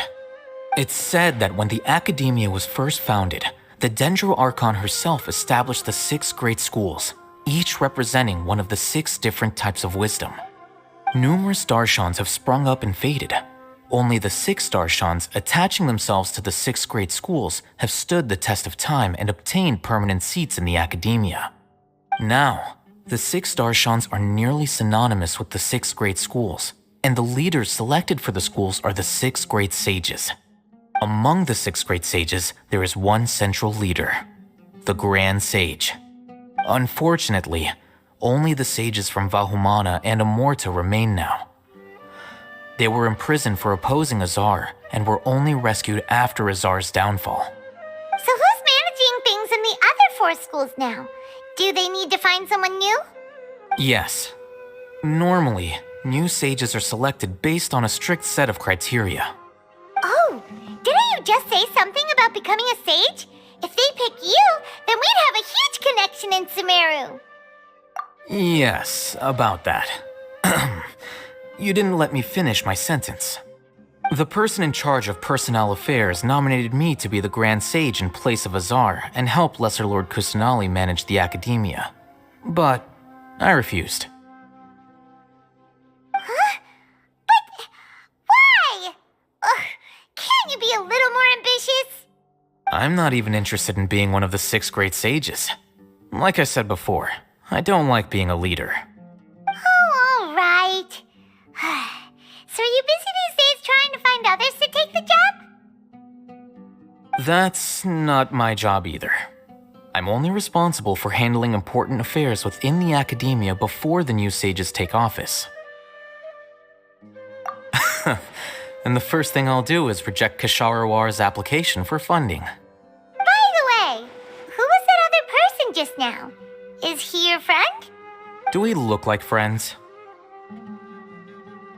Paimon doesn't know. That's why Paimon's asking. His name is Kaveh, my roommate.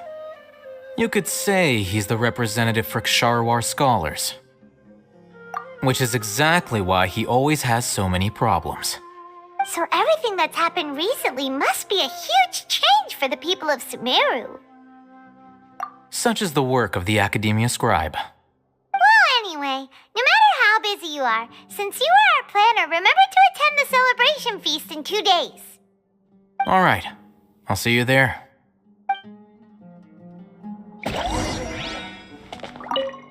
The House of Dana is the last quiet place in the whole Akademiya now. I was originally planning to stay here a little longer, but there's a chance that Kaveh might show up again. Tuh, what a nuisance. I'd better go somewhere else.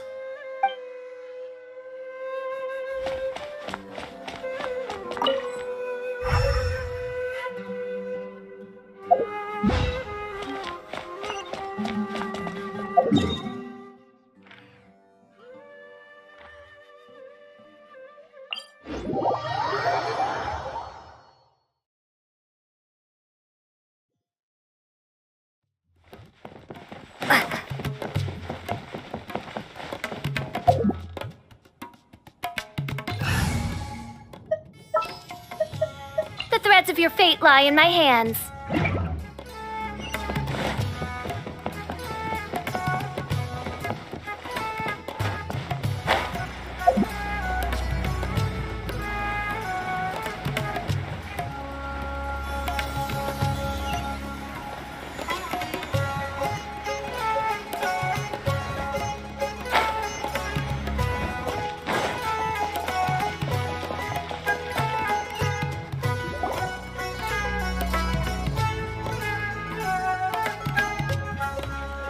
This is Port Ormos. Now where could you... Is that Paimon I hear? Huh? Oh, it's been a while. How are you doing? Dunyarzad! It's been so long since we've seen you! I'm doing well. I can go as far as saying I have never been happier in my entire life. I don't know if you've heard, but Elazar has completely disappeared, and all the patients have recovered. You kidding? Knowing them and the connections they've got, I'm sure they've heard about it. Yeah! That's right. My lady is feeling better now, so I'm accompanying her for a walk. Why do you still call me that, Dia? You've already informed my father of your resignation. I guess I'm just used to calling you my lady. Old habits die hard. Resignation? You mean you're quitting? Yeah, I might start losing my edge if I keep being a bodyguard for the Homayanis. You know that my parents and I are fond of you, and that we appreciate you very much. It wouldn't be a problem if you wish to continue to be our bodyguard. I'm not a woman that's easily persuaded. You should know that by now, my lady. When I took this job, I'd already decided that I'd quit as soon as you'd recovered. It's time for me to get back out there and chase that horizon. So what are you gonna do now if you're not gonna be a anymore. I want to take a risky job and put my body to the test again. Huh? But we literally just finished one of the most dangerous jobs ever. Are you getting bored already? I know. If I hadn't joined in that plan with you, I wouldn't have come up with this idea. I guess I still get fired up by that feeling of going all out in a fight. It made me realize that I'm still a mercenary through and through. Life is short, and I'm happy that I got to be a part of that operation. But the whole thing also made me realize that there are still many problems in Sumeru. And as a desert dweller, I'm still not completely ready to settle down on this side of the wall. Well, I remember a friend had someone bring you a message. You mean I'll hate them? I didn't expect him to still remember that. I thought he was joking. We just came from talking with Alhaitham at the Akademiya. Did he tell you that he suggested that I come work at the Akademiya? What? I heard that Azar and his cronies fell from power, and Alhaitham told me that now was a good time to find a job in the Akademiya, but only if I wanted to. Whoa. Paimon can't see you being anything other than a mercenary. Me neither. But I think Dia would look great dressed up as a scholar. Ugh, forget about it. I wouldn't last 10 seconds in there. Alhaitham probably just liked the way I worked and knew I'm good in a fight. So he suggested I find some work in the Akademiya. But you know, if you take him up on the offer, Sino might actually agree and let you become a Matra. Because you're super amazing. The Matra have all the talent they need as long as they have Sino. I prefer to be free to live however I choose. In fact, I chose this job from the very start because I knew it'd be right up my alley. Even if being a mercenary means facing all kinds of danger. A lion has to return to the wild sooner or later. If anything, being your bodyguard has been unfamiliar territory for me. I don't want to see you go, but I'll respect your decision. I'm glad to hear you say that. Come on, no need for the sad face. It's not like we'll never meet again. Once the whole Dendro Archon thing is settled, everything in Sumeru will take a turn for the better. That makes me happy too. But a peaceful society will probably mean less demand for mercenaries like me. Before long, we'll be a dying breed. So I'd better get to work while I still can. Huh? But wait a second. You make it sound like you're leaving now. Well, no, not yet at least. I promised my lady I'd stick around until next week. So, have you been in Port Ormos this entire time? We were wondering if you had received a letter from Nilu. Oh, did Nilu write to us?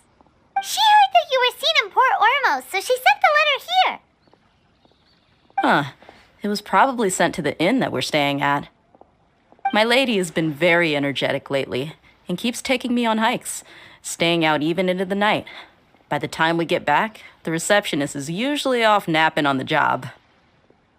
Right, and we tend to leave quite early in the morning, so the old man on duty is also usually dozing off. So what it really sounds like is that the person on duty is always asleep. I bet the letter's at the reception desk. I'll go check later. No wonder there wasn't a reply. You never received the letter. Good thing Nilu asked us to come and check on that. Sorry to make you two come all the way out here. It must be something important for Nilu to specifically write to us like that. Yes, she said they were preparing a victory feast in the Grand Bazaar, and will also be celebrating Sino's reinstatement as General Mahamatra. She was hoping you could come. Great! I'll be sure to attend. Count me in too. But is there some sort of dress code or anything for the feast? Can I just show up looking like this? Since it's being organized by Nilu, I don't think she'll be too picky about that. If anything, I think she wants to see us as our most natural selves. All right, then this is how I'll show up. The feast will be held in 2 days, so don't forget. Sure. Thank you so much for letting us know. We'll see you there. Oh, by the way, do you happen to know where Sino and Raman are? The General Mahamatra always comes and goes without a trace. Normally no one knows his whereabouts. Oh. But last time we met, he mentioned that he had something to do in Aru Village. You can try your luck there. As for Raman, your guess is as good as mine. I only remember he said that he had something to discuss with Sino. You can ask Sino when you meet him. Don't mention it. You'd better get going. Alright, on to our next stop!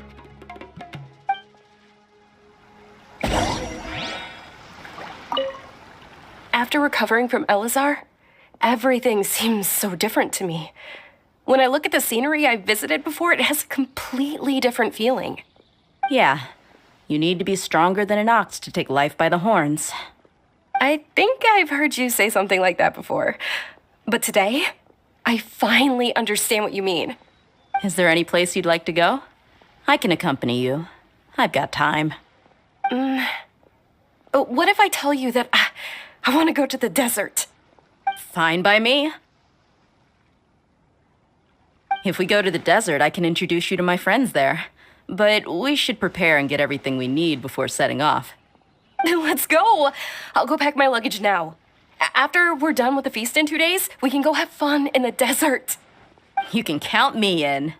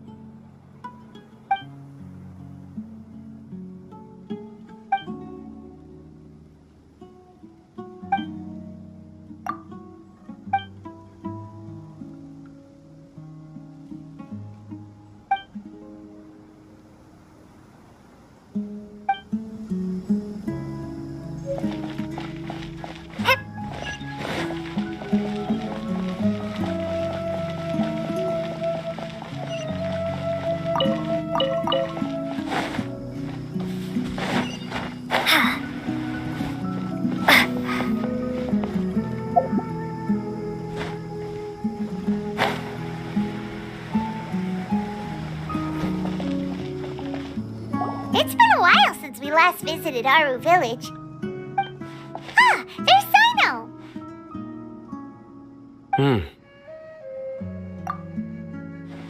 What brings you here? We recovered well, and Tanari agreed to let us leave, so now we're out and about again. It seems Gandharvaville's medical treatment is still as good as ever. Mm-hmm, and Tanari is recovering well, too.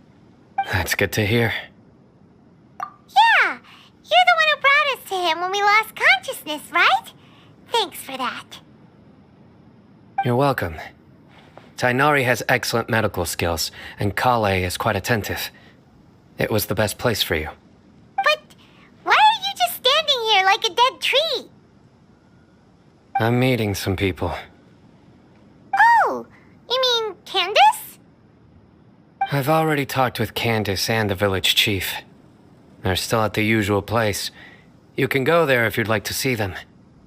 But you know one of the people I'm meeting as well. Oh, by King Deshret's blessing, my friend suddenly appears in the desert. Don't tell me you've run into trouble and need us to help now. Raman! And, Sataria? Oh, you know me?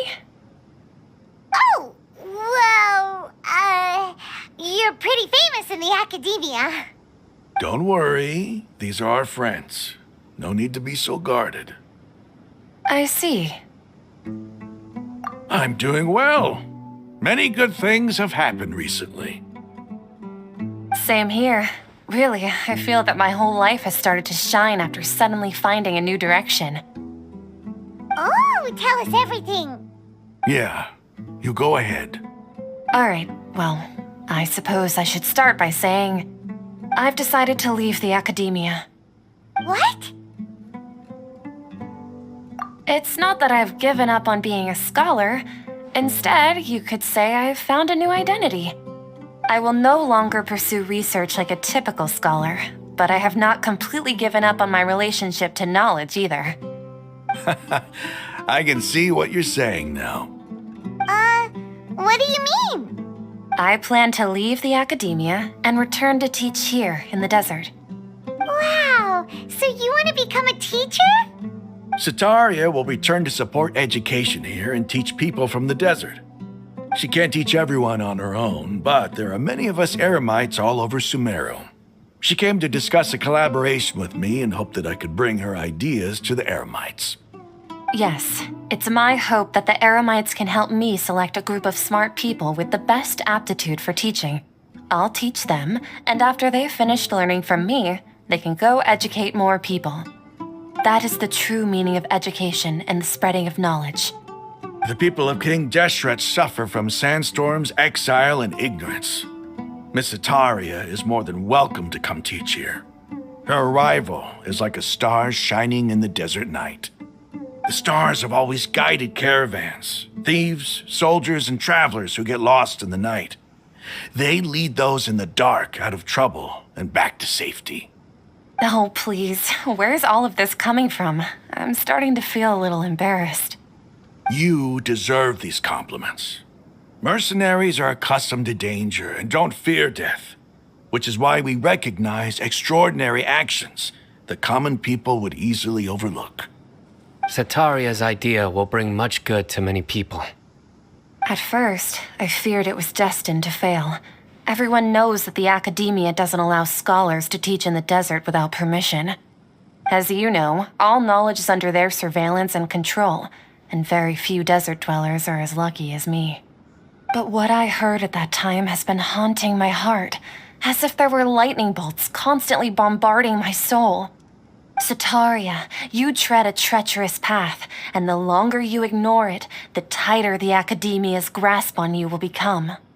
Sataria, why haven't you gone home? Never forget that the desert that belongs to you lies elsewhere. Miss. These words sparked something in me, and I knew that I had to bring something back to my people after going home. I gathered up the courage to approach the Grand Sage, only to find that he was no longer at the Akademiya. Lord Sino told me that Azar didn't belong there anymore. Azar has received much-needed punishment. Though, if you ask me, it may have been too light. You probably have already heard. Lord Sino helped me obtain permission to leave the Akademiya for the desert, and accompanied me here to discuss collaboration with members of the Eremites.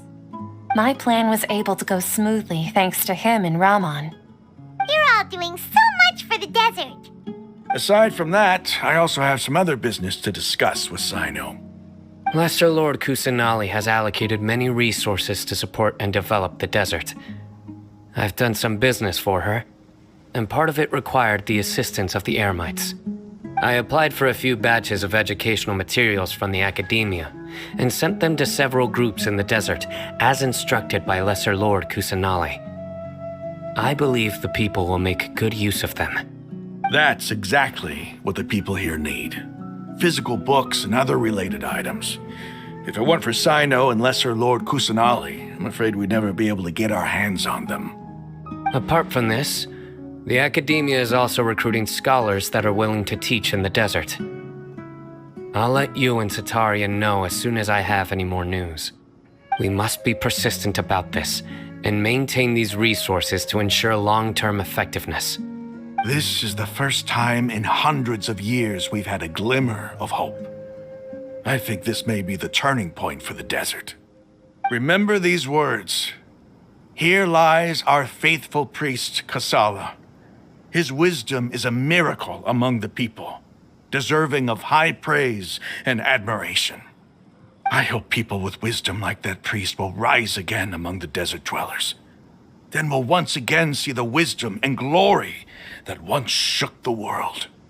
Enough about us. Are you here to discuss some business too? No, not at all. We're actually here on behalf of Nilu. Nilu wanted to write to everyone, but she wasn't sure where the letters should be sent, so she asked us to come find everyone personally. A celebration feast will be held in 2 days at the Grand Bazaar. She hopes that all of you will be able to attend. At the feast, we'll also be celebrating Sino's reinstatement as General Mahamatra. Although, judging from your appearance, it seems you've already been reinstated. Paimon thought you would only start working for the Akademiya after the feast. Celebration? Feast? It's the first I've heard of it. Tighnari was right. He really didn't know. This feast is for you, Sino. Sounds to me like you'll have to be there. It's rare to see that kind of expression from Lord Sino. You must not like feasts very much. No, not really. But I'll go. Well, I still have a lot to handle here. Besides, I need to look after Miss Sataria in the desert, so I'll have to pass. I'm afraid I won't be able to join you. Although, if you'd be so kind, please give a message to Miss Nilu for me. The message is, I'm sorry for how I treated you before, but now I understand the beauty of your dance. It's like a light shining in the sky.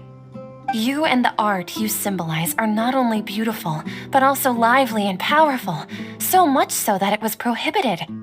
Please keep dancing, and someday I'll be able to appreciate your art in person. Okay, we've got all that down. Our job here is complete as well. Oh, Sino, remember, party's in 2 days. Make sure you're there. Got it.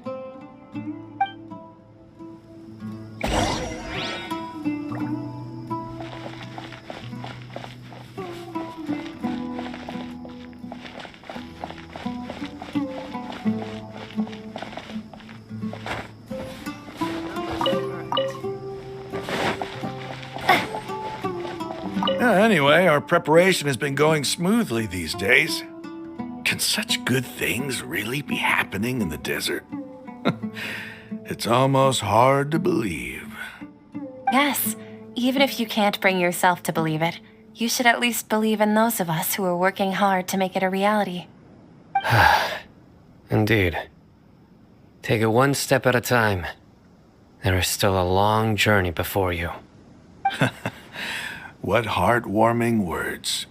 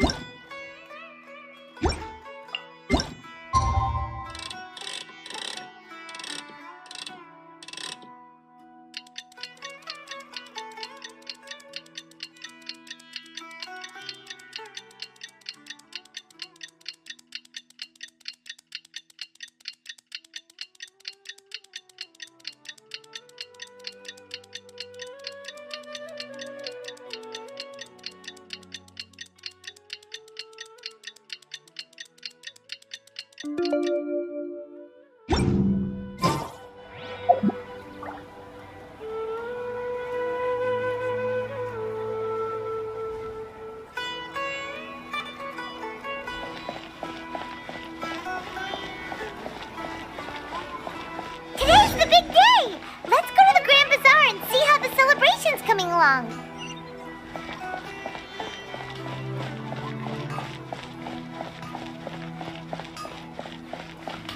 Am I trying too hard?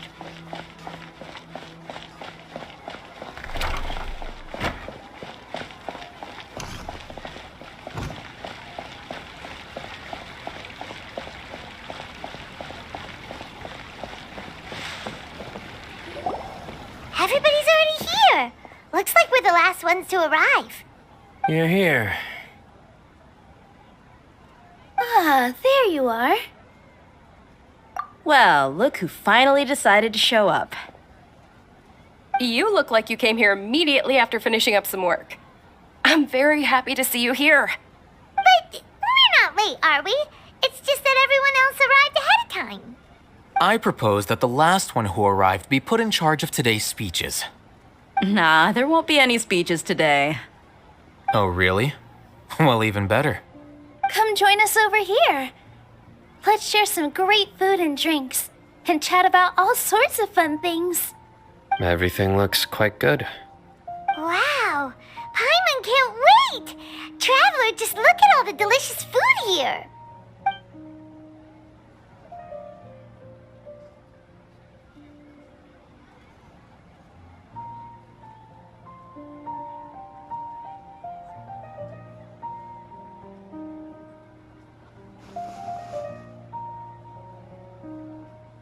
Whoa!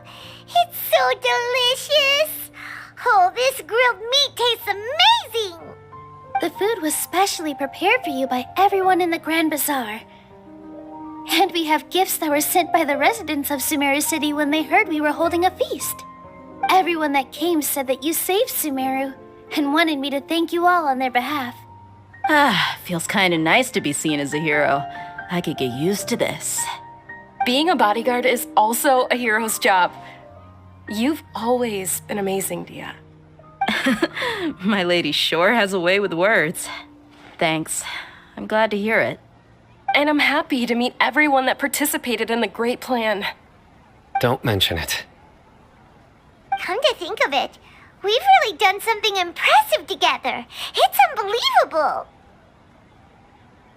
We owe it to our abilities. And luck. Really? Why do I remember everybody thinking that luck was against us and feeling like we hardly had a chance of succeeding? That's how I remember it too. It's luck that brought us together, and it was luck that let us form a team. Then, it took even more luck for us to formulate a plan and implement it successfully. Moreover, judging from the results, everything worked out well. Yeah, everyone gave it their all when it mattered most. It was almost like a performance. We took the stage and put on our best show. Everyone played their part, and thanks to everyone's efforts, the performance was a great success. So, would you say we're good actors too? It's such a blessing that Lesser Lord Kusanali was able to return to power at the Akademiya. Yes, even after being abandoned and neglected so many times, she's finally returned. Lesser Lord Kusanali once used all her power in a great disaster, which resulted in her losing all her wisdom and memories of the past. The Akademiya basically abandoned her because of it. This should be something everybody should remember. You look surprised. I didn't say anything wrong, did I? No, everything you said is correct. That's good.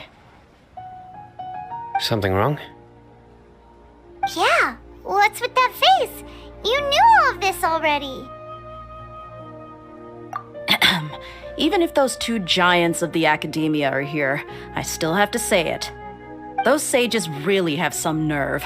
500 years ago, Lesser Lord Kusanali used all her power for the people of Sumeru, and what did they do in return?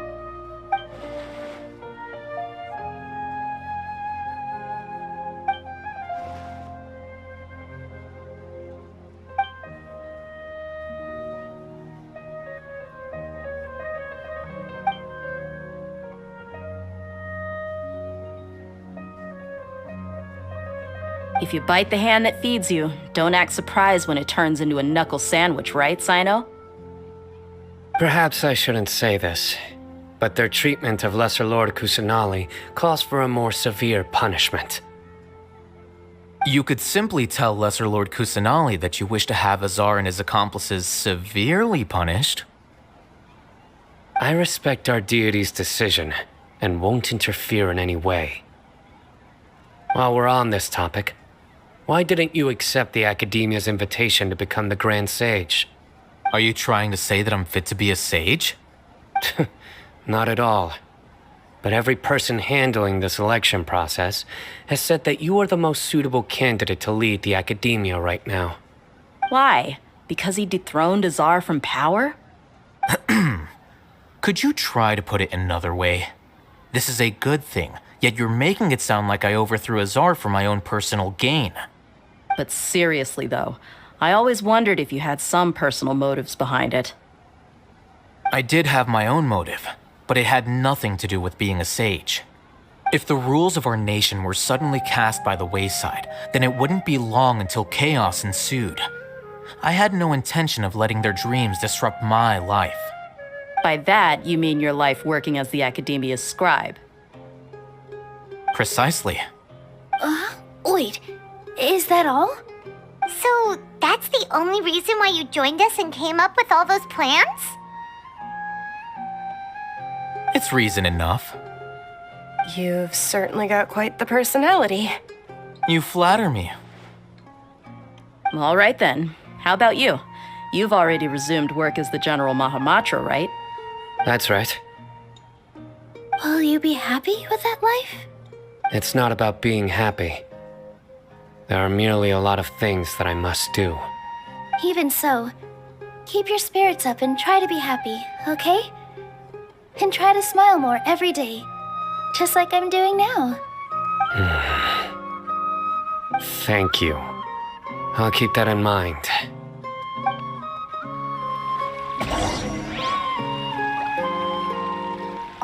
I seldom participate in such lively gatherings, but the atmosphere here is quite good. No, this gathering today has a unique meaning. The Grand Bazaar is lively because the people here feel happiness from the bottom of their hearts, unlike the farces at the Akademiya. That happiness is an emotion that'll be forever alien to those bookworms who have driven themselves insane by studying. I seem to have taken both keys when I left the house. Oh well.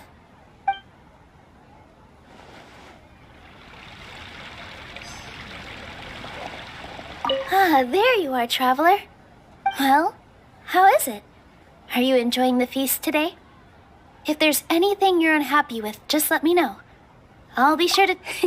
That's good. It's the first time I've ever invited so many exceptional people to one place. I was a little nervous myself.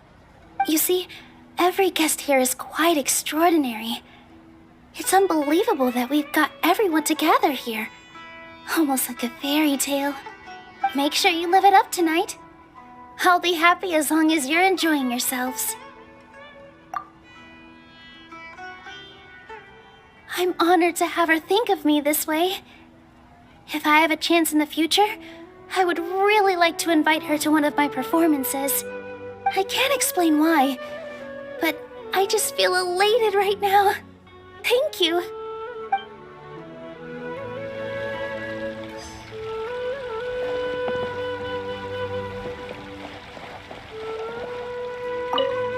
My lady, the grilled meat over there is delicious. Have you tried it?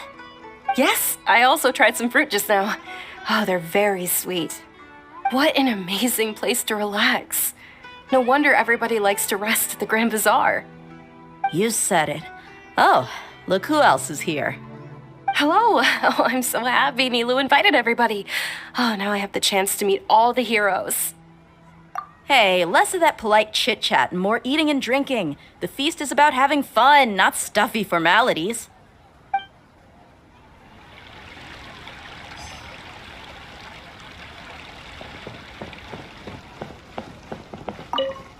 The atmosphere here is good, and everything is delicious. Yeah. I don't often come to such places, but it feels quite good. I have a lot to handle these days. Otherwise, I could show you around. There's always next time. We're friends after all. This feast is pretty good. I like it.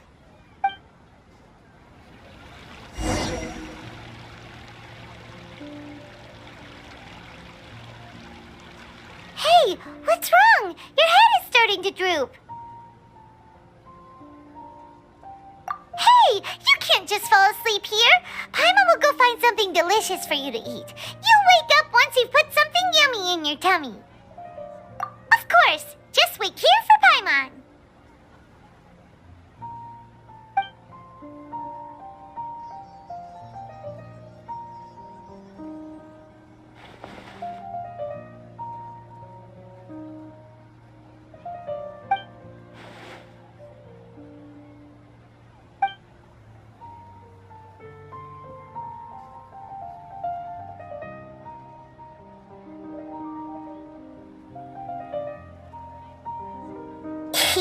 It's me.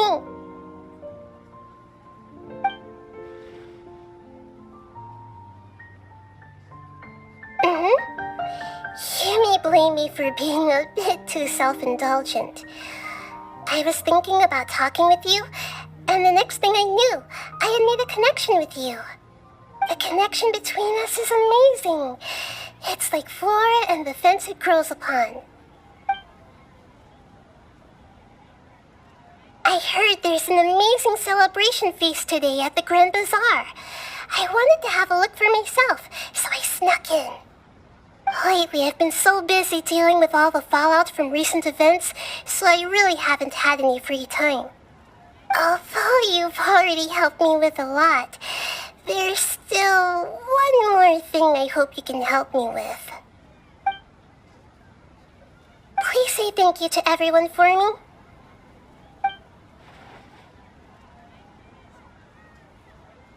Oh, is it not convenient for you to do that for me? But if I just show up all of a sudden, people will become all quiet and stiff, won't they? What if I end up scaring them and ruining this wonderful feast? That'd be the last thing I want.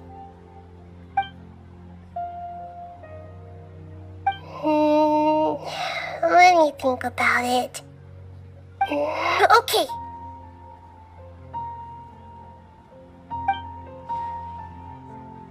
Yes, I have.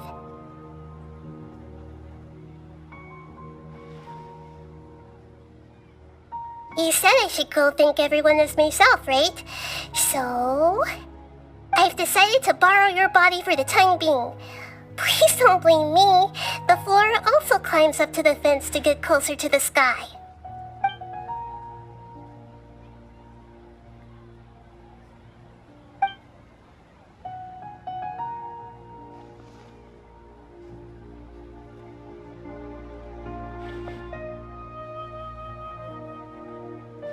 Everyone! Are you awake now? Paimon was just about to bring you the food. It's me. Huh? That voice. Nahida?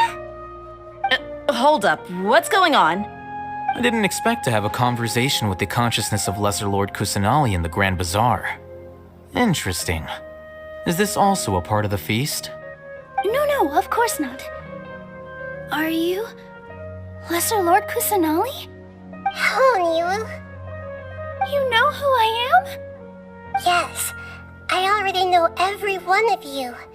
Nilu, Alhaitham, Sino, Dia, Paimon, and Dunyarzad.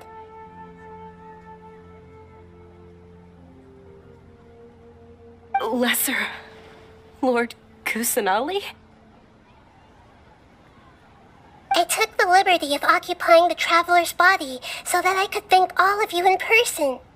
Thank you so much for rescuing me, even if that meant placing your own safety in peril and taking the risk of becoming enemies with the Akademiya, the sages, the doctor, the balladeer, and even the entirety of Sumeru. Without you, without any of you, I would have been in a much more difficult situation. Had you not helped me to resolve the crisis, not only I, but Sumeru and even the entirety of Teyvat would have suffered great misfortune. People refer to you as the heroes who managed to rescue a god. I'm quite fond of this name. It not only explains your identities, but also bears witness to your relationship with me. Please, Allow me to present to you my most sincere gratitude. Lesser Lord Kusanelli, you have done so much for Sumeru, and I didn't even have a chance to do anything for you. You don't have to do this. Dinyarzad, the suffering you endured during your illness is also proof of you being with me and praying for me. Thank you. You don't need to be so ceremonious. It's always been my duty to protect you. This is how the relationship between the Akademiya and Dendro Archon should be. We just did what was necessary and set things back on the right path. You're an Archon, but you act so humble. You really don't need to be so polite with us. I'm honored to have been able to take part in this plan. I hoped you liked the dance I dedicated to you. Thank you, all of you. Thank you so much.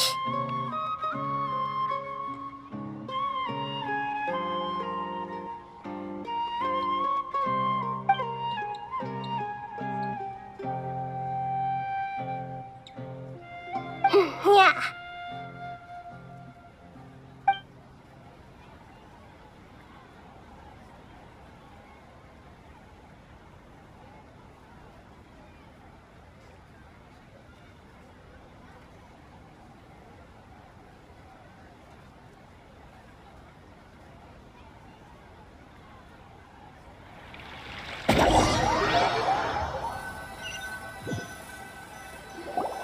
Are you awake?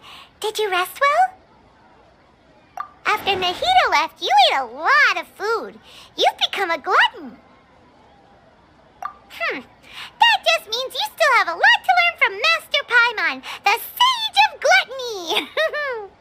All right, since you're awake now, should we go and have a chat with Nahida? She should be in the Akademiya right about now. If you have any questions, now's your chance to ask.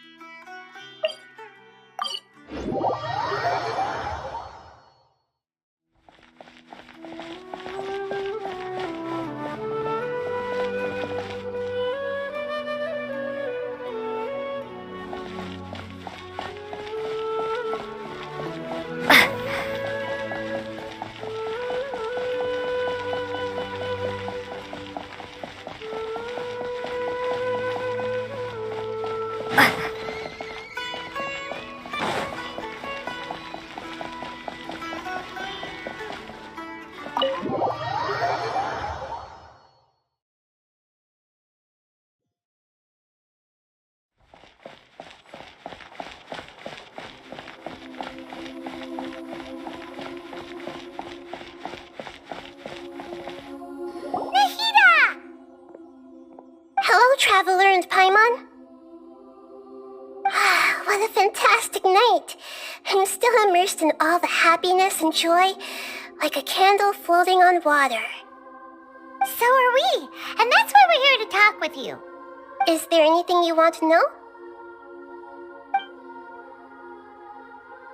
After recent events, the Akasha can no longer function as it used to. I've given it some thought, and have decided to shut it down permanently. But this is definitely not a bad thing. Even from the beginning, I've been planning to shut it down. The Akasha's centralized administration of knowledge has always restrained people's curiosity and curtailed the number of paths available to them. I don't think this is good for Sumeru. Although people may initially feel a little uncomfortable with the loss of the Akasha, they will soon understand that this life is more suitable for them. And as for the future of Sumeru, I'm preparing to regain control of the Akademiya. The former sages have received their punishment, but the new sages have yet to be selected. I will oversee the process personally. I hope that the new 6 great sages will be more focused on academics. Sumeru needs such leaders more than ever. The other big issue is the people of King Deshret. All the residents of the desert, in fact. They have been mistreated for far too long. I've already taken some measures to address this. It will take some time to rebuild everything, but no matter if it's culture, friendship, or trust, we will rebuild it. You mean, what happened after the doctor put you to sleep? You guessed correctly. The top-ranked Fatui Harbingers, up to number 3, possess power comparable to that of gods. I was no match for him in that kind of situation. However, in spite of the bad situation, I still managed to make a fair deal with the doctor. I'm sure you remember the entity that changed your fate, the Heavenly Principles. In fact, the Heavenly Principles has been quiet since the Conria disaster 500 years ago. I used this point as leverage against the doctor. I told him that the Heavenly Principles may be awakened if I destroy the Gnosis. Although it was just a bluff, he still fell for it. I assumed that the Heavenly Principles wouldn't just stand by and let such extensive damage to its laws take place. And as for what I exchanged for the Gnosis, the exchange served as both punishment for the doctor as well as a boon of new knowledge that I couldn't refuse as the god of wisdom. He's still in a coma. I've hidden him like how one would hide a feather. I know you have many misgivings about him, but as someone who had become a god, he has retained a number of very useful features. Don't worry, I'll keep an eye on him and make sure he doesn't do any evil. In addition, there are still some mysteries left in him. Some things may be very clear from my perspective, but he is still yet to understand them himself. His future will be determined by fate. Is that where you're headed next? Fontaine, the Nation of Justice? As far as I know, that nation operates in the judicial system. Does their Archon personally judge people? No, there's a Chief Justice in Fontaine. Generally speaking, the Hydra Archon, Focalor, won't preside over individual trials. However, even then, Focalor will still make herself present at just about every trial. It seems that she just likes to immerse herself in that sort of atmosphere. As Archon, she still reserves the right to influence the final verdict. Anyway, let's just say she's got, a very unique personality. Are you sure? Isn't there something else you haven't asked about yet? Huh? You mean... About your brother. While you were resting at Gandharvaville, I took some time to perform an Irminsul search for information on your brother. Yeah! Isn't Irminsul a repository for all the information and memories of Teyvat? So there shouldn't be anything on her or her brother. This is true in your case. Irminsul indeed does not have any information on you. However, there must be something different about your brother, because as it turns out, the world has recorded information on him after all. What? There's only one possible explanation. He belongs to this world.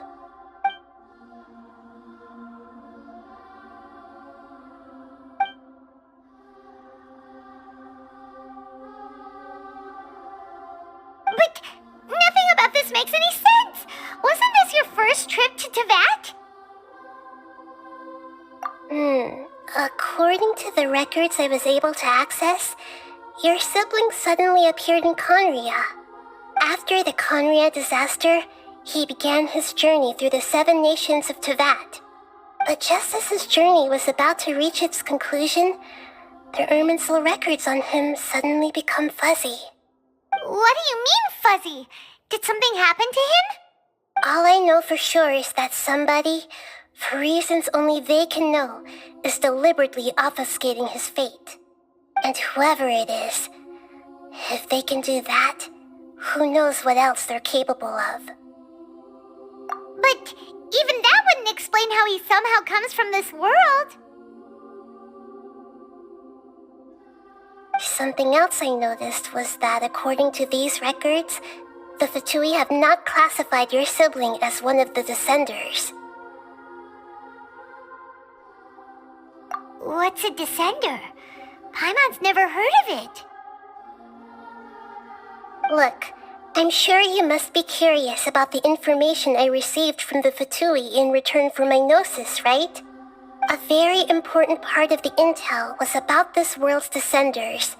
External beings, ones that don't belong to this world. Traveler, you are Tevat's 4th Descender. Huh? So the Fatui count 3 other Descenders before the Traveler, and her brother isn't even one of them? That's right. My current hypothesis is that the first Descender was likely what we now call the Heavenly Principles. As for the other Descenders, I still need to verify their existence. It could take me some time. Paimon's head's about to burst from all this crazy new information. And yet, even knowing all this, I'm sure you must still have a lot of unanswered questions. I must say, I truly regret that I can't help you more as the God of Wisdom. There are many questions in my heart as well. I will need some time to go through each one of them. And soon, you'll also begin your journey anew and depart from Sumeru. I'm very interested in your future. It's a journey that can't be observed or recorded by this world. If fate is the ultimate knowledge, then your future will be the ultimate fate. Paimon's sure glad we got to meet you, Nahida. The pleasure is all mine. I can't thank you enough. Alright, that's enough talk for today. If you ever miss me, just close your eyes, and maybe I'll appear in your dreams.